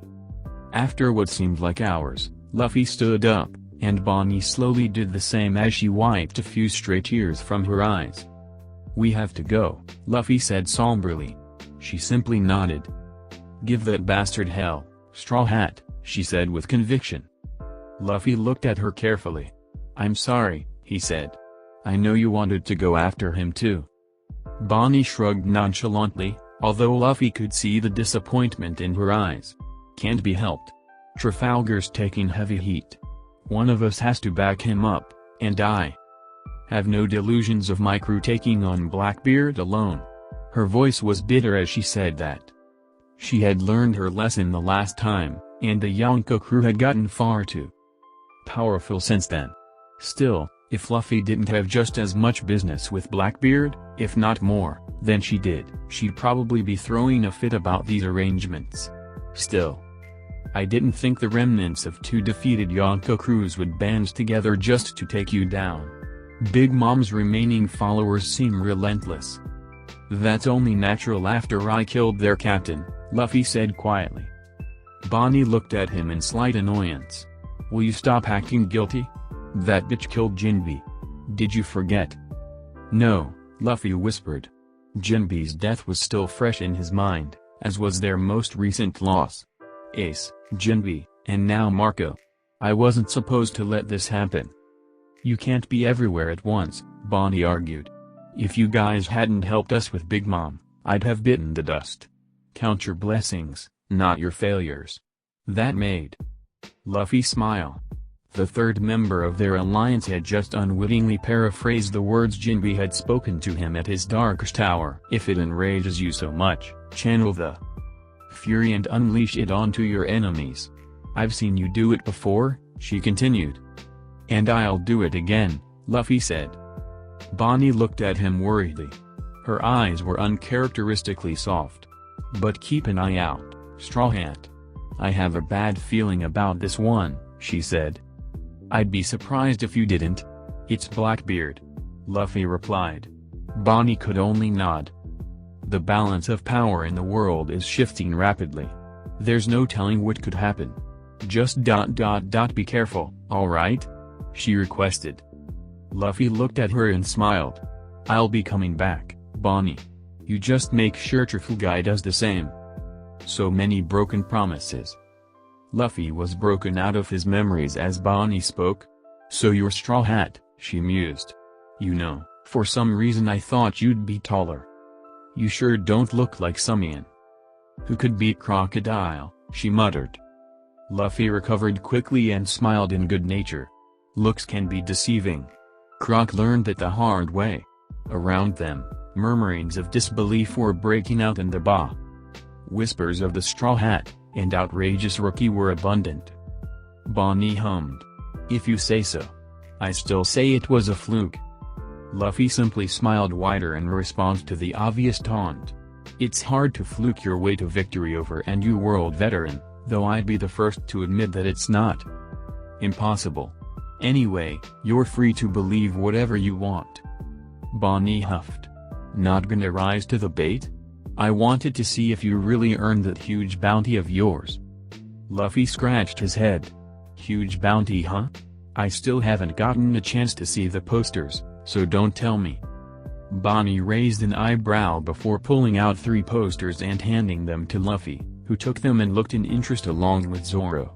Sanji had gotten a bounty early time. Zoro's was higher than last time, and his own most likely put the other future supernovas to shame. Still, from the numbers he could surmise that the defeat of the 3 vice admirals had been covered up. Looks about right, Zoro said with a grin. Luffy on the other hand, raised an eyebrow. Have you been searching for us by any chance? Bonnie shrugged. Maybe a little, she admitted. Luffy inwardly laughed. Yay, only so much that you altered your course. So then what can I do for you? He asked. Bonnie grinned. Fight me, she said. Luffy stared at her quizzically. Huh? You heard me. To be honest, I don't really care that much that you beat Crocodile. But that didn't even make the headline. Somehow, you got Whitebeard himself to acknowledge you. I want to know what that old man was thinking. Ah, so that's it, Luffy said. Bonnie had always looked up to the Whitebeard pirates. He wasn't that surprised that her curiosity had gotten the better of her. Okay then. I guess. Fight you. Not in here you won't, the bartender said. Take it outside, will you? As the two made their way out of the bar, Zoro following lazily behind, Luffy noticed another aura outside. Oh great, another one. Hope you're ready, Bonnie said once they got outside. I won't take it easy on you. I'd be insulted if you did, Luffy replied with his hands in his pockets. Before they could begin, however, the presence that Luffy had noticed earlier shot towards him from within the crowd. Luffy moved his body out of the way as Bellamy passed by him, his momentum enhanced by his devil fruit. The pirate landed on the other side of him and turned to face him again. Bonnie looked annoyed that they'd been interrupted. Who the hell are you, asshole? She shouted. We were in the middle of something. Bellamy looked at her in disinterest. Shut it, bitch. I have no interest in you, he said. Bonnie's eye twitched, and she glared at him darkly. Luffy got the distinct feeling that Bellamy would be crippled for life if he didn't intervene in whatever this was. Since you attacked me, I assume I'm the one you're after, Luffy said. Can we just hurry this up? I have places to be. Like Sky Island, for instance. His words silenced the crowd. He heard the sound of poorly suppressed giggles from some of those watching, but paid no mind. Bellamy was staring at him like he'd just told the funniest joke known to man. Even Bonnie looked slightly amused, although she didn't laugh at him. Oh, that's rich. You really believe in that children's tale? I was curious to know what you were actually like, but this is just too much. Bellamy said, laughing. Luffy looked at him in confusion. Why are you acting like you know me? He asked. Bellamy grinned. It's hard to not hear any of the rumors circulating about Straw Hat Luffy. I wanted to know if they were true or not. But now that I've heard you say that, I can tell it was all a load of bullshit. You're just another hopeless dreamer. I'll enjoy crushing you. You see, I have a win streak here, and it's not good for my reputation for some overly hyped truck punk like you to just come waltzing right in. For whatever reason, your bounty is higher than mine, and I won't settle for second best. Bonnie was now looking at Bellamy like he was some sort of annoying insect that she was debating whether or not to squash, while Luffy stared at him blankly. "Good thing you aren't second best then," he said. At the look of confusion on Bellamy's face, Luffy elaborated. "Even if you don't count my crew members, she's stronger than you," he said, pointing at Bonnie. Bonnie blinked, wondering how he could know that when they hadn't fought yet. Bellamy on the other hand, grinned in amusement. "I'm starting to think you got that bounty for pissing people off with your bad jokes, kid."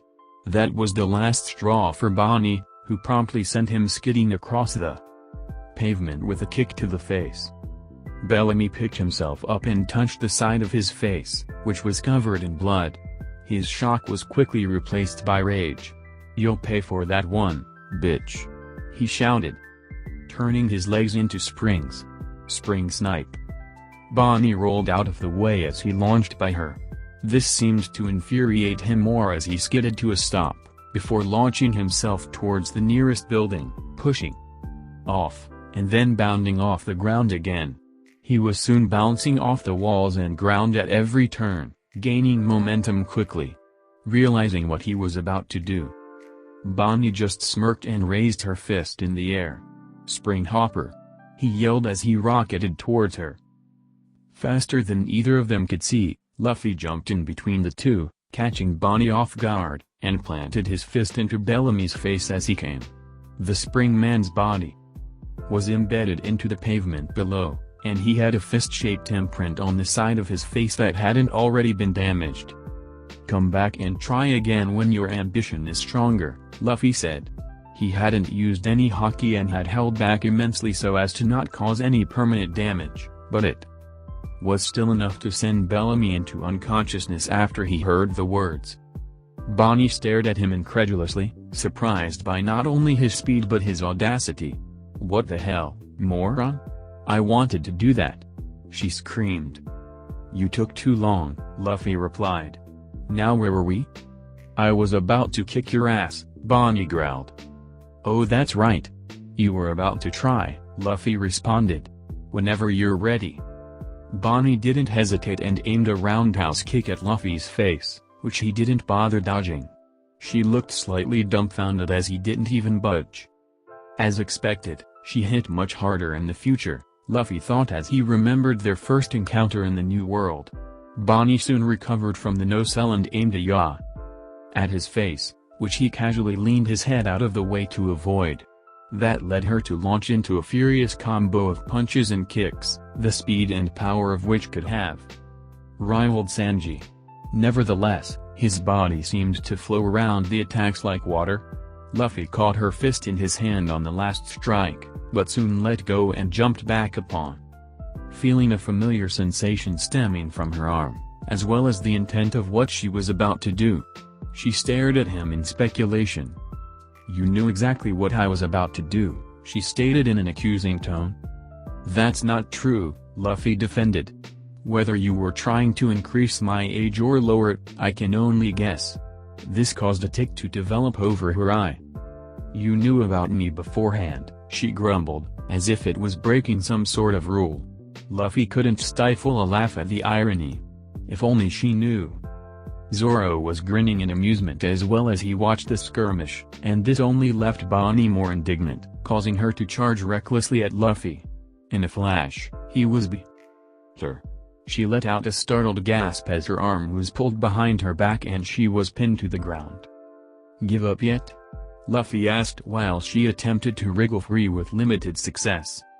"You wish," she yelled, before beginning to shrink before his eyes. In the form of a child she had more room to maneuver herself into a position where she could squirm free. Luffy jumped back again to avoid the next barrage of kicks, but Bonnie soon followed, reaching out to use her devil fruit power again. Luffy avoided her hand and touched 2 fingers to her forehead. Her eyes widened as she struggled to move but couldn't.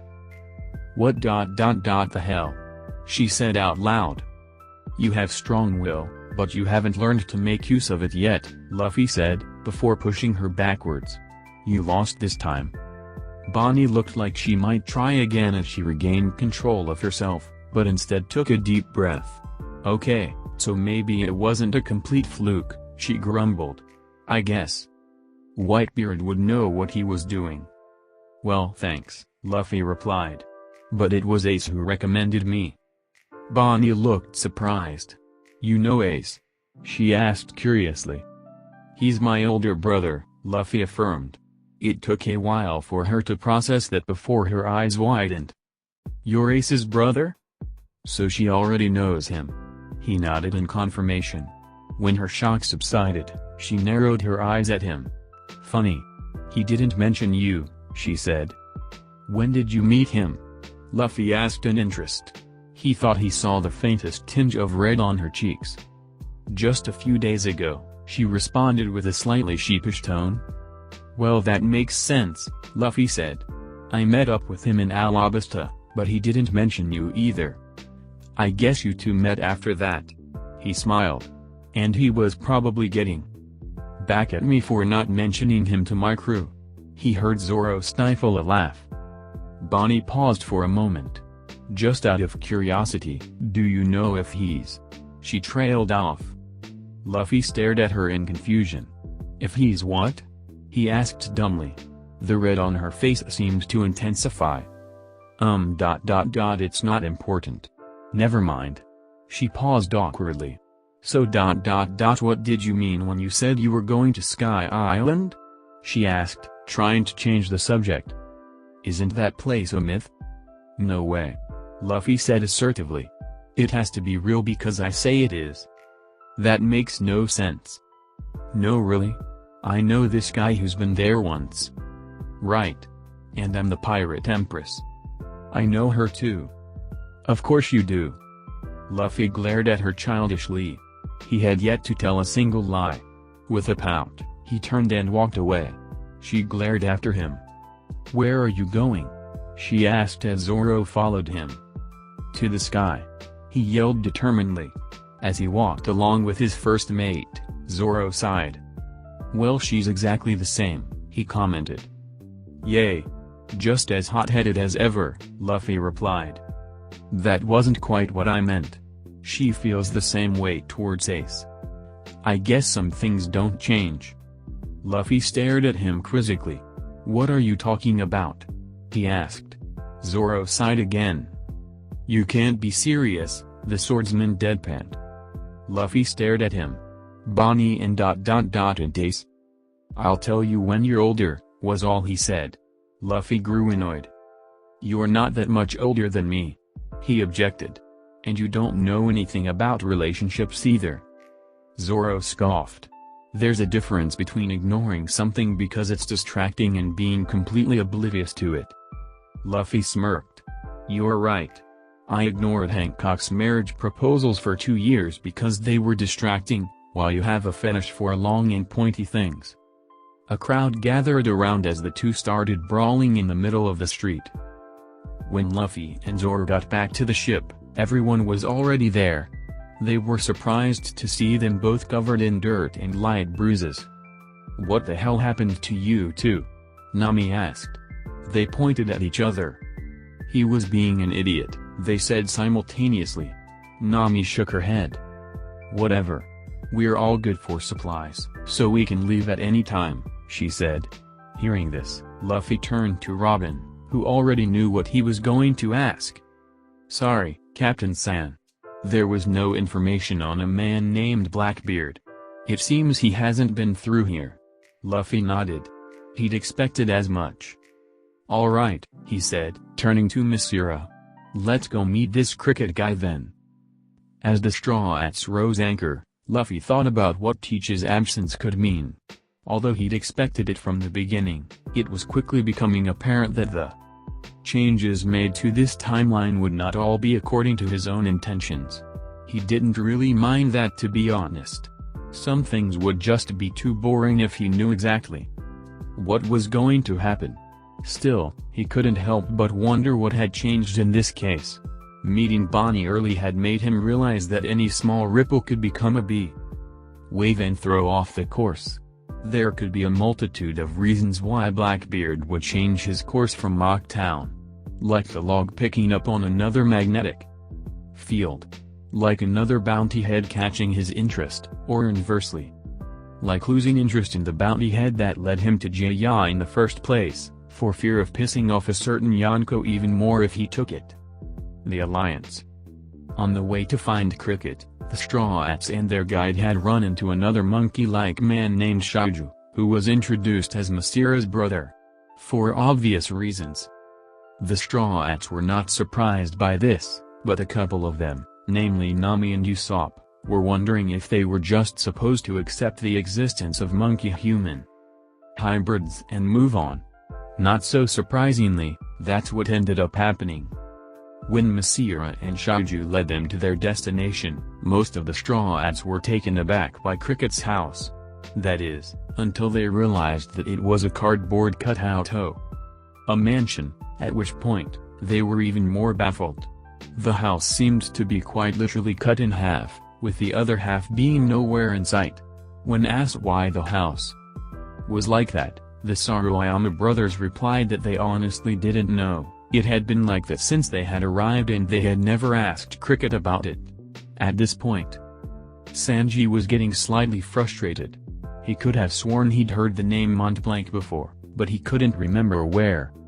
When he asked if this Cricket guy was famous, Masira and Shiju's eyes lit up in recognition type, but he couldn't help but sneak a subtle glance at Luffy and Zoro, and wasn't that surprised to see that neither of them had reacted to the revelation of his origins.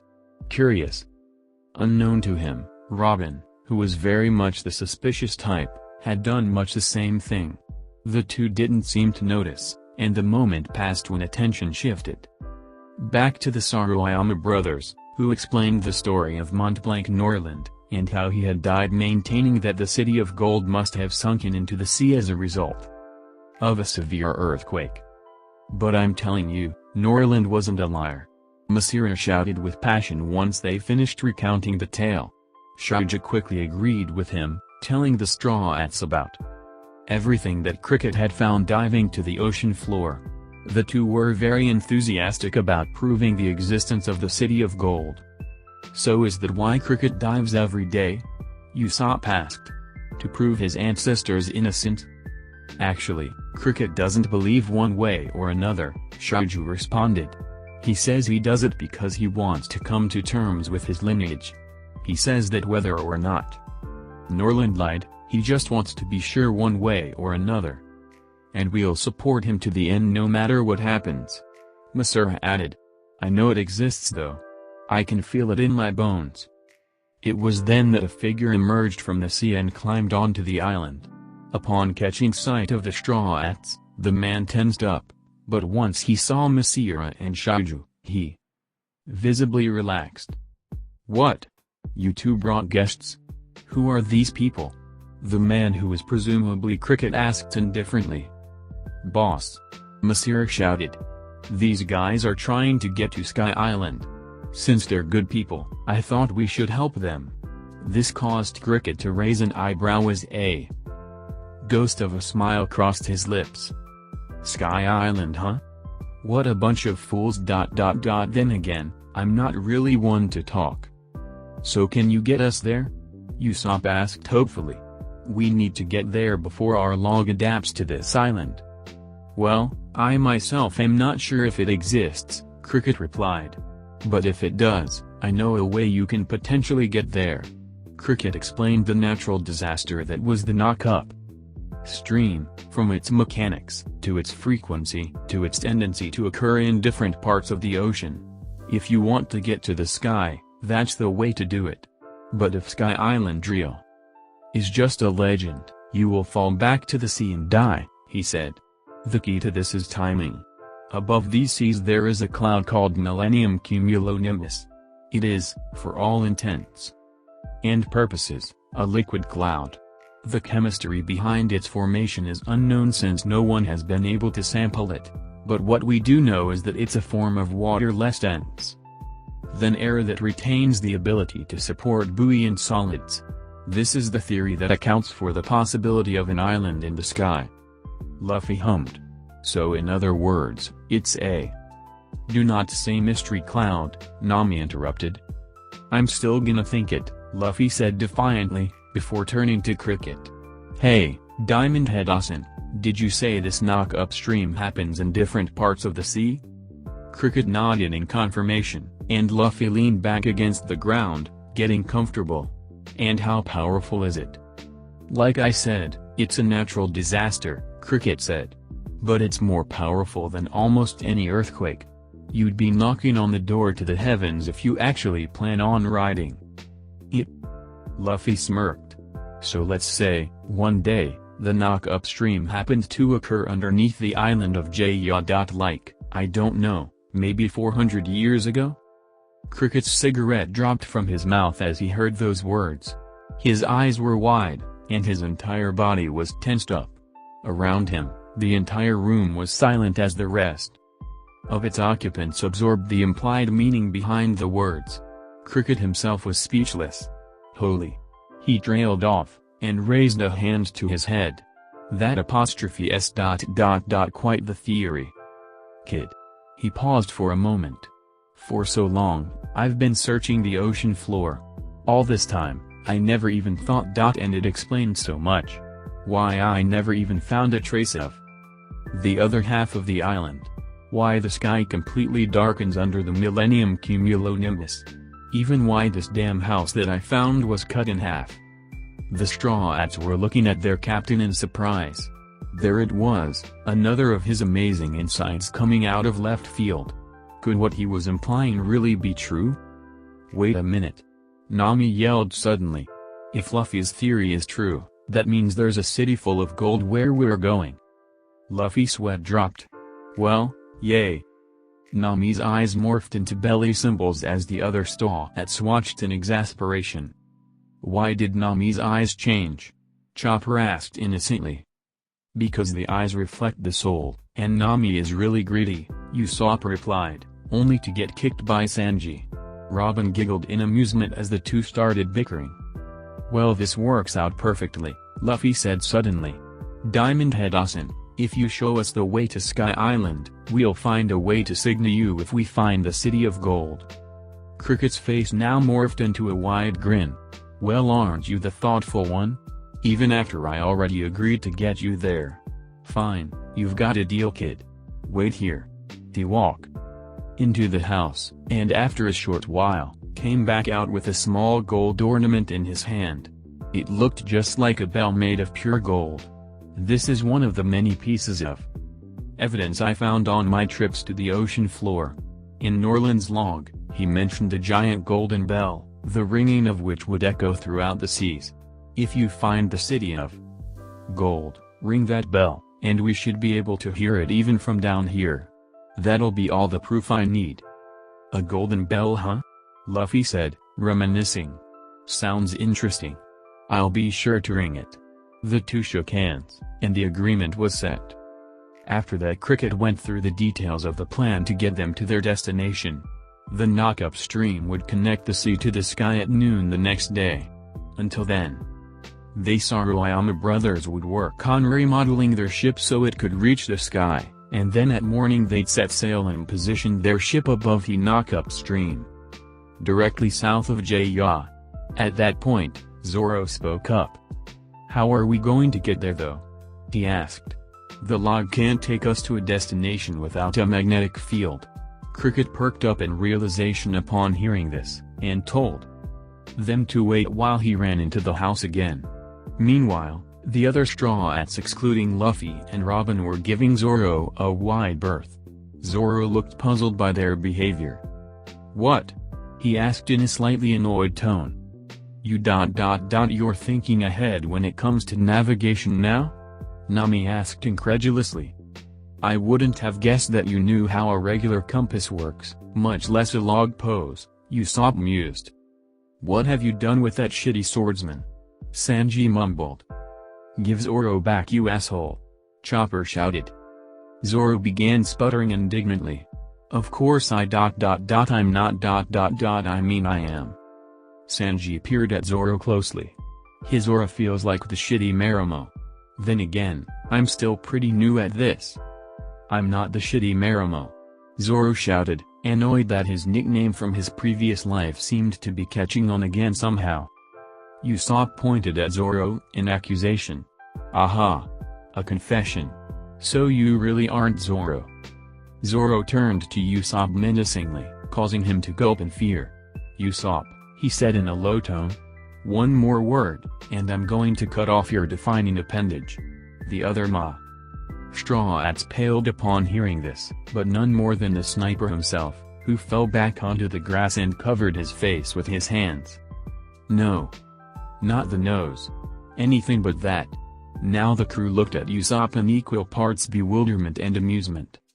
Usopp, Sanji said carefully, his lips quirking into a barely restrained smile. I don't think that's what he... Zoro. Chopper shouted in interruption. How could you threaten to cut off Usopp's nose? Are you really an imposter? Zoro groaned, while Nami and Robin failed to suppress their laughter, and Luffy didn't even try. Cricket, who had already gotten back, cleared his throat. If you're done. The laughter slowly died down and Luffy nodded at Cricket. Alright then. This is what's called a Southbird, the man said, holding up a golden model of a rather odd bird. They have the ingrained instinctual habit of always pointing their heads to the south. You need to capture one of these so it can guide you to the knock upstream. They can be found in the forests of Jaya. With a plan finally in mind, the Straw Hats made their way into the forest to find a Southbird while Masura and Shiju got to work on the Going Merry. This time tomorrow, they be knocking on heaven's gates one way or another. Ace twitched in agitation as another Haki-imbued sword slash assaulted him, only to phase through his body again as the injured Vice Admiral's armaments was cancelled out by his own. Like I said. He muttered in annoyance and between swipes. I'm not here. He charged up a fire first in less than a second, and unleashed it onto the outmatched Marine. To pick a fight. His actions seemed to contradict his words in that moment as the charred form of Vice Admiral Kumo crashed through the walls of the Marine branch. That Ace had infiltrated. He didn't get up this time. What an annoying bastard, Ace muttered. Then again, I'm not much better. Go to the G2 branch, I said. They could have intel on the revolutionaries, I said. They might not even recognize me, I said. Seriously, when did I start acting like Luffy? He sat down on the floor to think for a minute, wondering how he was going to find who he was looking for, and what he was going to do when he did. He thought back to what Luffy had told him in Alabasta. He won't remember you right away. You'll have to jog his memories. Well, how was he supposed to do that? He doubted it would be as simple as saying, hey, it's me Ace, your long-lost brother. Hurry up and remember. He sighed. This was all becoming very troublesome. At least Luffy's journey was going well, highest bounty among the rookies of his generation and all. Suddenly, Ace's head perked up as he felt a powerful aura approaching. It was much stronger than the Vice Admiral's. In fact, it rivaled his own. Who did the Marines send? He could have sworn he cut off their communications once they caught wind of his infiltration. He slowly got up and made his way out of the ruined building, ignoring the unconscious Marines everywhere, and prepared himself for a fight. When he got outside, what he saw surprised him. There was a lone man in a hooded black cloak walking towards him, but his intentions didn't seem to be hostile. In fact, he seemed curious. Relaxing his guard slightly, Ace met him halfway. If you're here to harass the Marines, I'm afraid I may have beaten you to it, revolutionary. The man under the hood chuckled in good nature. No. That's not why I'm here. I just heard you were looking for us, and my curiosity got the better of me. Ace raised an eyebrow. You're well informed. I actually have a connection to someone in your ranks, and I was hoping to find them. Usually we'd know if one of our members was acquainted with a Whitebeard commander, but I suppose I'll give you the benefit of the doubt, the revolutionary said. Ace grinned sheepishly. So you know who I am. At least introduce yourself then. Or should I just call you Hood and Cloak Guy? Ah, my apologies. He removed his hood, and Ace's eyes widened to epic proportions. I am Sabo, the Revolutionary Army's Chief of Staff. Ace's mind went blank for a moment, then. What the actual fuck? Sabo sat across from Firefist. No, Ace, he reminded himself, in silent contemplation. He had a lot to take in.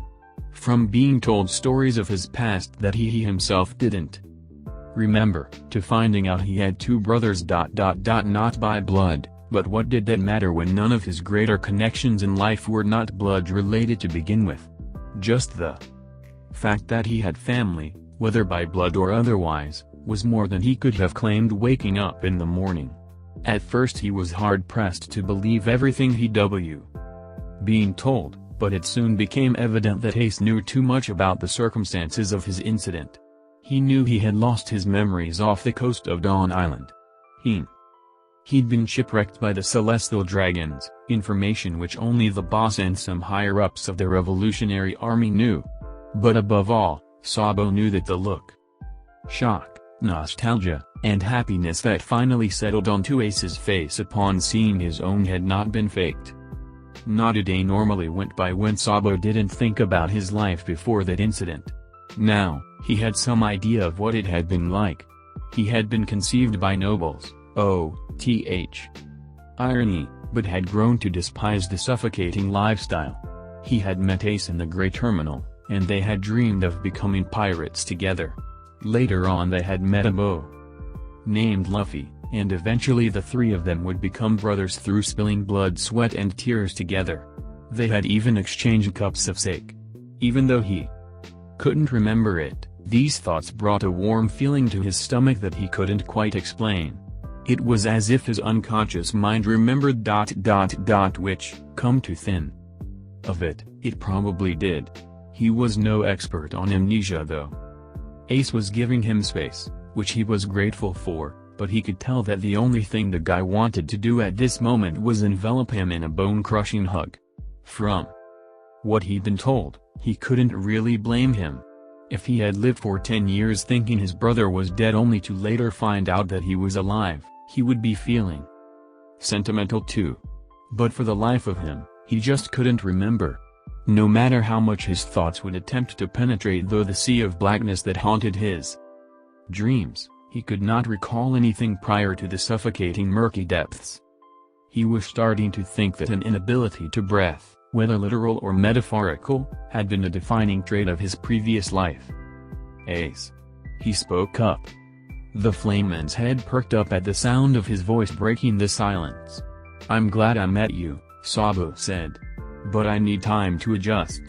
And I don't think I can be a pirate. Not now. Ace flashed him a grin. Whatever you decide is fine with me, Sabo. I'm just glad to have you back, even if you can't remember it all. Take all the time you need. Sabo grinned back. Actually, there is one thing I'd like to ask. Anything, Ace replied. Do you think I could meet Luffy? What the hell is wrong with this bird? Nami screeched in frustration as she ran from the forest's abnormal wildlife. The hunt for the Southbird was going smoothly. At least what Luffy would say. Said Rubber Man was currently using his haki to tame any animal that he found interesting while he left the rest of the crew to their own devices. If Nami wasn't so busy running away from giant centipedes, she'd be giving him a piece of her mind right about now. What was so funny anyway? Wasn't it enough that she had a goddamn bird laughing at her? Why did Luffy have to join in? Robin was faring better, watching in amusement as everything unfolded from atop a high branch of a tree she had cleverly scaled with her powers. Of course, if it looked like anyone was going to get hurt, she was ready to intervene, but somehow, she didn't feel the need at the moment. It was just so funny. The Southbird had ambushed them. There was no other way to explain their current predicament. She was mildly curious to know how smart such birds would have to be to have known they were coming and prepared for them. She giggled as Usopp scrambled up a tree himself in a panic as he was chased by a man-sized praying mantis. He may not have her devil fruit ability, but no one could tell him he wasn't a good climber. Sanji seemed to be the only one actually fighting right now, content in protecting Nami from the animals that were assaulting her. Robin noted with interest that he visibly cringed every time he kicked a giant insect. Was he afraid of bugs? If he was, it seemed he was too devoted to his chivalrous ways to care at the moment. Chopper was the only one the various animals weren't trying to attack. Robin guessed that they probably viewed humans as hostile but didn't consider a talking bipedal reindeer a threat. The reindeer was attempting to convince them not to harm the crew, but his pleas were being for the most part ignored. Every once in a while one of them would sneak up behind Zoro, who was leaning against a tree with his eyes closed. But then he would shoot them a glare and they would scurry away to find a less intimidating target. Cho! Came the familiar yet strange call of the Southbird, which Robin instinctively knew was mocking them all. She looked out at the sun through the trees and noted that it was setting. Seeing as they had a deadline, it was probably intervention time. She closed her eyes and focused on the area that the bird call had originated from, and sprouted 2 eyes on a nearby tree. Seeing the bird, she sprouted 2 arms around its body and gripped it before pushing it out of the tree. It fell onto the ground below with a thud, struggling and cursing loudly in bird language all the while. Robin jumped down from the tree and calmly walked over to the bird before picking it up. It glared at her, and she smiled apologetically back at it. "Captain San," she called out. Luffy looked up from the mantis that was being compelled to shake his hand. "The sun is getting low. We might want to report back to Cricket-san soon." Luffy pouted, but nonetheless nodded his head before releasing his haki. Immediately all of the animals that he hadn't tamed dropped like rocks into unconsciousness. Zoro yawned and got up, stretching his limbs. "So quiet," he commented. "Is it time to go?" "Yeah, they've had their fun. But we came here for a reason," Luffy said with an infuriating smile. Nami walked up to him and predictably bonked him over the head before grabbing him by the collar and shaking him angrily. "Why didn't you do that earlier, stupid captain?" "Because Nami. It's draining." Survival try. He was cut off as her fist made contact with his head again and he plummeted to the ground. When the Straw Hats arrived back at Cricket's home, they were in equal parts impressed and puzzled by the new appearance of the Going Merry. "Is it supposed to be a chicken?" Chopper asked in confusion. "Who knows?" Usopp replied. "But Mary is still Mary. If she can fly now, I'm not complaining." As it turned out, they still had a few hours to kill before they had to set sail for the knock-up stream, so they ended up spending the morning partying. When Luffy noticed that the Southbird was pouting inside its cage, he walked up to it and said he'd let it out if it promised not to fly away. Much to everyone's surprise, it agreed, and much to their chagrin, Luffy, the ever-trusting buffoon, let him out. Robin was resignedly prepared to catch it again, but was surprised when it stayed put. Chopper asked why it was so cooperative now, to which the bird vaguely responded that it had been listening to their plans and had its own reasons for wanting to find Sky Island. Whatever that meant.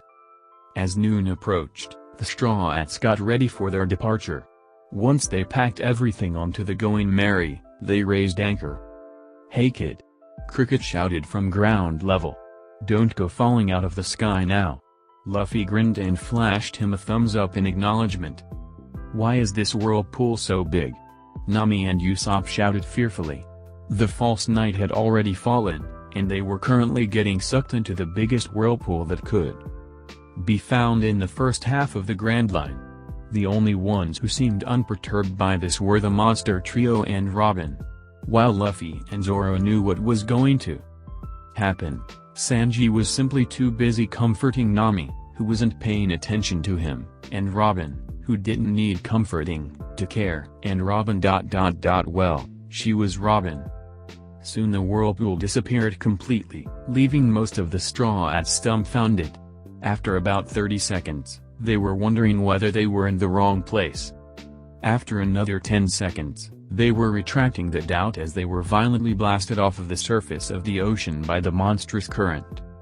It was quite the experience, even for those who had lived through it before. But soon, the ship started to slip from the vertical current, which was pointed out by a slightly distressed Sanji. Nami soon proved herself as their navigator, however, telling them to unfurl the sails so they could catch the rising wind and ride it up the stream the rest of th. way. It wasn't long before they finally ascended through the surface of the clouds. Most of the straw hats were sprawled out across the deck. Luffy was the only devil fruit user who had managed to keep his footing despite having been momentarily sapped of strength. Zoro and Sanji had also kept upright, so the three of them walked around and helped the rest of the crew regain their bearings. After everyone had recovered, they took a look around, and were shocked beyond belief. Amazing! Usopp exclaimed. Beautiful, Robin agreed. We really are floating on the clouds, Sanji commented. How is that possible? Luffy glanced at him quizzically. Of course we can float on them. They're just clouds, he reasoned. Nami shot him a mild glare. I think you need to get your facts straight, she mumbled, to which Luffy smiled innocently. Do I really though? Take a look around you, he said in a smug tone that didn't match his expression, causing Nami's eye to twitch in the way it often did. So then, she said in annoyance. That makes this the sea of the sky. Cricket-san said that it was less dense than air, like a cloud, but could support buoyant objects, like the sea. That explains how our ship is floating on it. My question is, how could it support an island? Robin hummed in thought. One with a magnetic field no less. It does seem bizarre. Perhaps there is another natural formation holding the other half of J-Ya up?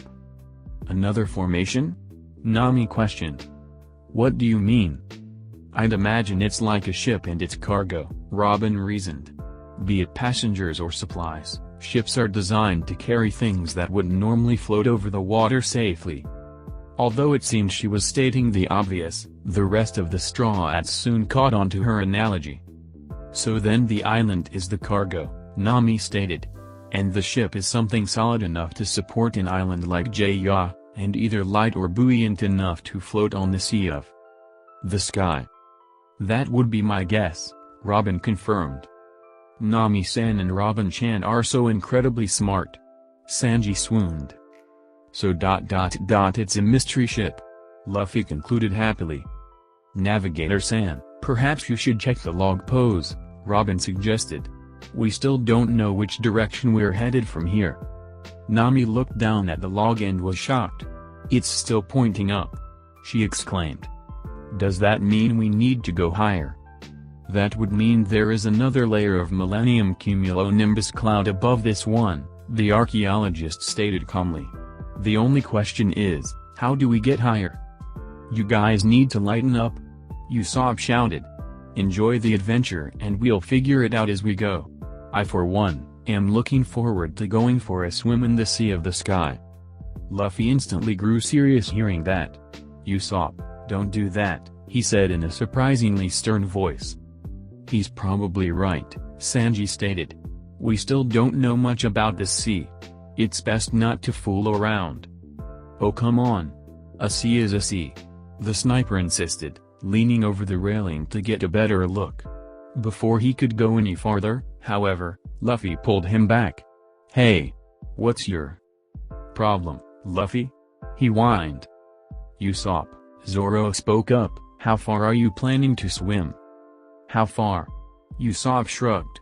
I just wanted to see if I could touch the bottom. I can hold my breath really well, so it shouldn't be a bottom? Zoro repeated. There was silence for a moment as the straw hats caught on and their eyes widened. Usopp gradually grew pale and started sweating, and Chopper screamed in panic. Usopp! Don't swim. Please don't swim! He cried. Nami smacked Usopp upside the head. You idiot! You could have fallen right out of the sky. This is why we need to gather information first, she shouted. Usopp went into a corner to brood. Sky Island is scary, he muttered quietly. Suddenly a loud splash of water was heard, and the Straw-Hats turned to see a large, purple, eel-like creature advancing toward the ship. Sky Island is scary, Usopp repeated loudly. After Sanji knocked out the sea monster, or rather the sky monster, it coughed up a small, oddly shaped fish. Robin walked over and picked it up. So then this is a sky fish? It seems that since there is no seafloor here and the sea cloud is much less dense than water, they must have undergone various adaptations to survive. As she was speaking, Luffy came over and grabbed the fish out of her hands. Robin, assuming he wanted to observe it, said nothing. Moments later, he was eating it out of a plate happily. I sautéed it, Sanji stated absently. We weren't done looking at it yet, Nami shouted in aggravation, although Robin didn't seem to mind much. Meanwhile, Chopper was staring out at the expanse of cloud through binoculars. It's so white, he said dreamily, catching Luffy's attention. See anything, Chopper?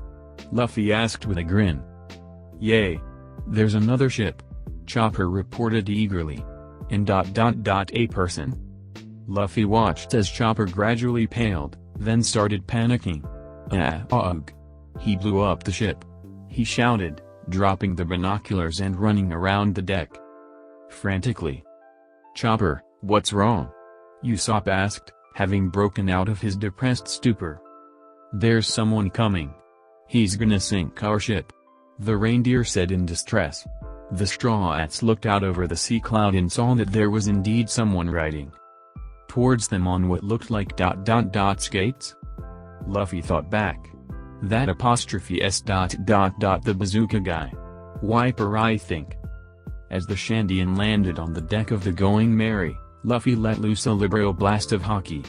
He could see Wiper's eyes narrow under his mask, indicating that he had noticed mental assault, but he seemed unfazed by the unidentified attack. Your mind games have no effect, Blue Sea Dweller. I shall reject you. He swung his bazooka at Luffy, who leapt to the side to avoid it, and then made a beeline for Sanji, who blocked his kick with his leg. The chef was pushed back though, and had to catch himself by doing a backflip to regain his balance. Seeing him gasp for breath, Luffy and Zoro remembered that it was everyone's first time in the thin air. Sanji would normally be up to the task, but he was struggling to keep up. They were getting ready to intervene. They heard a shout from the distance. That's quite enough. The weird knight that Luffy identified as Ganfall shouted, aiming his spear at the Shandian. The spear was blocked by his shield, but Wiper, realizing he was outnumbered, took his leave and disappeared over the clouds again. Who the hell was that? Nami asked, before turning to Sanji. And what's with you? Sorry Nami-san, Sanji said, recovering his breath. My body feels weak for some reason. It must be because of the low air pressure up here, Robin surmised. Ah, you must be residents of the Blue Sea then, Ganfall stated. Blue Sea? Who are you, old man? Usopp asked. Ah, forgive me. I am Ganfall, the Knight of the Sky, and this is my partner, Pierre. Those who are born below the clouds are called Blue Sea Dwellers. That would apply to us then, Zoro confirmed. It can't be helped then. This is the White Sea, 7,000 meters above the Blue Sea. Above us still is the White Sea, 3,000 meters higher. It will take a while for your bodies to adjust to the atmosphere. Sanji got up from his seated position. No problem. I think I'm getting used to it now, he stated, throwing a few experimental kicks at the air. No, I'm afraid that's not possible, Ganfall said. It takes more time than that to grow accustomed. Ah, don't worry about it, old guy, Luffy assured. If we can handle the knock-up stream, we can handle some thin air. Ganfall's eyes widened comically. The knock-up stream? You mean to tell me you actually arrived here on that monstrous current? To think there would still be some brave enough to make that venture. Nami was growing more teary-eyed with every word. I knew that couldn't be the normal route. Luffy. If we had just gathered more information, we could have gone the safe way. I blame you. Luffy scratched his head. Does it matter? We're here anyway, right? Have you lost any of your crew? Ganfall asked. Luffy's body went completely rigid hearing the question. No. He said in a neutral voice, a little quieter than usual. But the only ones who noticed his behavior were Zoro, who closed his eyes, and Robin, whose eyes widened slightly. I see, Ganfall said. The other routes would not have been so forgiving. The knock-up stream is a life-or-death gamble. Either everyone lives, or everyone dies. Many do not have the heart to make that gamble these days. Those who do, I view as the most courageous of sailors. He sighed in resignation. Be that as it may, I fear you all have come a bad time. You will most likely not be welcome here with open arms. We're kind of used to that, Luffy said. We're pirates. Pirates? Ganfall asked. How nostalgic. Nevertheless, I fear for your safety. This land has not taken well to visitors recently, ever since. He trailed off. Luffy's brow furrowed. That was ... different. Ever since what? But Ganfall didn't elaborate, choosing instead to drop a whistle onto the deck. This is a service. Blow the whistle once, and I will come to your aid. After that, each blow will cost you 50 million extol. I have to make a living, you know. Extol, what is that? Nami asked. Extol are the currency of the Sky Islands. You Blue Sea dwellers use berry, correct? I believe one berry is worth 10,000 extol. If that is all, I will take my leave. Best of luck to you. All. After the revelation that his bird was a devil fruit user and could turn into a bird-horse hybrid that looked a lot like a pink Pegasus, the Straw Hats were left in the middle of the White Sea. They soon decided to head towards a waterfall that they saw in the distance. They sailed under a sign labeled Heaven's Gate, and were soon surrounded by large bundles of cloud on all sides. Luffy stretched his arm out and commented that they were solid, which led to him, Usopp, and Chopper taking a detour to bounce around excitedly on the dreamlike substance. They sailed under a waterfall and were met by a short old woman with what appeared to be a camera. Hello there, may I ask where you are from and what your business in Skypiea is? She asked. We're from the Blue Sea, Usopp said. And ... I guess you could say we're sightseeing. Oh, I see. In that case, none of you are permitted to enter, she stated with a neutral expression. There was silence for a moment, before her statement registered. The fuck? What do you mean we can't enter? We came all this way. Usopp reasoned. We can't just turn back now. Be that as it may, the almighty God Enel has decreed that Blue Sea dwellers are no longer permitted to enter White Sea. His word is law. God Enel? Nami repeated. Who's he? The ruler of Skypiea. He is as he sounds, the old lady replied, still showing no trace of emotion. God. Most of the Straw Hats blinked. God, as in the god? You mean God lives here? Chopper asked in shock. I guess that would kind of make sense, since this is heaven, right? Usopp mused. No, that makes no sense at all, Sanji grunted. Whether or not it makes sense, the fact remains that we're not allowed to enter. Seems problematic, doesn't it? Robin commented. Does it matter? Luffy asked lazily. We're pirates, so why should we obey the law? Nami slapped her forehead. It's not that simple, Luffy. We don't even know how to get there without help, so how can we? No, he is correct, the old lady stated, causing the Straw Hats to look at her in confusion. While the word of God is law, I am neither a priest nor an enforcer. Therefore if you insist on entering, I will not stop you. Usopp still looked confused, but slightly hopeful. So ... you'll show us the way then? He asked. That is correct, she replied. Luffy smiled as if it should have been obvious. See? Simple. Nami looked dismayed. Inwardly, she ranted. I should have known not to argue logic with a guy that defies logic in a place that defies logic. Robin giggled. Don't be too easily fooled. All this means is that we can enter, but we'll be labeled criminals and hunted down by whatever law enforcement is active here, she surmised. Correct, the old lady said once again, showing emotion for the first time. She almost looked impressed. You may either turn back, or I can take you to Angel Beach and you will be treated as a criminal from then on. The choice is yours. Easy choice, Luffy said. Take us there, Granny. The indignant protests from some of the other Straw Hats were cut off by Zoro. What are you all complaining about? We need to get to Skypiea for the log to set, so it's not like we can just turn back now. It's like Luffy said, we're pirates. We're used to being criminals anyway. Nami sighed. Still, it would have been nice to avoid that just this once, she bemoaned. So then how do we get up? Sanji asked curiously. Suddenly, the Going Merry rocked as if hit by a large wave.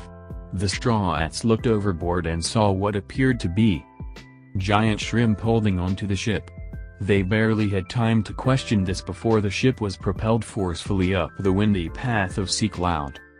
Amazon smirked. To the almighty God Enel, and the priests who serve him, 7 illegal entrants have trespassed into the white sea. They now await heaven's judgment. Now then, the stage has been set. Enel's grip has weakened, and it will only take one more push for the sky to slip through his fingers. Will these blue sea dwellers bring his reign of tyranny to an end, or will they too fall victim to the ordeals of heaven? When the Straw Hats reached the light at the end of the clouded tunnel, they gasped in awe at the scenery. They had wondered what Sky Island would look like, but this put the imaginations to shame. Amazing. It's like a tropical paradise. Nami shouted in glee. This caused Robin to frown. Tropical? She thought aloud. Something wrong, Robin-chan? Sanji asked. I just thought of it now, but how can it be so warm up here? Robin asked. We are, after all, 10,000 meters above sea level. This place should by all rights be colder than the peaks of the highest mountains, and yet it is not only able to support entire civilizations of life, but actually has a tropical climate. How is that possible? The same way the knock-up stream forms underneath an island, Luffy said sagely. Robin turned to him curiously. I was wondering about that as well, she admitted. It's not as if islands float on the sea after all. Luffy desperately wanted to exclaim that it was a mystery island, but knew that while he was content in just enjoying the ride, Robin actually showed genuine interest in knowing and understanding these types of things. He rubbed his head sheepishly. Sorry Robin. I don't actually know. I was just saying that neither of them really make sense. Robin blinked and smiled lightly. Oh, I suppose I should have gathered that. I guess I'm just too curious. Nami was giving serious thought to the question, but was broken out of her theorizing when Luffy shouted. We've reached land. It apostrophe in Angel. Sanji shouted. Normally Nami would facepalm upon hearing this, but she had to admit that the exclamation had merit. The girl had wings, much like the old woman who had allowed them to enter. The fact that they were currently on a sky island made the concept of an angel almost credible.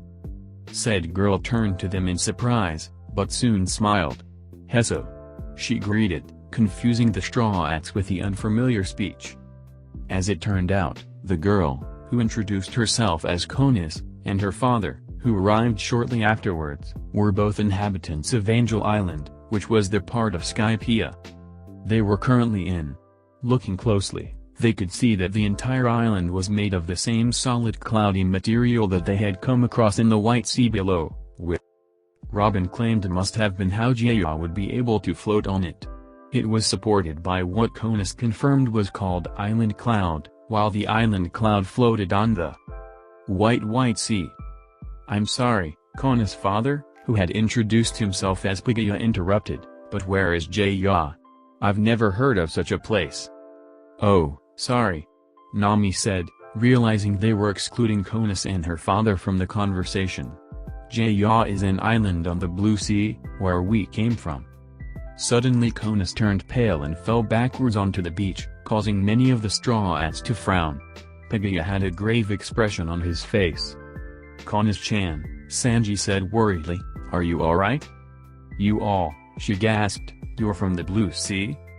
That's right, Luffy said blankly, but inwardly he was wondering what was wrong. Konas hadn't reacted this way last time. Was it because of ... Zoro turned toward Luffy. The old lady did say we would be criminals from the get-go, he reminded everyone. Maybe we shouldn't be staying here. We might get Konas involved. You ... entered illegally? Pagaya asked. But how ... the Milky Road can't be traversed without the... That old lady let us in, Usopp interrupted. She said we could come, but we'd be treated as criminals. Maybe this was a bad idea in retrospect. Konas started panicking. You have to leave here immediately. You're all in terrible danger. Why? You guys haven't had visitors from the Blue Sea before? Zoro asked calmly, despite knowing that wasn't the case. That is precisely the problem, Pagaya said. Just recently a band of Blue Sea dwellers caused a lot of trouble here, causing God Enel to decree that none from the Blue Sea would be granted entrance to Skypiea any longer. What happened here? Who got him so mad? Luffy asked, curious as to who could have rattled Enel's cage to the point where the usually uncaring Skypiean would become this opposed to having company. I'm sorry. It is forbidden to discuss that incident, Pagaya said. You all must leave here before he takes notice of your presence. Otherwise, I fear for your safety. It's a bit late for that, Luffy said. He's already noticed us. Chopper turned to him in shock. What? But how? We just arrived here. Observation Haki, Luffy said. Sanji's eyes widened in shock. How far away is this guy? His own senses were getting stronger every day, but they barely stretched out past a going merry unless he focused them. God Enel sees all, Konas said in a subdued voice. If he already knows you're here, then there's no escape.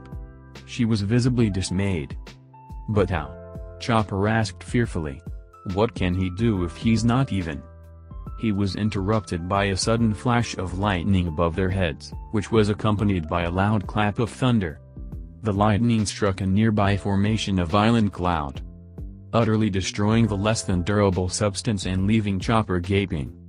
Chopper, Usopp said in a false tone of serenity that somehow didn't belie his inner feelings. Please shut up. Chopper nodded dumbly. A devil fruit and observation Haki? Sanji concluded. Sounds like a troublesome bastard. He sucks at hiding his aura though, Luffy stated. Even worse than me. On God's shrine, at the top of Giant Jack in Upper Yard, a certain lightning Logia was deeply amused. Ha ha ha. What an impudent little mortal. But still, it's rare to see a mantra user from the Blue Sea. I wonder, what is this aura he speaks of? Is it the same as what we call a voice? Well, no matter.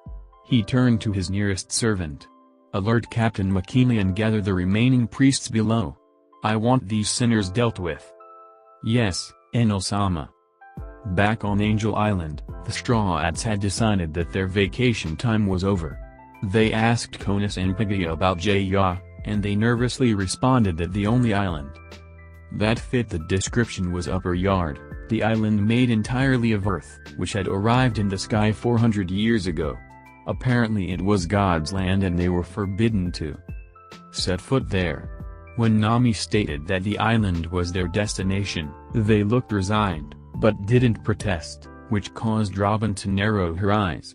She was debating whether to voice her suspicions when what seemed to be the local law enforcement arrived. Crawling on the ground quite conspicuously. You there? Called a voice from afar. The Straw Hats turned to see a group of men in white berets. You are the 7 illegal entrants from the Blue Sea, correct? Yep, that's us, Luffy said, causing Nami to yell at him in reproach. By word of the Almighty God Tenno, we, the White Berets, are here to cast heaven's judgment upon you. For the Class 5 crime of illegal entry, you are to be stripped of all your money and belongings, and sentenced to cloud drifting. The Straw-Hats could feel the temperature in the immediate vicinity drop 10 degrees, and turned to wearily face Nami, whose face had darkened. The more observant of them noted that there was a cloud slowly forming over the heads of the White Berets. Could you repeat that? Nami asked quietly. Captain McKinley raised an eyebrow. We are here to cast heaven's judgment upon you. No, the part after that, Nami clarified. Ah, the penalty, of course. You are to be stripped of all your valuables and sentenced to. I'm going to stop you right there, the navigator said, smiling sweetly. Thunderbolt tempo. A bolt of lightning struck down from the cloud that had already formed, eliciting screams from the White Berets, who had been bunched up together, as the electricity coursed through their bodies. They finally collapsed in an unconscious heap. Sanji had hearts in his eyes, and Luffy started laughing hysterically. Ha ha ha ha. Nice one, Nami. The captain praised. Oh dear. Pigayu said. You guys ... what have you done? Konis asked, pale as ice. What? They were going to take our money. It was self-defense, Nami proclaimed, causing her crewmates to snicker at the logic. I'm sorry, but I'm afraid the consequences for this transgression will not be as forgiving, Pigayu said gravely. Incapacitating the White Berets is a Class 2 crime. You fools! McKinley shouted, having regained consciousness. Are you trying to invoke the wrath of God Enel? The White Berets are the most forgiving of God's enforcers. The rest will not hesitate to make you repent for your sins. Luffy scratched his head. Okay then. What's the penalty for a Class 2 crime? McKinley looked surprised that he was asking. Well ... you are to be taken to Upper Yard to face the ordeals of the priests. Okay, take us there, Luffy said with a shrug. We were going to go there anyway. McKinley gaped at him. Holy, sit, a bald man with sunglasses said. The giant dog immediately stopped pounding the dead man who had fallen victim to the ordeals. It seems we have news. A tall man with a strange hairstyle and a permanent angry glare on his face walked up to him and started speaking. Couldn't understand a word he was saying, however. You poor soul, said. Having to constantly be reminded to open your mouth when you speak. Were you not a priest, I would personally act as your salvation and end your miserable existence. Zetsu's jaw dropped in shock. How careless! He exclaimed. As I was saying, we have orders from God's shrine. There were 7 illegal entrants who have committed a Class 2 crime. We are to deal with them once they arrive. Hummed. More wretched souls that need saving. Very well. Let's go, Holy. We shall prepare the ordeal of iron. The dog obediently followed him into the underbrush on its hind legs. Luffy, are you sure this is a good idea? Usopp asked nervously as he watched the giant lobster grab hold of the ship again. Nope, but it should be fun. Now let's go. So let me get this straight. God wants to kill us, and we're just going to march right into his home so he'll have an easier time? Nami asked. City of Gold, was all Luffy said in response. Nami's eyes turned to belly signs as she pumped her fist into the air. Onward to Jaya! She shouted as the ship started moving towards Upper Yard.